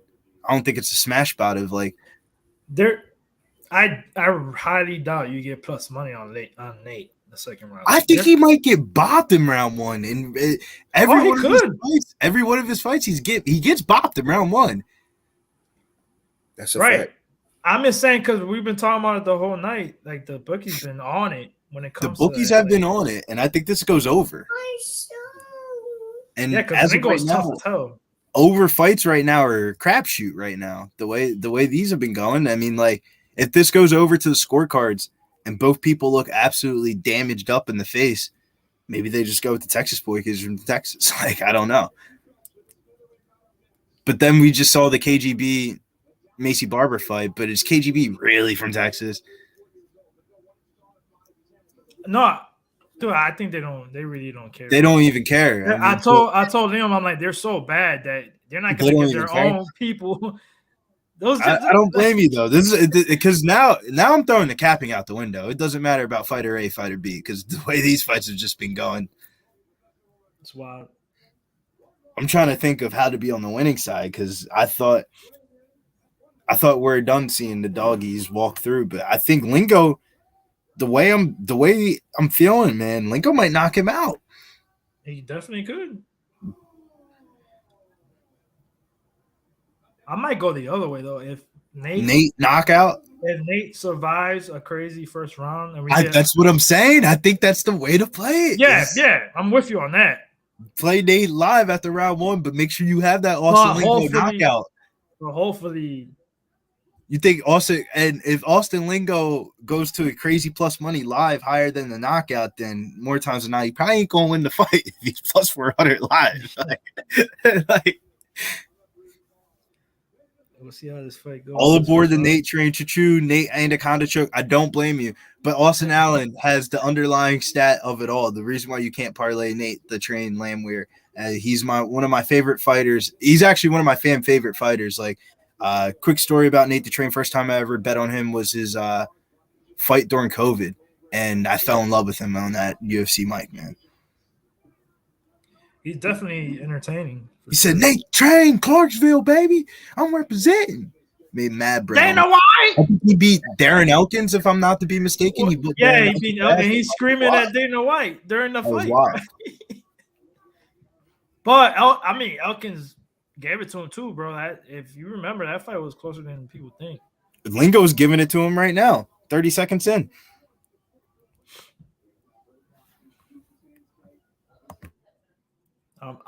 Look, Billy, I got my phone ready, bro. For these live lines. Big shots inside from both guys. Wow. These guys are swinging in the pocket. Swinging. This is the typical Friday night bar fight at your local dive bar. Go out there at 12 o'clock at night when everybody's done closing. Damn, Nate's already minus 150. I told you, bro. You gonna go to plus money, bro. Austin Lingo gonna whoop his ass in the round one. Yeah, but Lingo got caught with a right hand earlier. Like, look, he's already got a big. Yeah, but look at Lingo though. Lingo just looks like he's in like death stare zombie mode. I'm just gonna go forward, left hand. He's a boxer. Fellas, UConn first half -1.5, -110. I just put it in. That's what she said. Don't blame me. I'm gonna stay off of college basketball today. I got my win. Nate is already bleeding. Bleeding, man. He gonna go. Lingo's mixing it up well to the body. That was a great uppercut counter from Nate Landwehr, though. These guys are want to wait swinging until hard. after round one, though, because I think somebody looks like they're gonna get hurt in the early going here. The way these guys are standing there, just swinging at each other, swinging and banging. Shouts to Nate the Train, though. He's supposed to come to Southtown 101 after this fight. Shouts to Millie Mills for designing that. So hopefully, dope. If Nate the Train wins, he might be in Southtown 101. We might get an interview with him. So after a dub, hopefully. I'm looking. I hate to say, boys, I'm rooting against that. I had to give him the flowers before. But I do think he's a fun guy. I hope that he gets home safe. He's about to lose, though. Austin I'm Lingo. not gonna say nothing. He's gotta mix it up a little bit better, but Austin Lingo looks locked in tonight, bro.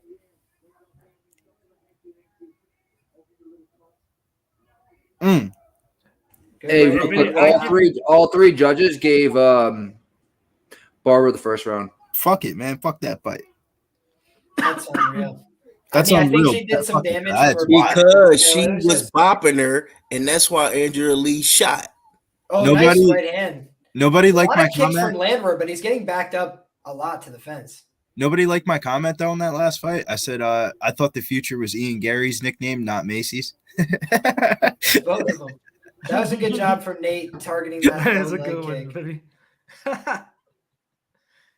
Lingo hey, likes Biddy, to you're box. right though. We might get plus money.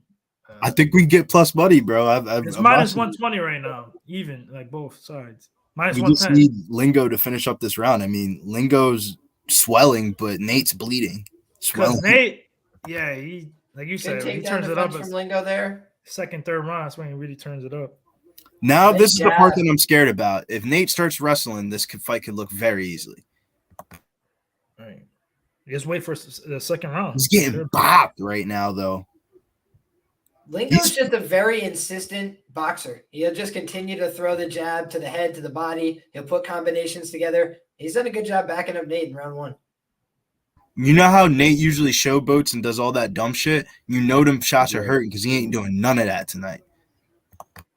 Yeah, he does No, that. and he said about Lingo in the lead up, he was like, this guy's real tough.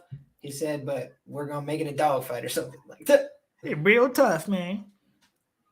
Lingo does have sneaky power, Mike Morris. I've bet Lingo a lot. I think I've bet Lingo every one of his UFC fights. I think I'm gonna put in a bet for Nate right now before it starts going. What's the end minus of 110? Minus 110. I think you get plus money. He looks like he's picking up the pace. Is just sticking to the low kicks. That was a beautiful left hook. You also got to think about Danny. All the people that have Nate to train in parlays, they're probably betting Lingo right now. Nate is minus 160 right now. Minus 110. I'm booking it. I don't blame you. I got to do it because he looks like he's picking. He looks like he's getting his timing right now. I don't blame you. Before it goes up, minus 125 now. See. Yep, I put that at minus 110.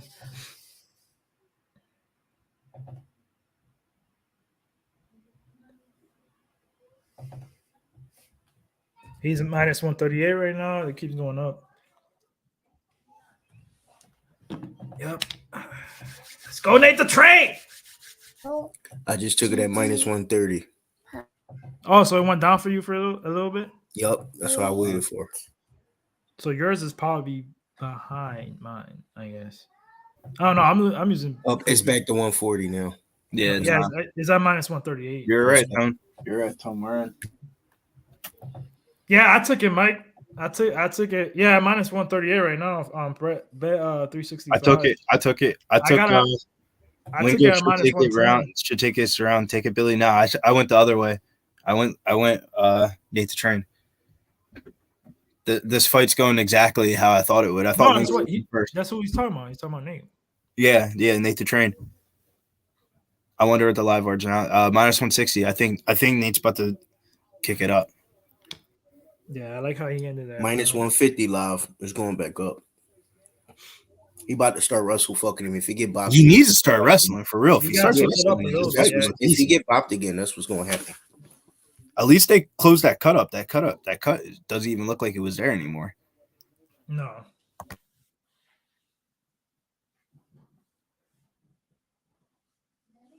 Pretty good left hook and a right hand from Lingo.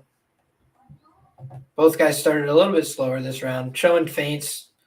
Good mix up to the body and then the head. Brought a left hook to the body, did Lingo, then came upstairs with a right and a left. Good kick. A lot of teeps from Nate Landwehr. Definitely. I think that's how he's trying to stop the pressure a little bit. Yeah, that's how you. Nate's doing a good job now finding his range. All right, so you go. And he step back. There you go. Yeah, now he's got Lingo stepping back. That low kick is solid. Good jab to the body, though, from Lingo. He pierces people with that jab to the body. Mm-hmm. He did that to Saldana, dropped him. Nice teep to the body, though, from Landwehr. Good answer. Good left hook. I think Nate's locked in now. Yeah, Nate got it. He got his timing down. That's why exactly. That's why I said in the end of the round of round one, you could tell. Oh, good right hand from Lingo. That was a good right hand. It was a good connection. And it got Nate's attention. He opened his eyes real wide. Now he's trying to feint his way back into range. He's going to look to target that low kick. I guarantee it. That was the game plan, though, was to bet the KO prop and then take Nate after round one so we get plus money. Just went for a little bit more plus money and parlayed it with Holly Holm and Chidi Vera.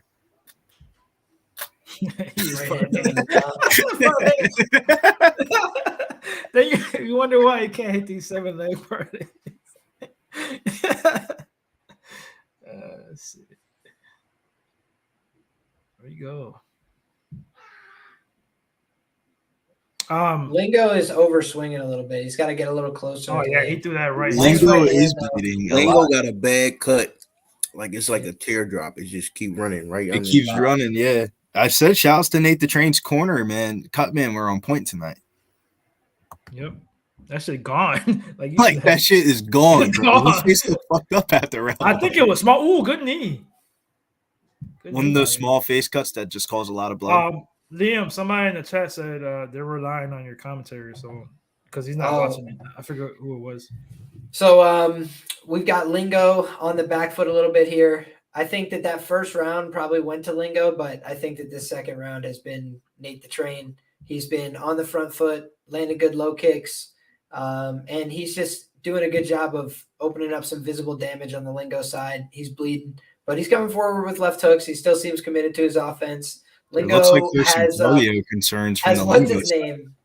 Has what's his name? Safe Saud in his corner. Going to be yelling and screaming at him, giving him adjustments to make. Yeah. Big right hand over the top and a nice left hook. Both those connected, but it just didn't seem like Nate gave him any respect for it. Nate fired back. The right hand landed. Oh, big high kick for Nate Landwehr. That seemed to hurt Lingo. Oh, good high kicks from Nate. These are good attacks. He's hurt. He's hurt. He's stumbling a a bit. Flying knee, another knee. He's going to go for a takedown. No, high kick. Nate Landwehr is attacking. Right hand. Lingo's going to get taken down here by Nate the Train. It looks like takedown for Nate. Let's go. Nate's going to look for a choke here. I guarantee it based on his fighting style. He's opening up with some ground and pound real quick. Now he's going to look to take the 2 hooks in. Lingo's back to his feet, though. Oh, he just punched his mouthpiece out. He's got the choke, and it's over. It's going to be over right here. It's over for Austin Lingo. Oh, yeah, it's going to be over. Over for Austin Lingo. Yep. Nate the Train, buy sub. No problem now. Let's go. Nate the Train, baby. Come on. Come on. Let's go. Live bets, baby. I want to ride it all night long. Minus 110, baby. Let's go. Woo! After that first round. Let's get it, baby. Nate the fucking Train, baby. Woo! Let's go. I still wouldn't bet him at minus 300. Yeah, the minus 300 is minus 110. Though, give me that shit all day. Plus Nate the Train, baby. That's how you do it, Nate the Train. Perfect. That's the exact way he should have played that fight. We all got our live bets in on Nate the Train. We all cash our parlay tickets and the live bets on Nate the Train. God damn it, I should have put more money on the boy. You can always say that. You could always say that after a Nate the Train fight, but you know how a Nate the Train fight goes. Tone, I was saying that when with the boxing match on Friday with the Italian dude, I'm like, dang, I should have put a max bet on this motherfucker. I mean, I put almost 3 units, so it wasn't like a. Yo, he was bopping the shit out of him with that left. Oh, bro, he's tough. Bro. Brown is tough, bro. He is, bro. He tough. I thought he was gonna go out in 5, bro. That 5th round start getting greasy. And then he looked like Joanna from UFC. Yo, that hematoma, dog. That shit was like this. Because I knew he had power, and he keeps getting. He's new, like he hasn't boxed like his whole life, so he's been improving in every fight. Yeah, and I don't know why the line was like that. He opened up actually at like minus 250. They did not have that shit at Parks. A bunch of people were betting on Brown, and I'm like, why? Like he's just got a good jab, that's it, and he has no power. Dude's got 3 knockouts and like 15 wins, and all the dudes he knocked out are like 4 trash cans, huh? Yeah, 4 and 15, crazy numbers. Like, let's go, Nate the Train. Let's get it. What's the next fight? It's the Holly Holm, right? Dude, Yes, I don't know about you guys. I think she goes inside the distance, man. I think she goes inside the distance too. They used to train together. Right. A little something. Cause hold on, I'll show you something real quick. I want to make sure I'm saying the right thing. What is it at? I hear a TV. Santos been finished 5 times, man. So, I mean, it's not like she's super durable or anything like that. Honestly, you know what I think? I think Holmes she might have a little juice in her. You know what I'm saying? She just got that 6 or 5 fight contract now with the UFC, and she's 40, 41. I think she's on the juice a little bit here. I think she's gonna get like a ground and pound TKO or something like that in the second round or third round. I might look for that line actually right now before the fight.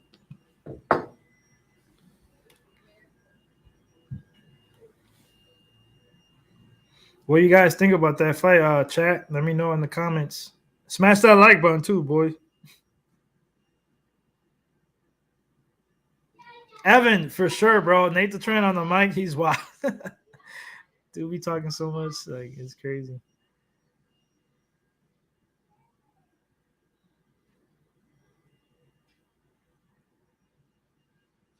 I think it's the hat. Even though we won that one, I'm gonna switch the hat up. For what? What do you mean? Judges. I don't get it. Say I'm switching the hat up for good luck. Why did you lose? No, I got minus 150 on Bovada. You got the 110, right? Yeah, best you just 65. But I don't get it. Why are you switching the hat if you just won? The ones. Oh, now you're gonna take a L, bro. If I take a L, well, no, I better not. I have freaking. If you won a bet with that hat on, why would you switch? I have 1, 2, 3, 4, 5 parlays to close out right now with Holly Holm. Oh God, I hate when Nick. And then I'm not even talk about Biddy because Biddy's got like 10 parlays with his dream girl. I can't believe Yana. Here's my Rob. Aljo. Hey, Danny. I like what I like. God damn it. No. Yeah. I mean, it's weird to me, but. Nah, me and Danny were in the strip club, and I was dying to. I was like, "Hey, man, I like the vibes here, and the vibes are great, but where are the Caucasian women?" Dude, we're in San Antonio. And then we ended up leaving the establishment. Like, damn. If you don't like Hispanic women, I don't know. You got problems. I like Hispanic women, but if I'm hey, I'm with you though. I like snow bunnies too. But if you don't like Hispanic women, then you he hasn't been in Diamond Dogs. That's why. I have not been to Diamond Dogs. If I go to Puerto Rico either. If I'm with you, Nikki, at Diamond Dogs, I'm sitting there, we're smoking cigs, and we're clapping them shits. I've been there, and yeah, all the hype that Nick says is true. Like, we're allowed to smoke cigs in there, though, Nick. Yeah. Oh yeah. Sign me up. There's nothing you can't do in there. Don't say that now. Bring condoms. No, you don't even have to bring those. They bring them for you. All right, let's go on to the next one. It's Holly Holm. I think we all Armchair said Holly Holm at 41 years old. I had to auto bet the plus 205. I don't blame you. But man, this I don't know. Clogged. Trans Canada. What did Chance say? What about? Well, no, we're not going to. I'm pretty sure Nick knows a place for that. Let me delete that comment. None of that shit in chat. Man. I mean, that's not bad. No, you can't. No, trust me, you can't. No, I know, but he didn't say nothing. Like, I don't know. Right now, the 3 channels in the last. See, Mike Morris knows what it is. God damn, this shit's fucked up. This freaking ball's fucking clogged up. What the hell? With Holly Holm, I don't mean, if anybody has the other side, let me know. I don't. Bro, I'm looking at myself and the YouTube one. I'm like, I'm not wearing that hat still. What's going on right now? It's because I'm not friggin' caught up. Mike, facts. That's his facts. He said, yeah, especially because they could cook.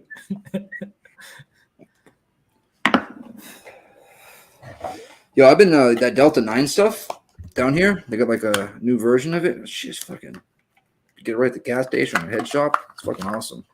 Nah, I get it. They can cook and all that, but I know some Caucasians that can throw it down in the air fryer or the air oven.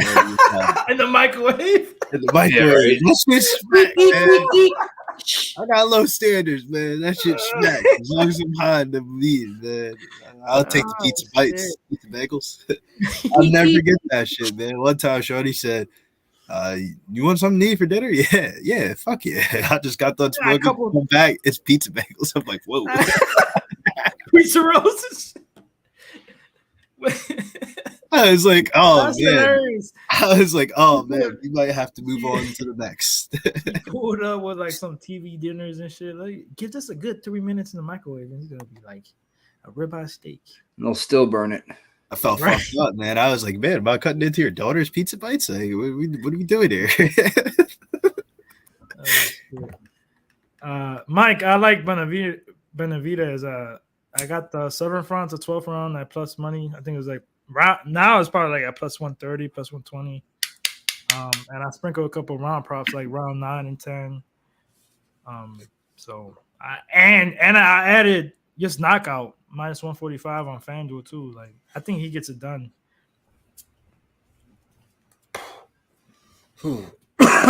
On a side note, let's get into the bets for this fight. Holly Holm parlays. This one, Holly Holm in the parlays. Obviously, everybody has Holly Holm in the parlays. Not me. Let's get different here. Danny, let's kick it over to you. And what props do you have for the preacher's daughter tonight? Speaking of being different, yeah, I don't have Holmes in any parlays, but I am looking at. I do, like I said earlier, I think she gets like a TKO finish here. I'm looking on FanDuel for some round props. You could get round 2 or 3 at plus 800 by KO or TKO. I like that. I'm about to sprinkle that shit. Holy shit, people! I'm only 125 out of first place. What just happened? Thanks for interrupting me, Nick, for no reason. Sorry. Go Go ahead. Nobody cares about your loser. Barney's in first place. Loser picks. Even though my shit's probably trash too, bro. But oh yeah, that shit's trash. Yeah, I like Home round 2 by KO, TKO round 3 too. Plus 800. That's what I'm going with. Liam, what you got here on this one? Holmes or? You know, there's a big age gap in this fight, and Yana's coming off like a pregnancy, so I might just bet the fight not to go. I think Evan L from the chat is onto something there. It's plus money. Both these ladies could look just terrible relative to expectations because of the outside context. So for me, that's kind of interesting. Plus, all the other fights basically have gone to decision tonight, disgustingly. I know the last fight didn't, but like a lot of them have tonight. So wouldn't be surprised if we saw some finishes to close out the night. Okay. I'm gonna. It's plus 200. I got no distance at. I'm gonna take that as well. No Tell way. me what you get. I'll tell you shit. I usually don't with girl fights, with chick fights. Tell me what you got here on this one. Holly Holmes the win in over 1.5 rounds, minus 120. Hold on, real quick. 200. This is so true. My bad, Nunya, because I'm part of it, and Tone said it too. I keep saying Holmes with an S. Tonia's did it. He said, "Why do I keep saying Holmes?" Hey, it's Holm. Holly Holm. Holly Holm. Holly Holm. My bad. The silent S. I just noticed. I'm like, damn, I did say Holmes. Well, what's the wasn't there a boxer last name Holmes? Yeah, Larry Holmes. Yeah. But we were talking about Holmes versus. No, yeah. I think it's why maybe people say it. Pickett, and he's got a fight coming up too. Holmes against Yeah, Sean. We all know Lee won. That was a. What up, G? G. Says Danny, Nick, Billy, Tone. Y'all better be What up, in G? SA next year. Yeah. Yeah. There's nowhere I want to be more than that. Only reason I didn't go was because I just came back from Puerto Rico, man. It was just too quick. G, what you guys doing right now? Are you at the fights? Or are some people? Are you at the fights, G? I don't know. Everybody's there. I think G stayed home. I don't think he's. No, G's there. Oh no, you're right. G might not be there. No, I think G's there. I don't know. I don't know. I know Doc's there. Ragu. I was talking to him 2 nights ago, and today as well. San Antonio Holmes, though, Nanya says. Luis Fernandez, my prop bet's about to go out. How does Vera win? No, he's not in San SA. Going to Cabo. There you go, next week. Teeth kick. You guys devastating teeth kick, 4th round. That's the magic. Nice. He said G's going to Cabo next week. That's dope. Yep. Let's go. I can see Cheeto hitting that teeth kick. I think he's going to pepper that leg, though, as well, of Sandhagen. Yeah, me too. That's what's going to set it up. He's going to set it up. I can see it. The hell was I going to say? Everybody went with their picks already for home? Yeah. I just want to read this out real quick. Santos, when she loses, ground and pound, round 1. Aldana. Aspinall, ground and pound, round 3. Chris Cyborg, ground and pound, round 1. I mean, I kind of said that. When is that? That was a while ago. 2018. Jesus. Tanya Evinger, rear naked choke, round 2. Holy crap. Zaira, I don't know how to say her name. Armbar, round 1. So yeah, all finishes except one. Her first loss was like in 2010, and that was it doesn't even say if it was a decision or TKO. So, Drew won a little bit boxing. They I think Liam took a bet. He wants to know what you have. No distance, Liam, right? Did you take that or no? Yeah, I took no distance, and I just put the smallest bet on home by sub. It's like plus 2,000, and just because Yana Santos, I just think quits. So like even if Holly like rocks her with a big shot, she might just curl up in a ball, and Holly takes the neck. I think. I like those odds. If I'm not mistaken, Holly only has one submission in her career. Yeah, but yeah, I do just think like it's kind of about who you're fighting, and I think Yana Santos might just quit at some point. So bet the fight not to go the distance, but I also just for fun kind of just sprinkled on that because it's really odds. I put $10 on it, might win $200. I mean. Yeah. I mean, plus 2,000 is ridiculous odds. I like it. I mean, I'm gonna be honest. I'm the plus 200 that was it Evan that called it out, or I think it was Eminem. The no distance here. I actually really liked it. I took it, but I wish I would have took it for more. Excuse me. Damn, there's no hips or what? Yana doesn't. It's just straight. Nah, just straight down, bro. The hell? I was looking at that. I'm like, what the hell? It's just like, damn. Pretty face, but not a pretty waist. Pretty face. I like that. Pretty face, right? Not a pretty waist. Pretty waist, no waist. On pretty face, no waist.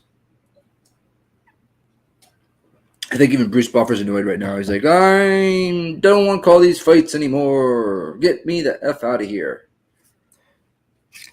I'll say this because this fight is probably going to set up perfectly for the main event because this one could be like a boring decision or like even if Holm gets a late stoppage, it won't be like crazy. And then we'll see the main event, which is going to be awesome. Big Show Sammy goes, he has home to win in round 3 or home to win and round 3 to start minus 140. I actually like that. You take that and then no distance and maybe get in the later rounds.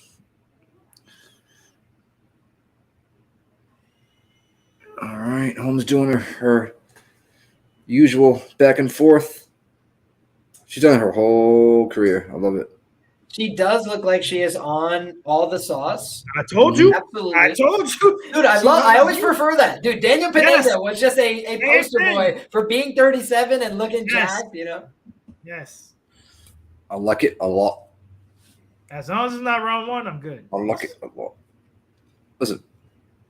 Only home with a little bit of makeup on. She's not bad, bro. No, I agree with Billy. She does not look 41. She looks like she's 55. Oh, no. 55? Bro, are you serious? 55? Do you see? Maybe like 44. I'm not being biased, but have you ever seen a Hispanic woman at 41? Yeah, they age well. No, bro. These are new ring girls. What the shit? All right. Do we see Hey, Yana get I was ahead with surprised, one? man. She's got that big contract again, so she's gonna be Go fine. time. Baxter, I was shocked she signed. Oh, look at Yana right in for the clinch Not right no away. She's Punching the clinch. Wow, she's gonna keep She doing about to be it fighting until 45. 45, right? Good underhook Crowd by is Holly going already right here. for Holly Holm right now. Yep, she got that underhook already. She's gonna go for. I thought she was going for a hip toss there. Oh nope. Then she gets both underhooks, and nope. That's one over, one under. She's trying to get rid. There you go, Holly. There you go. Post that elbow. There you go. Back on the cage, though. Yana's being relentless. Underhook here again by Holly. Both girls got an underhook. Yana's trying to drag her down to the mat. Nice little knee by Yana. Holly is now. Oh, nope. Reverse back to the cage. This is a really good game plan by Santos. Yeah, she has to do this to win. If she stood striking with Holly. Oh, boy. Oh, almost a trip by Holly. Holly reverses This is an Yana. extremely labor-intensive fight right now, and that I don't think is a good idea for Yana Santos. She is the younger party. Maybe she's improved her cardio in the off time, but just cardio hasn't always been. I like to see Holly Holm jiggle across the screen on my Saturday night. Jiggle. Holm was in a 5-rounder last time out. Yeah. The wrinkles. Now we got unders. Both girls got an under. Little knees by Yana here right now at 320. Holly, just when you turn, separate. Don't stay in the clinch. Holly's here. trying to hit that big stepping outside trip. Oh yeah. Just gotta be careful though. Don't end up on your own back. Holly's fighting like they're training in Jackson Wink, and it's 2014 again. Like maybe this girl isn't the same, Holly. 3-minute mark. Holly, Oh now wow, this is a disengage. weird exchange. This is like an armbar almost standing. Did you see the weird like? It's like you hold my arm and I punch you in the face. Good elbow by Holly Holmes. They're like taking turns. 245. Couple good inside low kicks from Santos. Now Holmes got a better grip on this body lock, lower on the body, but again pushing it to the fence probably not ideal for the takedown. Yeah. And I don't like it either because Yana's always able to reverse it and put Holly on the cage. Yeah, Holmes just trying to beat up her legs and wear on her a little bit. It looks like Yana's doing a better job with these knees in the clinch, actually. Yeah, some short knees. Short strikes over the top here by Holly Holmes. I will definitely give you that. Yana's inflicting damage in this clinch work right now. But she's also being a little spastic with her movements. You know, you just see Holm as being a lot more composed, patient, right? And yeah, exactly. Composed. Whereas I think Yana's putting out a lot of offense. I don't know if she's going to be able to sustain this pace, but she looks very physical in this clinch right now. It looks like she just had a kid and she realized how expensive babies are and how much a 50K bonus could improve her life. Holly's going for the trip. Oh, good low uppercut by Holly when she exits. Yo, she's stank legging right now. What's up with Yana? It's horrible. Okay, what's up with Yana? She looks like she's stank legging right now. She's got a decent low kick, but dude, just stanky leg. Yana's nice left hand from Holly Holm. Here it comes. Come on. Boom. Yep. Holly's nice left hand again from Holly Holm. That was a free shot. Holly's good gonna. On the counter Santos though, she hit a couple good left hooks there. I think we're gonna see a high kick coming soon from Holly Holm. Oh, the famous nice left hand. Now she high goes kick. to the right underhook. Just being physical here, bodying her into the fence, forcing her into an ugly fight right now. Holly Holm could do this all day long. Yep. Good thing. Right. 52 seconds. First round. Knees by both girls. Good elbow on the inside from Holly Holm, and that might have wobbled her a bit. Oh! Nice front kick to the face. I saw it. A third. It did Holly Holm looks tired, but she keeps front kicking her in the face. A 3 in a row. And a side kick to the titty. Excuse my language. That's exactly what it was. That was. That shit don't. Hey, you know that didn't feel good. Oh yeah, she knee tap, little knee tap there for Holly Holm, took her down. Holly with the takedown. Let's go. Adding wrinkles into the game. Look at that easy pass on the ground. I think Holly's gonna see that and wrinkles say, I should go for a takedown earlier next round. Yeah, that's how we be getting it in the beverage. She popped up like that. I taught her that shit. I taught her that shit. Oh, some Conor McGregor shoulder strikes from the top. He was watching YouTube film while she was in. Stop it, bro. So 1 also, second I'll never left. forgive this chick, Yana Santos, because her last fight, I bet on her against Irene Aldana, and then Aldana missed weight, and Santos lost in the first round, and then she was like, "Yeah, I'm pregnant, so I can't come back and fight for a while. I gotta go." That's the weirdest fight of all time. I was like, "What?" Well, no, Liam. Like, what? To make it even further, Aldana said she was on her period at the weigh-ins, and the line went drastically in the Santos's favor. Oh, I remember that. Santos pulls out the wild card and says, "I'm pregnant" after the fight. Like, whoa. This is why we don't bet women's MMA. 1-0, right, guys? One girl's on a period, the other one's pregnant. All right, let's keep that. Home 1-0, right? Yeah, but somebody said Capper Tracker said these judges have it 1-0 for Yana. Oh Lord, That's the true. Funniest comment by Capper Tracker tonight. He might be true. 10-8 Santos. Right, 10-7 Santos. Shit. There we go. All right, give me this KO TKO. Come on. Yeah, let's go to teeth kick.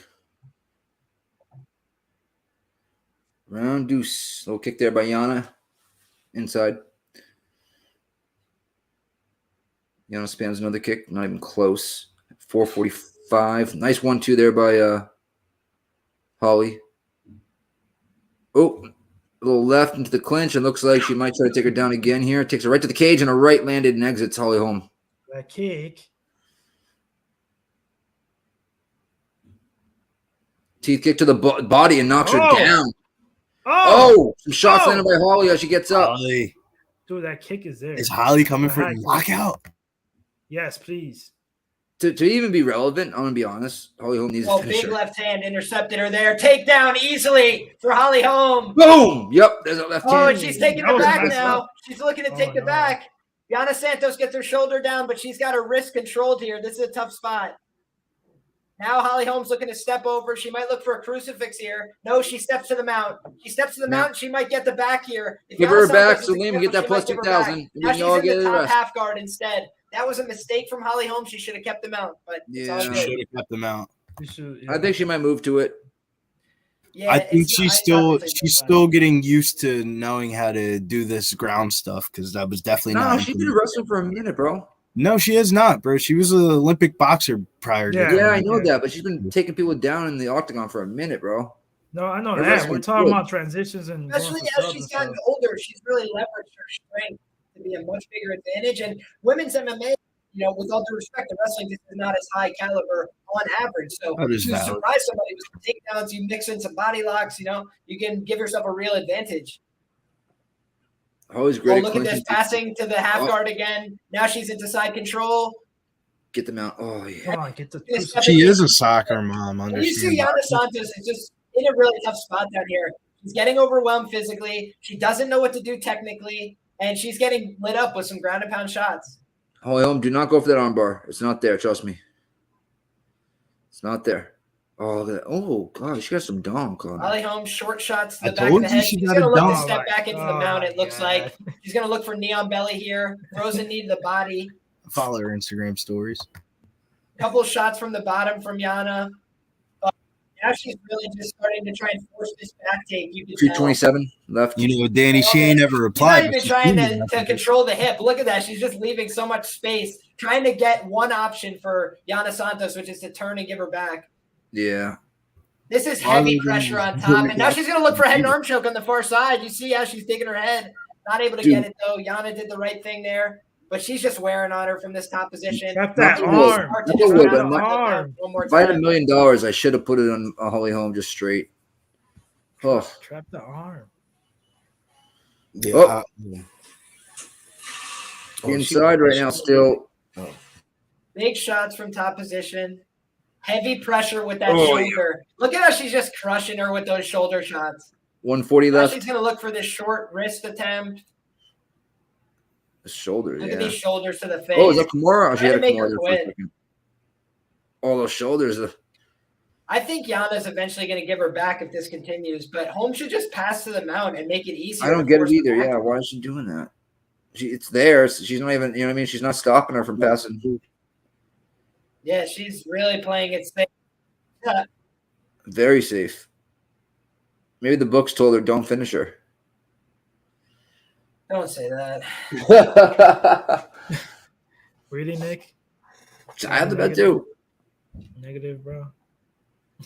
Don't do Hey, that. She stepped over into the crucifix. Negative into a positive. Stepped over into the crucifix here. Oh! Rain down punches. She's raining down punches from the top. This looks like it might get stopped. Oh, yep, she can't get that arm out. Keep hitting her. Keep hitting her. Keep hitting her. Keep hitting her. Oh, pin that arm back down. She lost that crucifix, but she's still on top, dropping hammers. Yep, side still. That crucifix though is like, come on. Damn, she's done like 18 shoulder strikes already or more. Mm-hmm.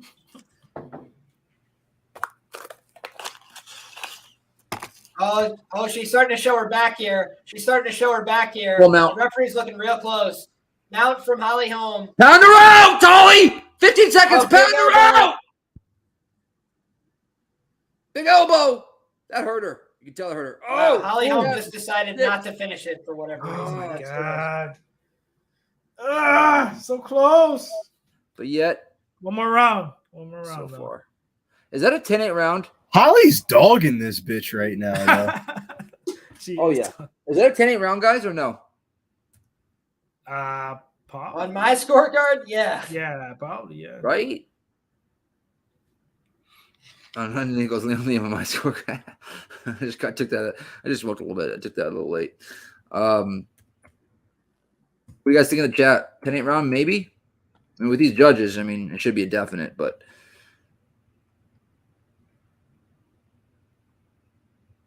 Yes, Manel says. Oh, all right, good. Thank you, Billy. I didn't see Tone back there. 10-8 round for home. Austin says. Bet the sky. Don't bet the whole sky on Sandhagen. That's all I got to say. I agree with you on that. I bet the sky, but don't go crazy on Sandhagen. On Cheeto. It's not a lock. I don't think Cheeto's a lock, but I do like Cheeto. Oh, shit. At this point, there ain't no such thing as locks. Ever. But even especially now. All right, here we go. 150. No, Holly Holm was a lock. Yeah, that was the only thing I had parlay with everything, just about. Holly Holm was definitely probably the easiest pick on this fucking card. Pineda was a lock. Minus 245. Not even like a minus 500. Minus 245. Pineda was not a lock. He was a lock. All right, right now we got Holly Holm. I don't use the L word, sir. You said it. We got Holly. Oh, she disengages 82 to 55. I thought she was about to shoulder breaker on the feet. That was a weird one again. She looked like John Jones versus what's his name, Glover Teixeira back in the day. Easy takedown again. Easy takedown. I thought you was about to say Cyril Gahn. I was about to say Cyril Gahn didn't even throw a punch, bruh. This is very early in the round for her to have this takedown. Yeah. And she's got a lot of time to work. Come on, please. Get that crucifix again and step that mount. I'm Catch gonna that go right to the mount. Let's go, Holly. There's the mount. There's the mount. There's the mount. Come on. Come on, preacher's daughter. Uh-oh, she got her curled up a little bit. Don't go for the armbar. Do not do it. Stay on mount. No, what she's trying to do there is force her to give the back. You can create that half Nelson, basically. Half Nelson really forces people to go belly down. This is heavy pressure from Holly. She's doing everything right. She's got to stay aggressive here. Open up with some ground and pound shots. Don't do it. Don't do it. Don't do it. Elbows. Nice ground and pound elbows here. I'm gonna answer Bet the Sky. He said house cheater that big of a dog is because I believe it's because I've been seeing everybody for the last 2 weeks. Been watching everybody Sandhagen by decision. Oh, he throw flying knees.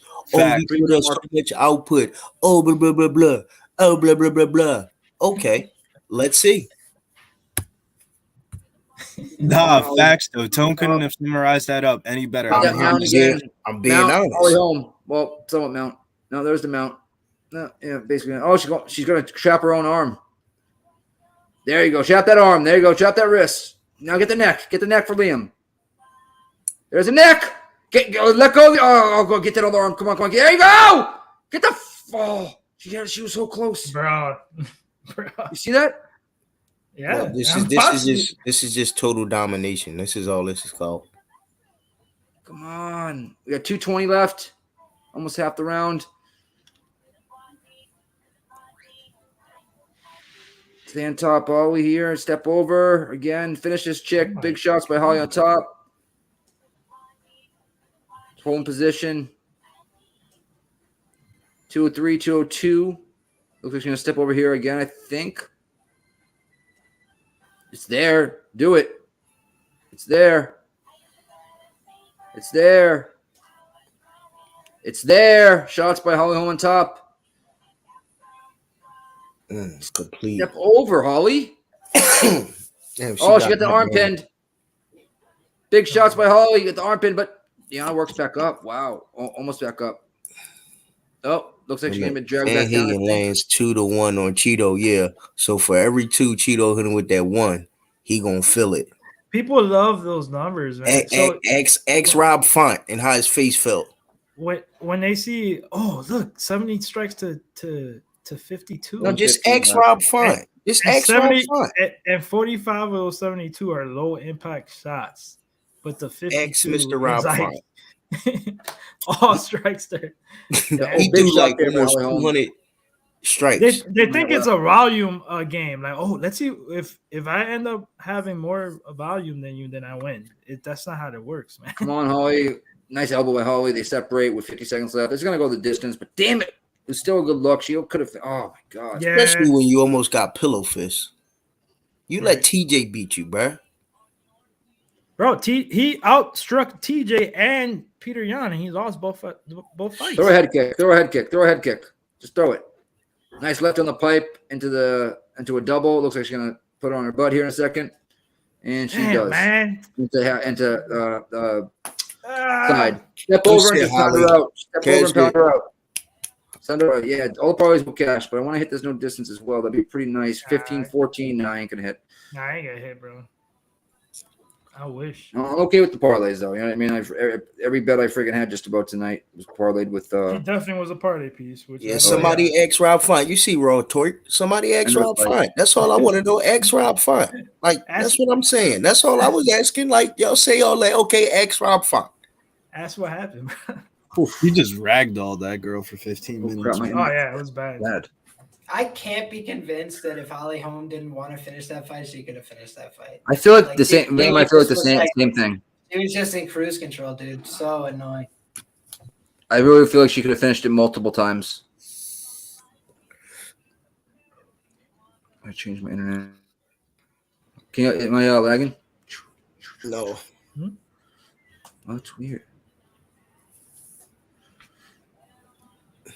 I'm gonna have to watch this fight with sound, fellas. Y'all know how it was the last time Cheeto fought Dom. I was in the book. Everybody was looking at me like, what the fuck is wrong with this guy? I might have to too. I ain't gonna lie. He bopped the shit out of Dom. He said, field goal. It's good. That's how he felt. Exactly he was like this. He was like, oh. Look, listen, I'm not trying to be disrespectful or anything, but I'm gonna tell you that shit, I watched all the fights this week, so that's why that shit fresh in my head. Stand Cruz. I can't because he talked all that shit about Cheeto, though. That's what people don't know. You talk shit about him. He talks shit. Period. No, I know, but DC said he talked all that shit about fucking Cheeto Vera. So that's why you see them on the sideline, like in the back when they was like Dom was getting bopped. They was like, look at this shit. He talking all this shit. Like, look at him get fucked up. Cruz is always talking shit. He thinks he's the smartest guy in the room. He was going after fucking DC, his own partner, and threw him under the bus. I can't stand guys like that, bro. I cannot stand people like that. Facts, though, dude. Fuck you that. Can't. You don't do that shit, bro. To your own friend, so-called friend. Get out of here. Not bro. To the media, too. Get out of here. In the interview, like you put him on blast. That's why you got your head ripped off, basically. I was happy, bro. And I'm gonna tell you, Cory Sandhagen try to go down for a takedown. He's gonna be in a lot of fucking trouble. The what? If he tried for a takedown. People, that's another thing. Hey, I'm gonna say this. Try. I'm gonna say this. Yeah, they act like Chidi can't grapple. That's why everybody, the sneaky is. That's why people don't want to. That's why people don't do it. Submission for sure. He love that shit. Don't be surprised if you see Cory Sandhagen off here, just going for takedowns. He's like, oh, hold up. Yeah, he has been going. He has been going for takedowns. I know, because Sonya Gong was bopping him too. He was like, and he was like 2 for 14 or something like that, or 1 for 14. Yeah, he do that shit. He gonna kick. That's where the tick. That's why I say that teeth kick. I can see it. He trying to shoot and 4, and then there it go. Take this. Whoop. Mike Morris. It was a while ago. I forget what card it was. He basically said like, DC doesn't do any tape study before they do commentary and things like that. Well, so he don't know what he's talking about most of the time. Basically, that's what he was saying. Like, I'm like, where is this coming from, bro? Like, and DC is like, dude, aren't we supposed to be friends? You could have just told me like face to face. Like, I mean, why are you saying that for no reason?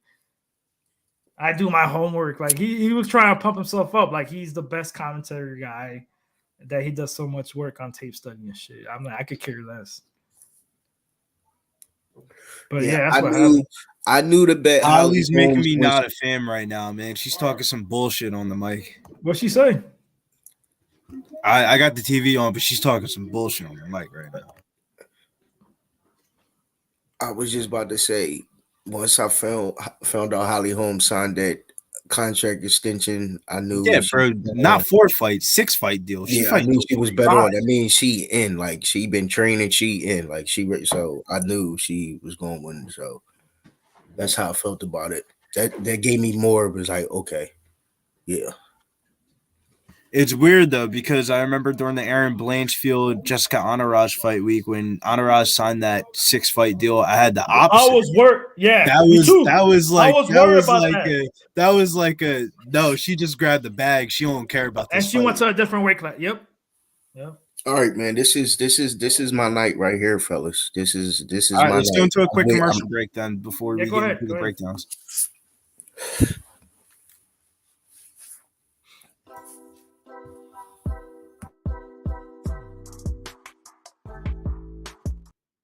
Had to put on it.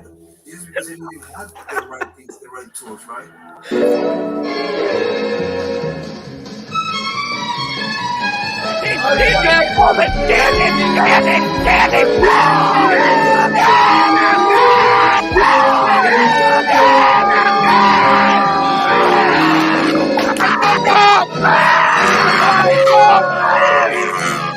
Where's the bang bang, Preston? Come on. I can't breathe. Pub Sports Radio. Come find us in Southtown 101. Subscribe on YouTube and all platforms where podcasts are found.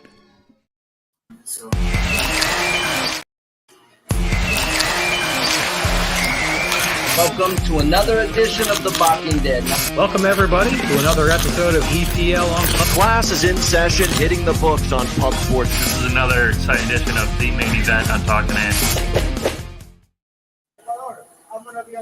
Hey, shouts to everybody in the chat. Balkan Dead is on the way. MLB season's right around the corner. Make sure you hit the like and subscribe button here at Pub Sports Radio. We got you covered for all sports, all under the sun. Yeah, I hear. Yeah, I was gonna say I hear something. Yeah, lower that. Come on, rookies. My bad. I thought I was on mute. Probably when y'all came out of the the break. I thought it was early. No, it was freaking cigarettes. My fault. I was listening. I was listening to Cheeto. My bad. I got 1, 2, 3 seconds before you can hear it. What the hell is my freaking cigarettes? We made Cheeto 80 significant. Nick, you talk about Benny, which is true, but you lose a lot of shit too, bro. I lose everything, bro. I was on phone. I like that, King Kong. 7 things at the store. Earl Withers, I like that. Round 4. All right, so are we gonna go around the horn? I like that, Bill Withers. Yeah, so this is my biggest bet of the night. I got Chito Vera at plus 138, 3 units. I think round 4. I think it was plus. Let me see where I got it. It is all in on Marlon Chito Vera season. I got it at. Listen, I'm up $27 right now. Round 4 plus 6. You Hold on, spend bro. every one of those hard-earned fucking dollars on Cheeto money. Hold on.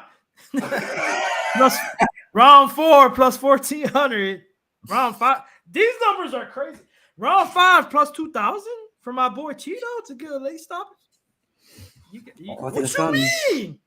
What you mean? Repeat those numbers again, Duty. I had to go solo on that. I got Marlon Vera plus 138, 3 units. Round 4 is plus 1,600.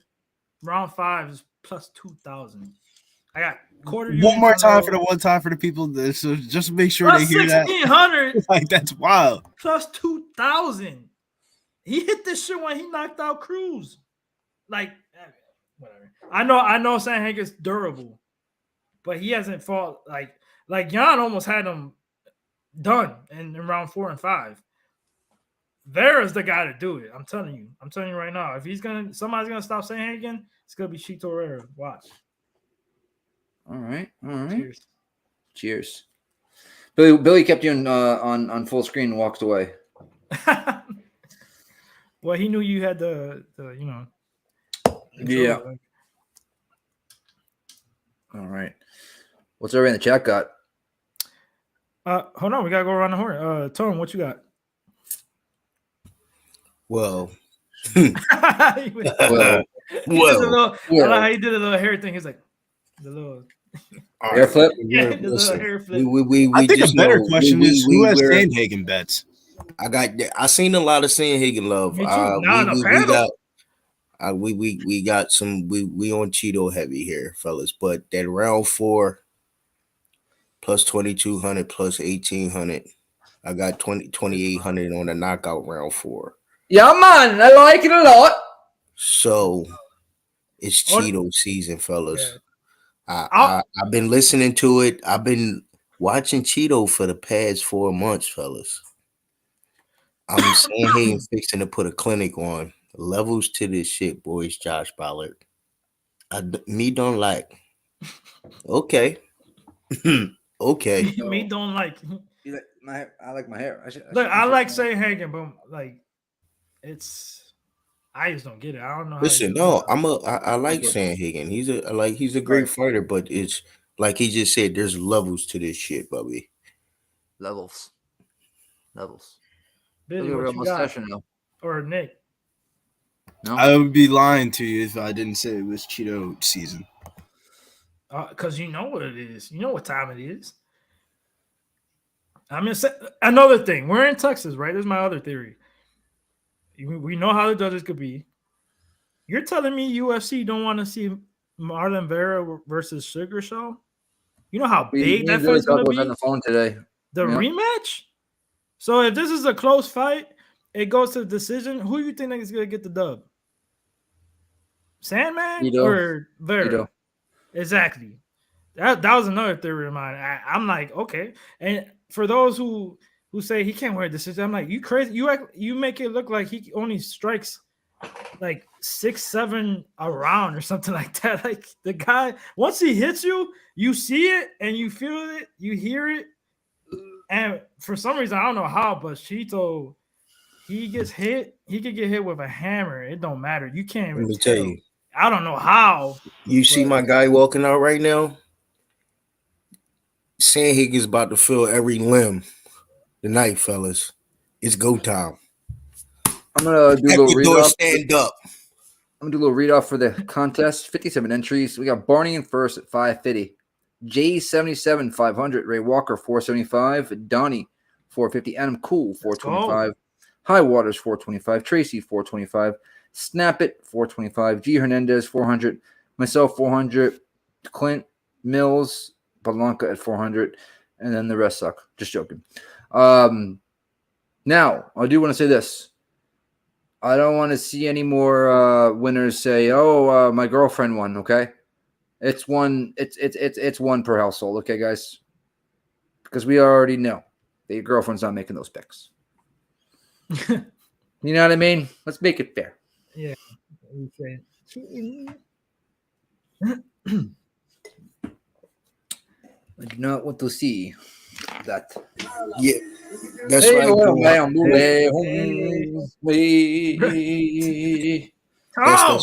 That's right, Gold 9. Chop the tree down. That's what's about to happen. All that movement ain't gonna be there in round 3. Chop that son bitch down. Timothy, David Benavidez by knockout, bro. Round 7 to 12 by knockout, minus 145. Round 9 to 10 together, which was like plus 500, and then round 9 and 10 separately, I think it was like plus 1,100 each. He's getting it done, boys. What's I'm sorry, what were those odds again? Because I was clicking back into my ESPN Plus. For who? For the ones you just gave out for the boxing. Billy, we become legends tonight, Billy. We become legends tonight. Benavidez, right? We become legends. I'm not included. I'm not included, bro. Damn. Well, they're legends. We're heroes. No. I'm a legend already. You were a legend after you hit the Bet365 ticket. Yeah, yes, sir. Bro, I got lucky, bro. Am I right though? Let me tell you. Pacheco scored that touchdown. They called it back because of holding call. I'm like, oh shit, I still got hope. And then Patrick Mahomes, goes to the right, tosses it to Kelsey, touchdown. I'm sorry, I'm already a legend. That trip last night was crazy. Josh, this is legendary status. This is that was just a good bet. Here we go. Guess 5'11" and 5'8" favor of Cory Sandhagen. Oh, I'm gonna get to read the rest off. I guess we will, Josh Ballard. I guess we will. It's the main event of the evening. Just for everybody know, Cheeto is the levels player today. Liam, go ahead. I have fight ends by sub plus 460 for a small bet. I will look to add Cheeto Vera to my card if he goes to like plus 200 or something after round 1. But just trying to keep it a little tight. Wasn't my night tonight, so that's what she said. Fair play. Every woman try to keep it if it ain't that, I ain't gonna lie. I'm gonna add more money if I see a plus 200. Yeah, me too. Me too. Like, listen, y'all. I'm gonna be honest. Depending on the fight's going, but yes. Like depending on like Nick, what we know how you roll, bro. It could be 2 seconds. Oh my god, he just got hit with a jab. Never mind. I didn't bet aside. Sounds the right one for Cheeto. But that's the thing about Cheeto jabs. That can happen. It put you down. No, I'm just making fun of. I don't think I have a bet here. Wait a minute. I gotta hear my man real fast. Sorry, y'all. Oh, okay. Nick, you don't got a bet? What the hell? No, I'll live bet it. Oh, I can bet it right now. Cheeto at plus 130, but I missed the line. Right? Wasn't he better than that? And it just grayed out on me. Okay. That's fine. Usually you start slow. I don't like doing that all the time because I don't like relying on the book giving me a better number. Even though we do know that Cheeto starts slow. You just never know. He could be losing around and then boom, he knocks him down and boom. We don't get the line we want. So we got a lot of errors in the chat. Have you guys seen one the Sandhagen yet? I don't think I've seen one. Because they're joining us, bro. They probably didn't have a bet. Their money line Cheeto. No, I seen that for Cheeto tonight. So Cheeto by sub, boxing live bet. Vegas plus 150 on Oz. You might take it. Torque. What up, Torque? All right, it's go time. Who is that? Oh, is that Jose jumping in the cage? No, I'm just joking. What? Jose. Bouquet. Yo, I got fucking chills right now. I got fucking chills right now. What is Billy doing right now? I don't know what he was doing. I know what. Oh, okay. I see what it is. Cheeto Vera. Let's go. Look at all the flags in the stadium. Like, let's go. Cheeto season. Oh, they came on a new Mafia episode. Sweet. I'm into the mob right now. I'm not in the mob. I'm into watching them. What? Yeah. All the old stuff, John Gotti and shit like that. I'm actually talking to Sammy the Bull's manager. I want to have him on the show. I'm doing over pub culture. Hey, guys, I'm going to be doing a show over pub culture soon. Here we go. No glove touch. None. Nah, you know what it is. This is all business. 40, 55, 54, 53, 52. Nothing going on yet, guys. A lot of pawn. Both guys throw a right leg kick. Nice little counter there by Sandhagen. Just to the left. The rest didn't land. Teeth got the middle there by Sandhagen. Oh, let me keep my phone ready. 426, 425. Nice 1-2 down the pipe by Sandhagen. 420. Blaze up.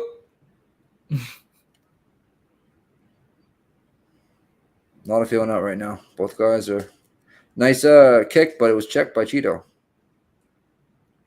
Nice overhand right there by Sandhagen. The miss. Cheeto's being very patient. Nice jab by Cheeto. Nice leg kick by Cheeto. Nice leg kick by Cory. 355. 55. High kick blocked on the elbows there of Cheeto.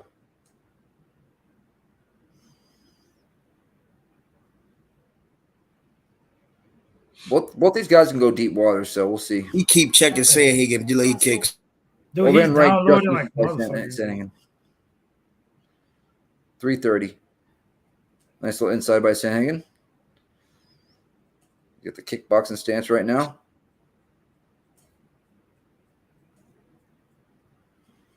Inside by Sandhagen, just a little tap.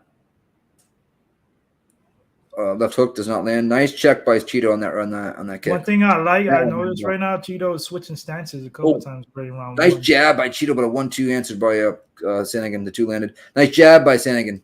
Yeah. Nice jab by Cheeto. Nice check. Lead left hook by Sandhagen. Nice jab by Cheeto. Nice jab by Cheeto. Big uppercut misses there by Sandhagen. 250. 250. Yeah, so enough. 350.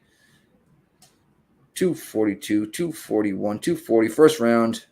1-2 misses there by Sandhagen. Sliding knee does not land, and an elbow does not land by Sandhagen. But this takedown attempt, single leg now. Good.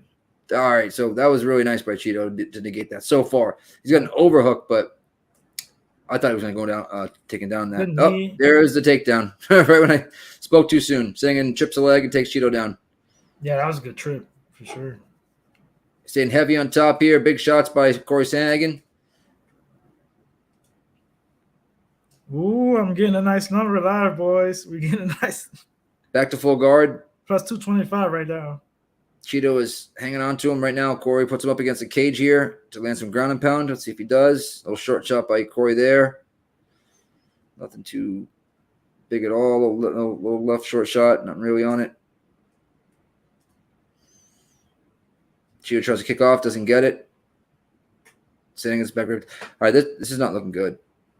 I know it's early, but it's not looking good. Nick, he starts slow. He loses round one. Just like I just don't like the way he's able to stay on top this easy. He's shrimped out right now, not doing anything. Short shots here. Oh, I think Cory's cut somehow.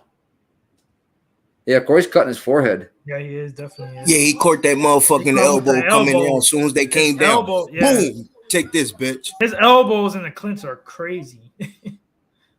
Short shots by both guys, actually. Elbow by Cory. Nice one by Cory. That's a bad cut, too. He's going for a no, lets it go. Cheeto now has feet. No, he's shrimped. I mean, he's this cage is messing him up. Nice elbows by Cory on top. Back to back to guard. Cory steps over very easily. He's not in mount, but now he's in basically side. Big elbow by Cory. Big elbow by Cory.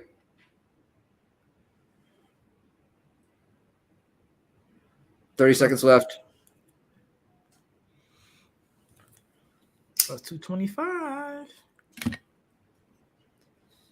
20 seconds left. Big elbow by Cory there.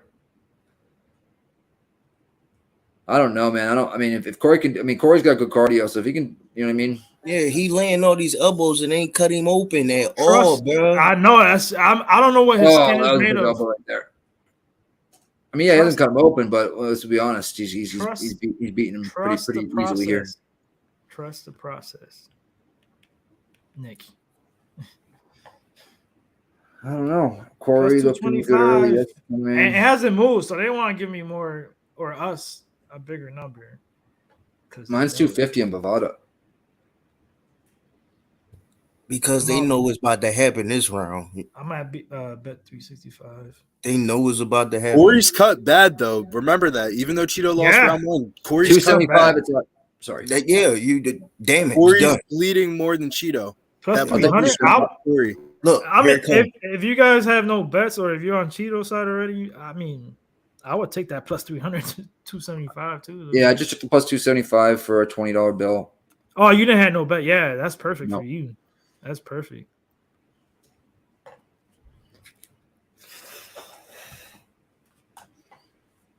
Remember that? I still don't like what's going on, but bro, that's what happens when you wait. When you know he's gonna lose the first round, you gotta live with it. This is like the Nate the Train. He got blocked. Whatever. Watch Corey face by round 3. Yep. Yeah. Here we go. 455, 54, 53.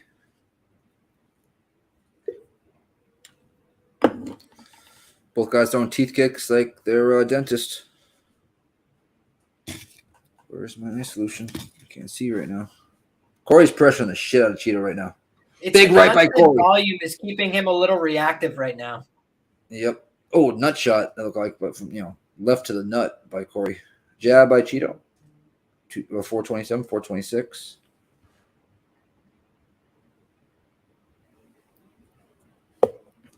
Oh, nice uppercut to a left by Corey. Inch for a single. We have a choke attempt by Cheeto. That's That's not gonna do it. I don't think, at least. No. That head's popping out like a goddamn baby. It's probably gonna make that cut bleed again. Yeah, back on top for Corey. If she doesn't, no, it's yeah. Just wasted $20. That's a waste of $20. Bro, it's not. You give up way too quick, bro. It's crazy. He really has not even been able to close to negate the takedown. So I just don't know what he's going to do differently, unless Corey just gasses. What's wrong? Corey's on top here at 325. He's in half.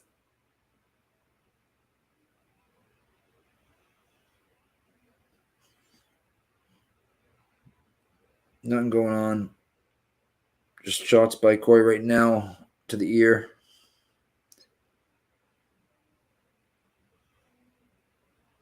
And he's going to try to get that leg out, but he doesn't. He's still in half right now. If Cheeto's not able to get up, then this is, you know what I mean? He's not still trusting the process. He's shrimping, but he's not shrimping out. He's trying to chase a leg lock here. Yeah, I see that now. Heel hook, maybe.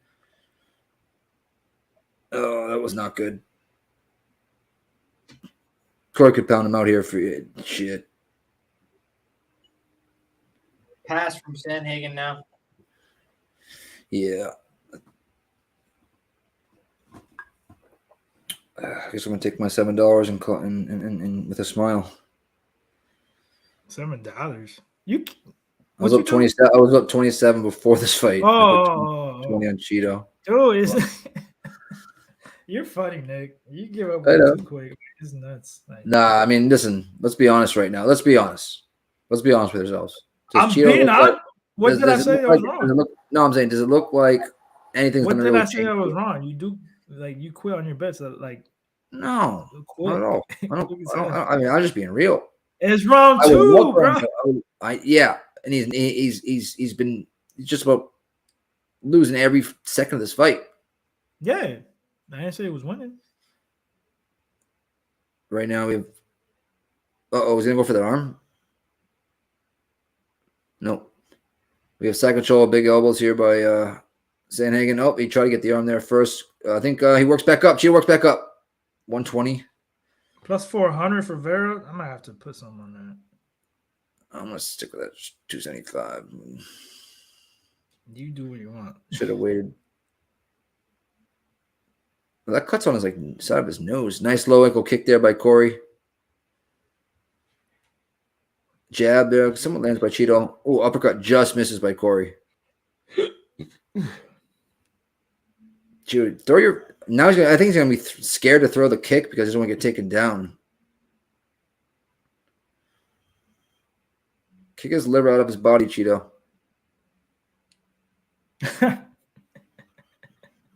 He definitely could do that for sure. You know what I mean? Just blop. Or his jaw, that front teeth kick is nasty. Sandhagen has been fighting the best of the best. Takedown. Nope. Oh, I thought he was there you go. There. Nope. I think Shito should stay in southpaw because that's where I see he's doing a little bit better. Now he's stalking Cory. With 9 seconds left. Cory is moving side to side. Cheeto cannot find the target. End of the round. Well, put half a unit on plus 400 on Vera. So Mike Moore says, is that 10-8 round? Shit. That's not 10-8. Yeah, I don't think so, but it's close because he was on his back. All time. I mean, he was on his back for the first. You got almost finished the fight. Like there was no threat at all. Well, like I don't think he had control. Fight, you have like 4 minutes minutes of ground control the whole time, and you're landing shots. I think you can give it 10-8 there, but he got Put back this up. shit he right got back now. up and he started. It's go time. I wouldn't give it. Now put this shit right now. Yep. I hope so. I'm gonna go wee. It went down to plus 333, man. I got that plus 400. I had to put that. That shit was ridiculous. I'm already on the Cheeto side, so might as well throw some on that. Yeah, Joe, I'm with you. It's two 10-9s for Cory.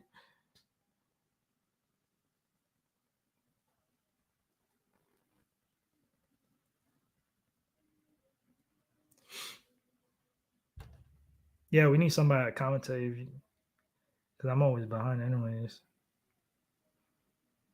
I'm the only one unmuted on the panel. This is ridiculous. Right, chat? Are you with me? I'm listening to it. That's why. Damn. What y'all come here for? Here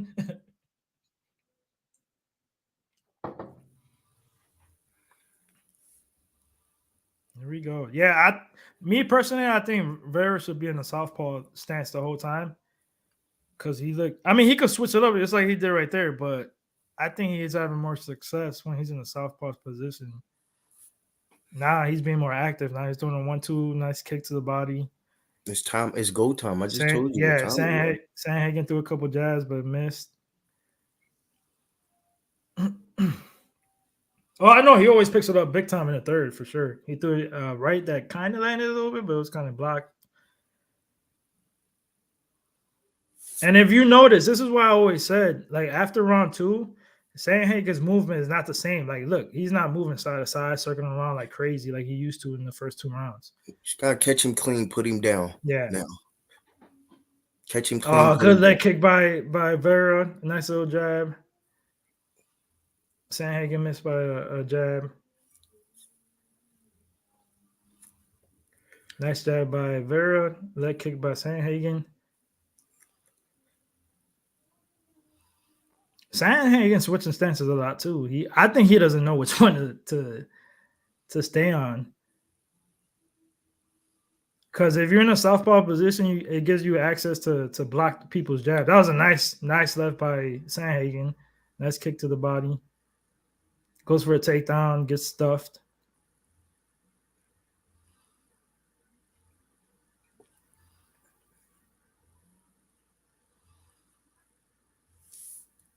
They're just staring at each other right now. Nice little body kick by Sandhagen. He throws a left, but I don't know if that connected or not. That kick, nice 1-2 by Vera. Nice. Nice jab by Sandhagen. Hit him with the right 2 a little bit. Jab by Vera. Jab again by Vera. Uppercut by Sandhagen. Oh shit!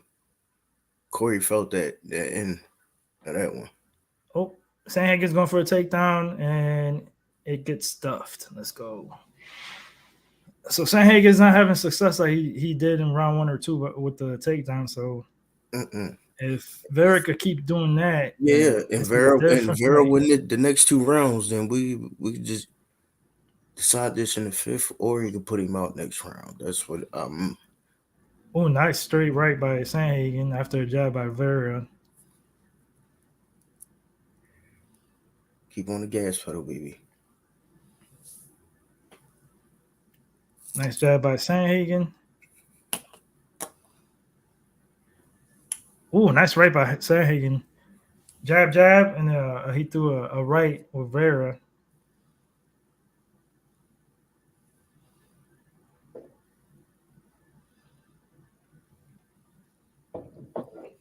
Vera went for a high kick, but he got blocked. It sounded pretty impactful. Yeah, it was hard. Yeah, everything he throws is pretty. It's not 100%, but it's like 80-85%. That's the thing. He's got a good face. He felt that a little bit though. Oh yeah, even if you block it, dude, that shit. Yeah, it's still gonna hurt. It still hit his fucking forearms like that shit. Yeah, you just trying to cover up from your jaw, your feet. Hell face. Yeah, that's why nice I said leg kick, nice jab, nice 1-2 by Vera. Yeah, the Chief kick coming, bro. Sandhagen's fainting. He got caught by a jab by Vera. He looking for the range. I've been watching him the whole fight. Oh yeah, he definitely is. I'm telling you, if he stays in that southpaw position, I think he's killing him with that. I think Cheeto won this round. Because you see how he's pointing at the jab. That's how he stops Sandhagen's jab. Nice 1-2 by Sandhagen. That's why I look for boxing too. Because when you're in southpaw, find somebody that's lefty. But even though Sandhagen switches, that's what I'm saying. I'm a lefty. I know exactly what you're talking about. Right. I'm a righty, but I fight southpaw. Yeah. You could block people's jabs because your lead hand's right there. All right. So all them Jones that hit Cory Sandhagen just blitzed on. It was all. Looks to me like Cheeto's won this round, in my opinion. My opinion too. The bigger shots was landing on Cheeto's side. He tried spinning a kick to the body. Am I crazy, or have the fights sucked the horn tonight? You're absolutely right. You're absolutely right. You were right, man. Sorry, what you say? He said the fight has just been awful. By the slightest a bit, am I going to remember any of these fights tomorrow? I mean, by the slightest a bit, I thought he won. There was a couple. There was a couple fights that were like, it was like Pineda fight early in the prelims, and after that, it was just like. I think Joe said it perfectly. By the slightest a bit, I think Cheeto won round 3. By the slightest a bit. I think he did too, but it wasn't like, it wasn't like, oh yeah, he definitely won round 3. They might give it to him just simply because of round 3. Damn, a lot of people. I don't think so. It's minus 285 right now, so they might have. I mean, like. There was plus 400. It went down. All right, with these judges, who the fuck knows? Judges. I'm telling you, people gonna be mad. They're gonna be like, "Oh, these judges gave it to Vera." Yes, when I was doing Wee horrible card, horrible. They just said that was the best punch of the fight when he on the run too. Why wouldn't that won them the round, bro? I'm talking about whoever said that in the chat. Like, how could we say that just because? Motherfucker, what's the name just got stuck in Maycee Barber won? Yeah, but that's a different fight. Yeah, it's different. But no, I mean, if there's any round that Cheeto, it's round 3. Yeah, for sure. It's round 3. So I'm feeling like, when I feel like these judges, when they look at something like that, like, oh, I think Cheeto, that was a close round. He went for a takedown, then get it again, got elbow to the face. He's going again for a takedown. Cheeto's stuffing it so far. Oh, wow, this is ridiculous. My ESPN Plus. He stuffs the takedown. Let's go.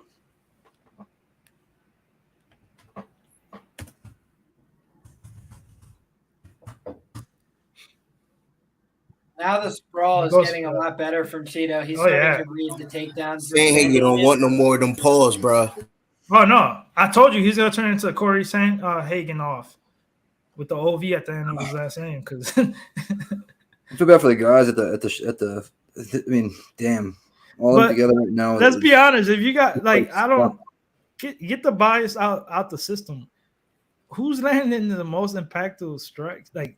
The strikes are clearly Cheeto. Every strike he hits him with is like hard as shit. Instead of like pew pew, pew pew. My shit keeps freezing up. That's a strike. That counts to your total strikes. You know that, right? Like the little total strikes thrown, right? I'm just saying impactful strikes. Like it's a difference when you land 50 jabs that are just like low impact to a hard ass kick or a right hook or a right uppercut. I got my time says 304, 303, 302, 3 minutes. Yeah, I'm like 4 seconds behind. Nice little knee there by I think is it Chito cutting the nose? Wow, my shit keeps freezing up. I don't know what to do. It's ridiculous. Your ESPN? Yeah, just keep circling. Chito went high with the kick, put a nice left hand behind it.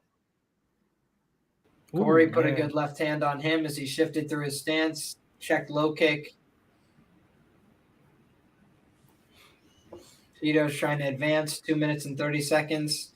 Expired in the round, 2 minutes and 30 seconds left in the round. Depends if you're a glass half full or glass half empty kind of guy. Man, I'm saying facts. I'm saying facts. It's not crying, bro, my guy. Like, obviously, if you got 60 strikes and half of them are a little bit of a lull here, 1-2 down the middle. Be less than high impact strikes like a right hook or. I mean, I'll agree with him. Vera is flat, but the rest of it I won't. He does look a little flat. Nice outside low kick for Chito. Nobody's crying either. Good jab. I mean, it's just common sense. Like, if you're judging a fight, who are you gonna? So you like low impact like strikes or like strikes that really hurt somebody or land flush or hard?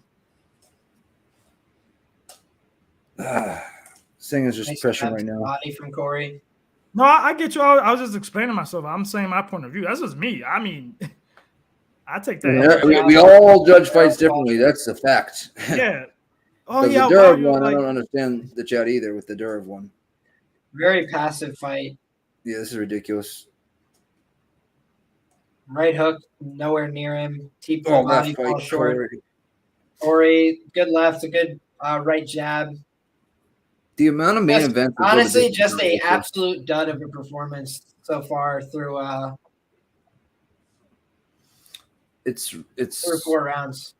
I feel like these main events, no matter what, doesn't look like himself, not being very aggressive, just been frozen still for the most part.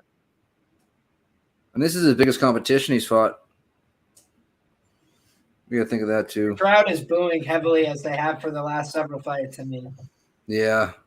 I wonder they've been at the apex recently. It's one of those cards. It's one of those cards. Like the early fights on the prelims are good, and then like after that, it's just like.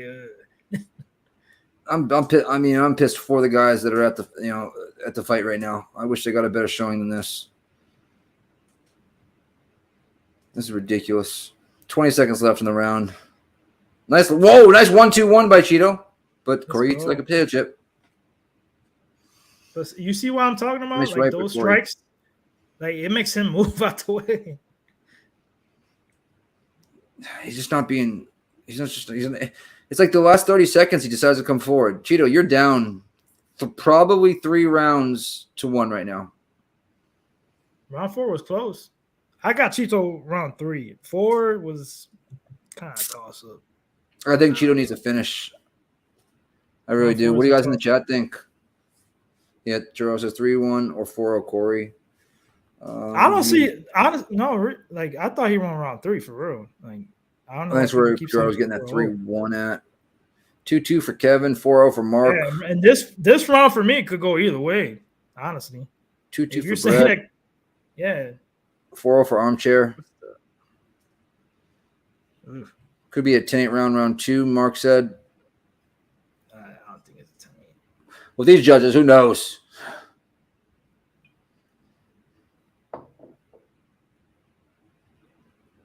Yeah, I think, Ken, man, I think you're right there. I think Chito needs to finish. I'll tell you this. If Chito gets a finish in round 5, I'm going to be going nuts. And my wife's going to be screaming because my kid's asleep right now. Plus 2,000? Yeah, see, I think this is the correct thing. Bojack's put it up. 4-0. Yeah, 3. It's 4-0 or 3-1. I thought he won round 3, Chito. Round 4 is either way.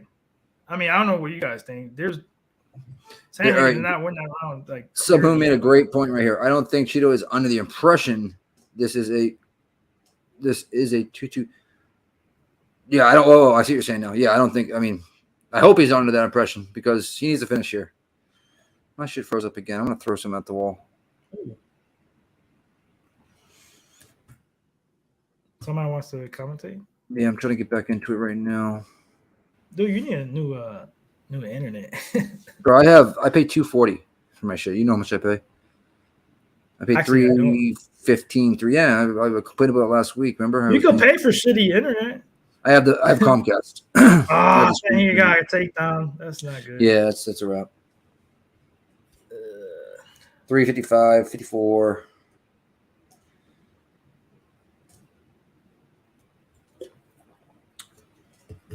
It's just one of them days that it better goes through. Nothing goes right, and you feel really blue. Can't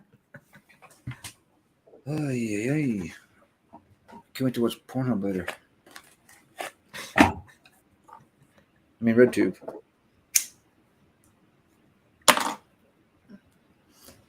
$322, $321, $320 left in the fight. Sandhagen on top, just landed a nice elbow. Chidi's got a butterfly guard right now. Not doing a goddamn thing. 3 minutes and 15 seconds, so it's a lot of time. This shit's over. Oh, he just kicked him in the. Oh wow! I just kicked him in the face from. Wow! I can't believe that Danny didn't say something about that. Chidi kicked him in the face when he was on his knees. This is Texas incompetence. That was clearly a foul. Yeah. He had both knees on the mat. Yeah. We love and respect Texas incompetence, but that was exactly what was going on. He should have just knocked him out with that. We've been good to go. Hell yeah. Yeah, the referee would have been like, "Great job, buddy." Nice left by Cory. 2:30 left. We got a half round left. All I'm saying, don't be shocked. Don't She be looks shocked tired. if it's 2-2. The same. He's still losing this round. Yeah, he's losing so far for sure. Round 5. Nice little left there by Cheeto. Little teeth kick left there. Almost lands by Cheeto. But almost doesn't count. Nice left by Cory.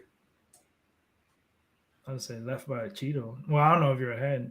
Yeah, I'm at 155. You probably see that left. Oh, yeah. I'm like 8 seconds behind. 150, 148. I skipped a second. Who cares? Jesus, this is brutal. Was there any finishes on the main card? No. No, right? No. Wow. Kape was the one, bro. And for my sub, that's it. Oh, yeah. Oh, look at the strike stats. Oh, I don't think he won any rounds. I'm sorry. Oh, never mind. This. There you go with this. That third round, he struck him 35-12. 35-19. Was it 19? Okay, I thought it was 12. But still. 105, 104. Nice little jab there by Sandhagen. High kick block there by Cheeto. Inside by Cory. John Jones kick to the knee there by Cheeto. Cheeto, just spam 45 leg high kicks in a row right now. 45. Yeah, you got 48 seconds. You can do it. Just nice little spinning kick there. Lands, but nothing happens. It was by Cheeto, obviously. And takedown attempt by Cory. Nothing there with 35 seconds left. Come on, do it, Leon Edwards, please. Are you gonna really try to take him down right now, Cheeto? With 25 seconds left, are you really gonna do this? Oh, big elbow over the top by Cheeto, separating, and a left hook. 15 seconds left. Yeah, it's looks like it's gonna be Sandhagen fighting O'Malley.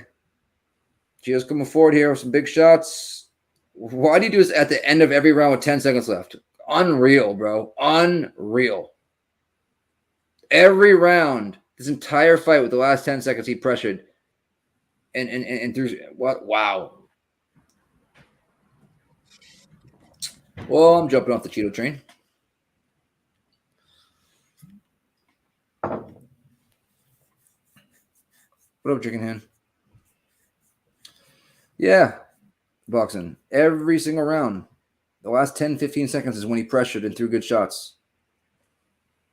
No, he did that round 3. Mark said, what was Cheeto waiting for? I don't know. Definitely on a ham sandwich. Cheeto by split boxing. If that happened, this would be the robbery card of the ever. I'll take it. All I'm saying is I thought he won round 3. Round 4 could have went either way. I was saying than you. Hey. Well, what's that sound? What's that? Oh, is that Billy? Oh, wait, my boy. Hey, somebody mute. Hey, Billy. No, it's not Billy. Or somebody. Somebody. Knock it off, please.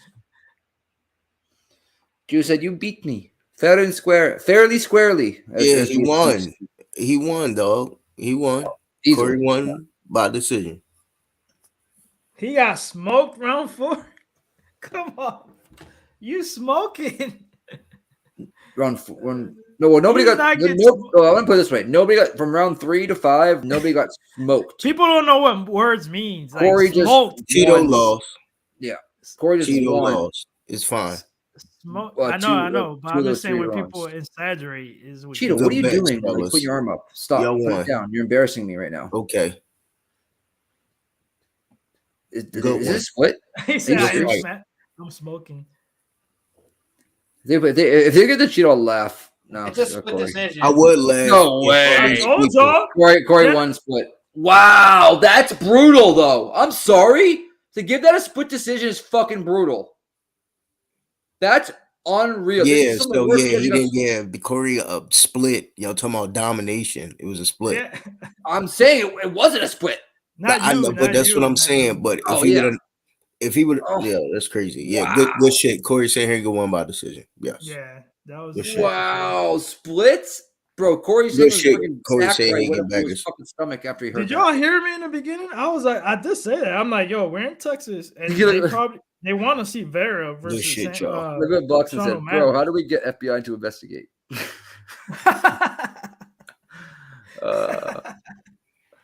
What do you mean? At least it's usually not like this, guys. The right guy won, so there's no investigation. Yeah, for a split, yeah. Well, the Barber one, that's a different one. Lee and Barber, that's it being a split is to me. MMA gods can't do that to me, man. I thought we had him. I know. I thought we had him too. They said 48-47 Vera. I said that was the first one read out was Vera? The first one read out was Vera, 48-47. I know it doesn't matter, but like that does suck to hear that. Oh God, bro. Cory was looking at his corner. What makes it worse. Before the third judge said something, Cory was looking at his corner like this. I got that, right? I got that, right? They're like, you don't know. That's what makes it worse. That UConn first quarter. God, that first half UConn. Minus 1.5. They gave us that. Real quick. 48-47, 50-45, 49-46. So one judge gave it to 48-47 Cheeto. I don't agree with that. 50-45, 49-46. I can agree with 48-47, I agree with. The 49-46 would mean a 10-8, right? Huh? 49-46, would that mean a 10-8 or no? No, bro. That's 4-1. That's 4 rounds to 1. Right? Yeah. 4-1. That's what it should have been right there. Is 49-46. I thought it was either 4-1, the worst, but I really thought it was 3-2. Because 4th round for me could have went either way. It is getting on him. It is. But Texas is always like this. It don't matter. He won. He won anyways. It's not like it's not like a Barber fight. But Texas is always like this. This is Texas. Yeah, we've seen worse. So this card, they only had one bad judge card of the. Well, you know what's funny is Dan Maraguada is an ex fucking ref, and he gave 30-27 to friggin' Maycee Barber.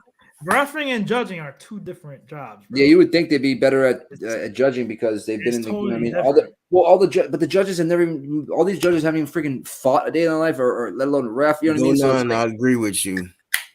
Wow, Cheeto was like gun shy a little bit. Yeah, he was more gun shy. Well, I was surprised was early Sandhagen controlling him like that on the mat.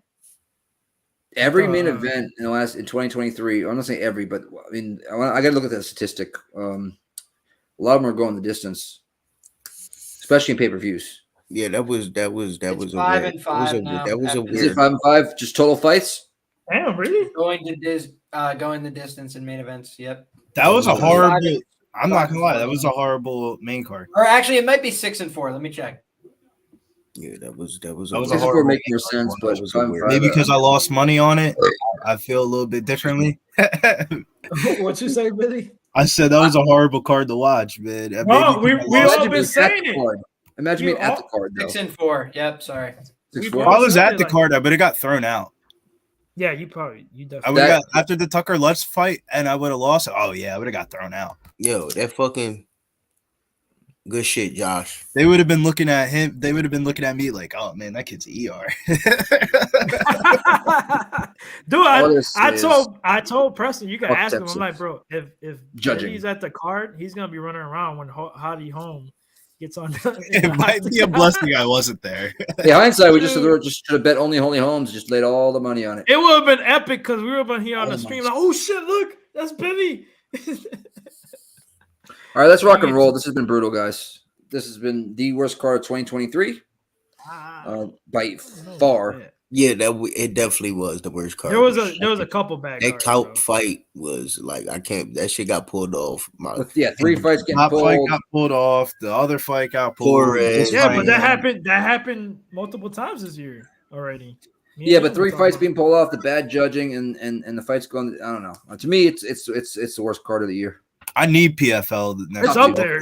Talk your shit, Sandhagen fans. He was talking crazy. I ain't even. Yeah. I was talking reckless. Sandhagen won that. Joe almost broke his controller. Yeah, right. It's all good. Hey, that's the difference. Sandhagen decision was the play.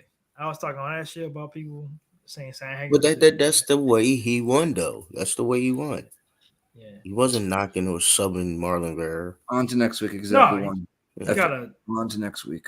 Mm-hmm. All right, let's roll out. Next I week, gotta roll like a fat kid down the hill. Eat some Taco Bell. I got there's no. Oh, someone said there's a card. Let me see when the next card is. Hold on. I don't think so. I think it's the 8th. No, it's nothing next week. Oh, you're right. It is the 8th. That's the. That's the Miami card. Yeah, it's the Miami card. Yep. That is a good card. I can't wait for that card. And it's the first time they're in Miami ever. So.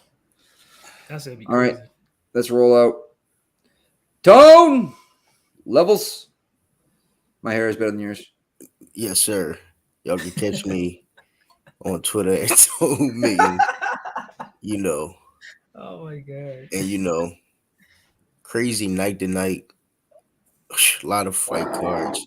Cheeto lost, kind of salty, but I think there was only one fight card though. We back at it tomorrow. Good shit, Cory. Let's see if you can beat the best of the best. Yeah, I think O'Malley smokes him after watching that little. Yes. O'Malley smokes him if that's how Cheeto's fighting. Yeah. Oh, I think O'Malley smokes Sandhagen as well, but Cheeto for sure. Yeah. O'Malley smokes Sandhagen too. Mm-hmm. Let's run that. That probably be his next fight. Yeah, that got to be his next fight. I think Cory Sandhagen can fight Merab Davishvili. They want him to fight for the belt. No. Yeah, they don't want O'Malley fighting Merab, but they're that much. They don't want O'Malley fighting Merab, and Nick, that's facts. So I think it might be Cory Sandhagen, Merab, O'Malley still on the sideline. We'll let the Cejudo Aljo thing figure itself out. O'Malley Sandhagen is next. Yeah, for sure. Let's go. I don't think so, bro. I really don't think so. I think they need to give Merab a fight because he should be active 3 times a year and not fighting once a year. It all depends. Yo, where can they find you? Listening. Yeah. Find me everywhere at Liam Picks Fights. Right back to work for me. Got a big pay-per-view coming up. Excited. Hopefully some better fights because they've been shit the last 2 weeks. Oh, brutal. Absolutely brutal. Billy? Found me over on Twitter. I can Bill. You do a quick walk for us? Pub Sports Radio. This is not the best week of cards. Not really representative of what I do long term, but there's a long term sport at this. Not a weekly sport. If I was judged weekly, I would not be judged adequately this week. You can call me a loser. Go ahead. And Barney, first place at 625. Congrats, brother. How else do you summarize that, bro? Like, I lost, man. Shit. Like, I'm not like it is what it is, bro. Like, what does Jimmy say always about the transparency? I'll be transparent. Motherfuckers lost bread tonight, man. You got to, bro. Again. Barney, congratulations. First place. DM on Twitter, Pub Sports Radio. All right, brother.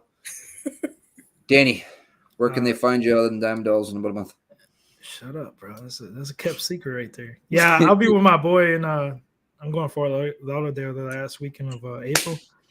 But yeah, I'm with Alex Rodriguez. Boxing to save the night because UFC has not been good to me.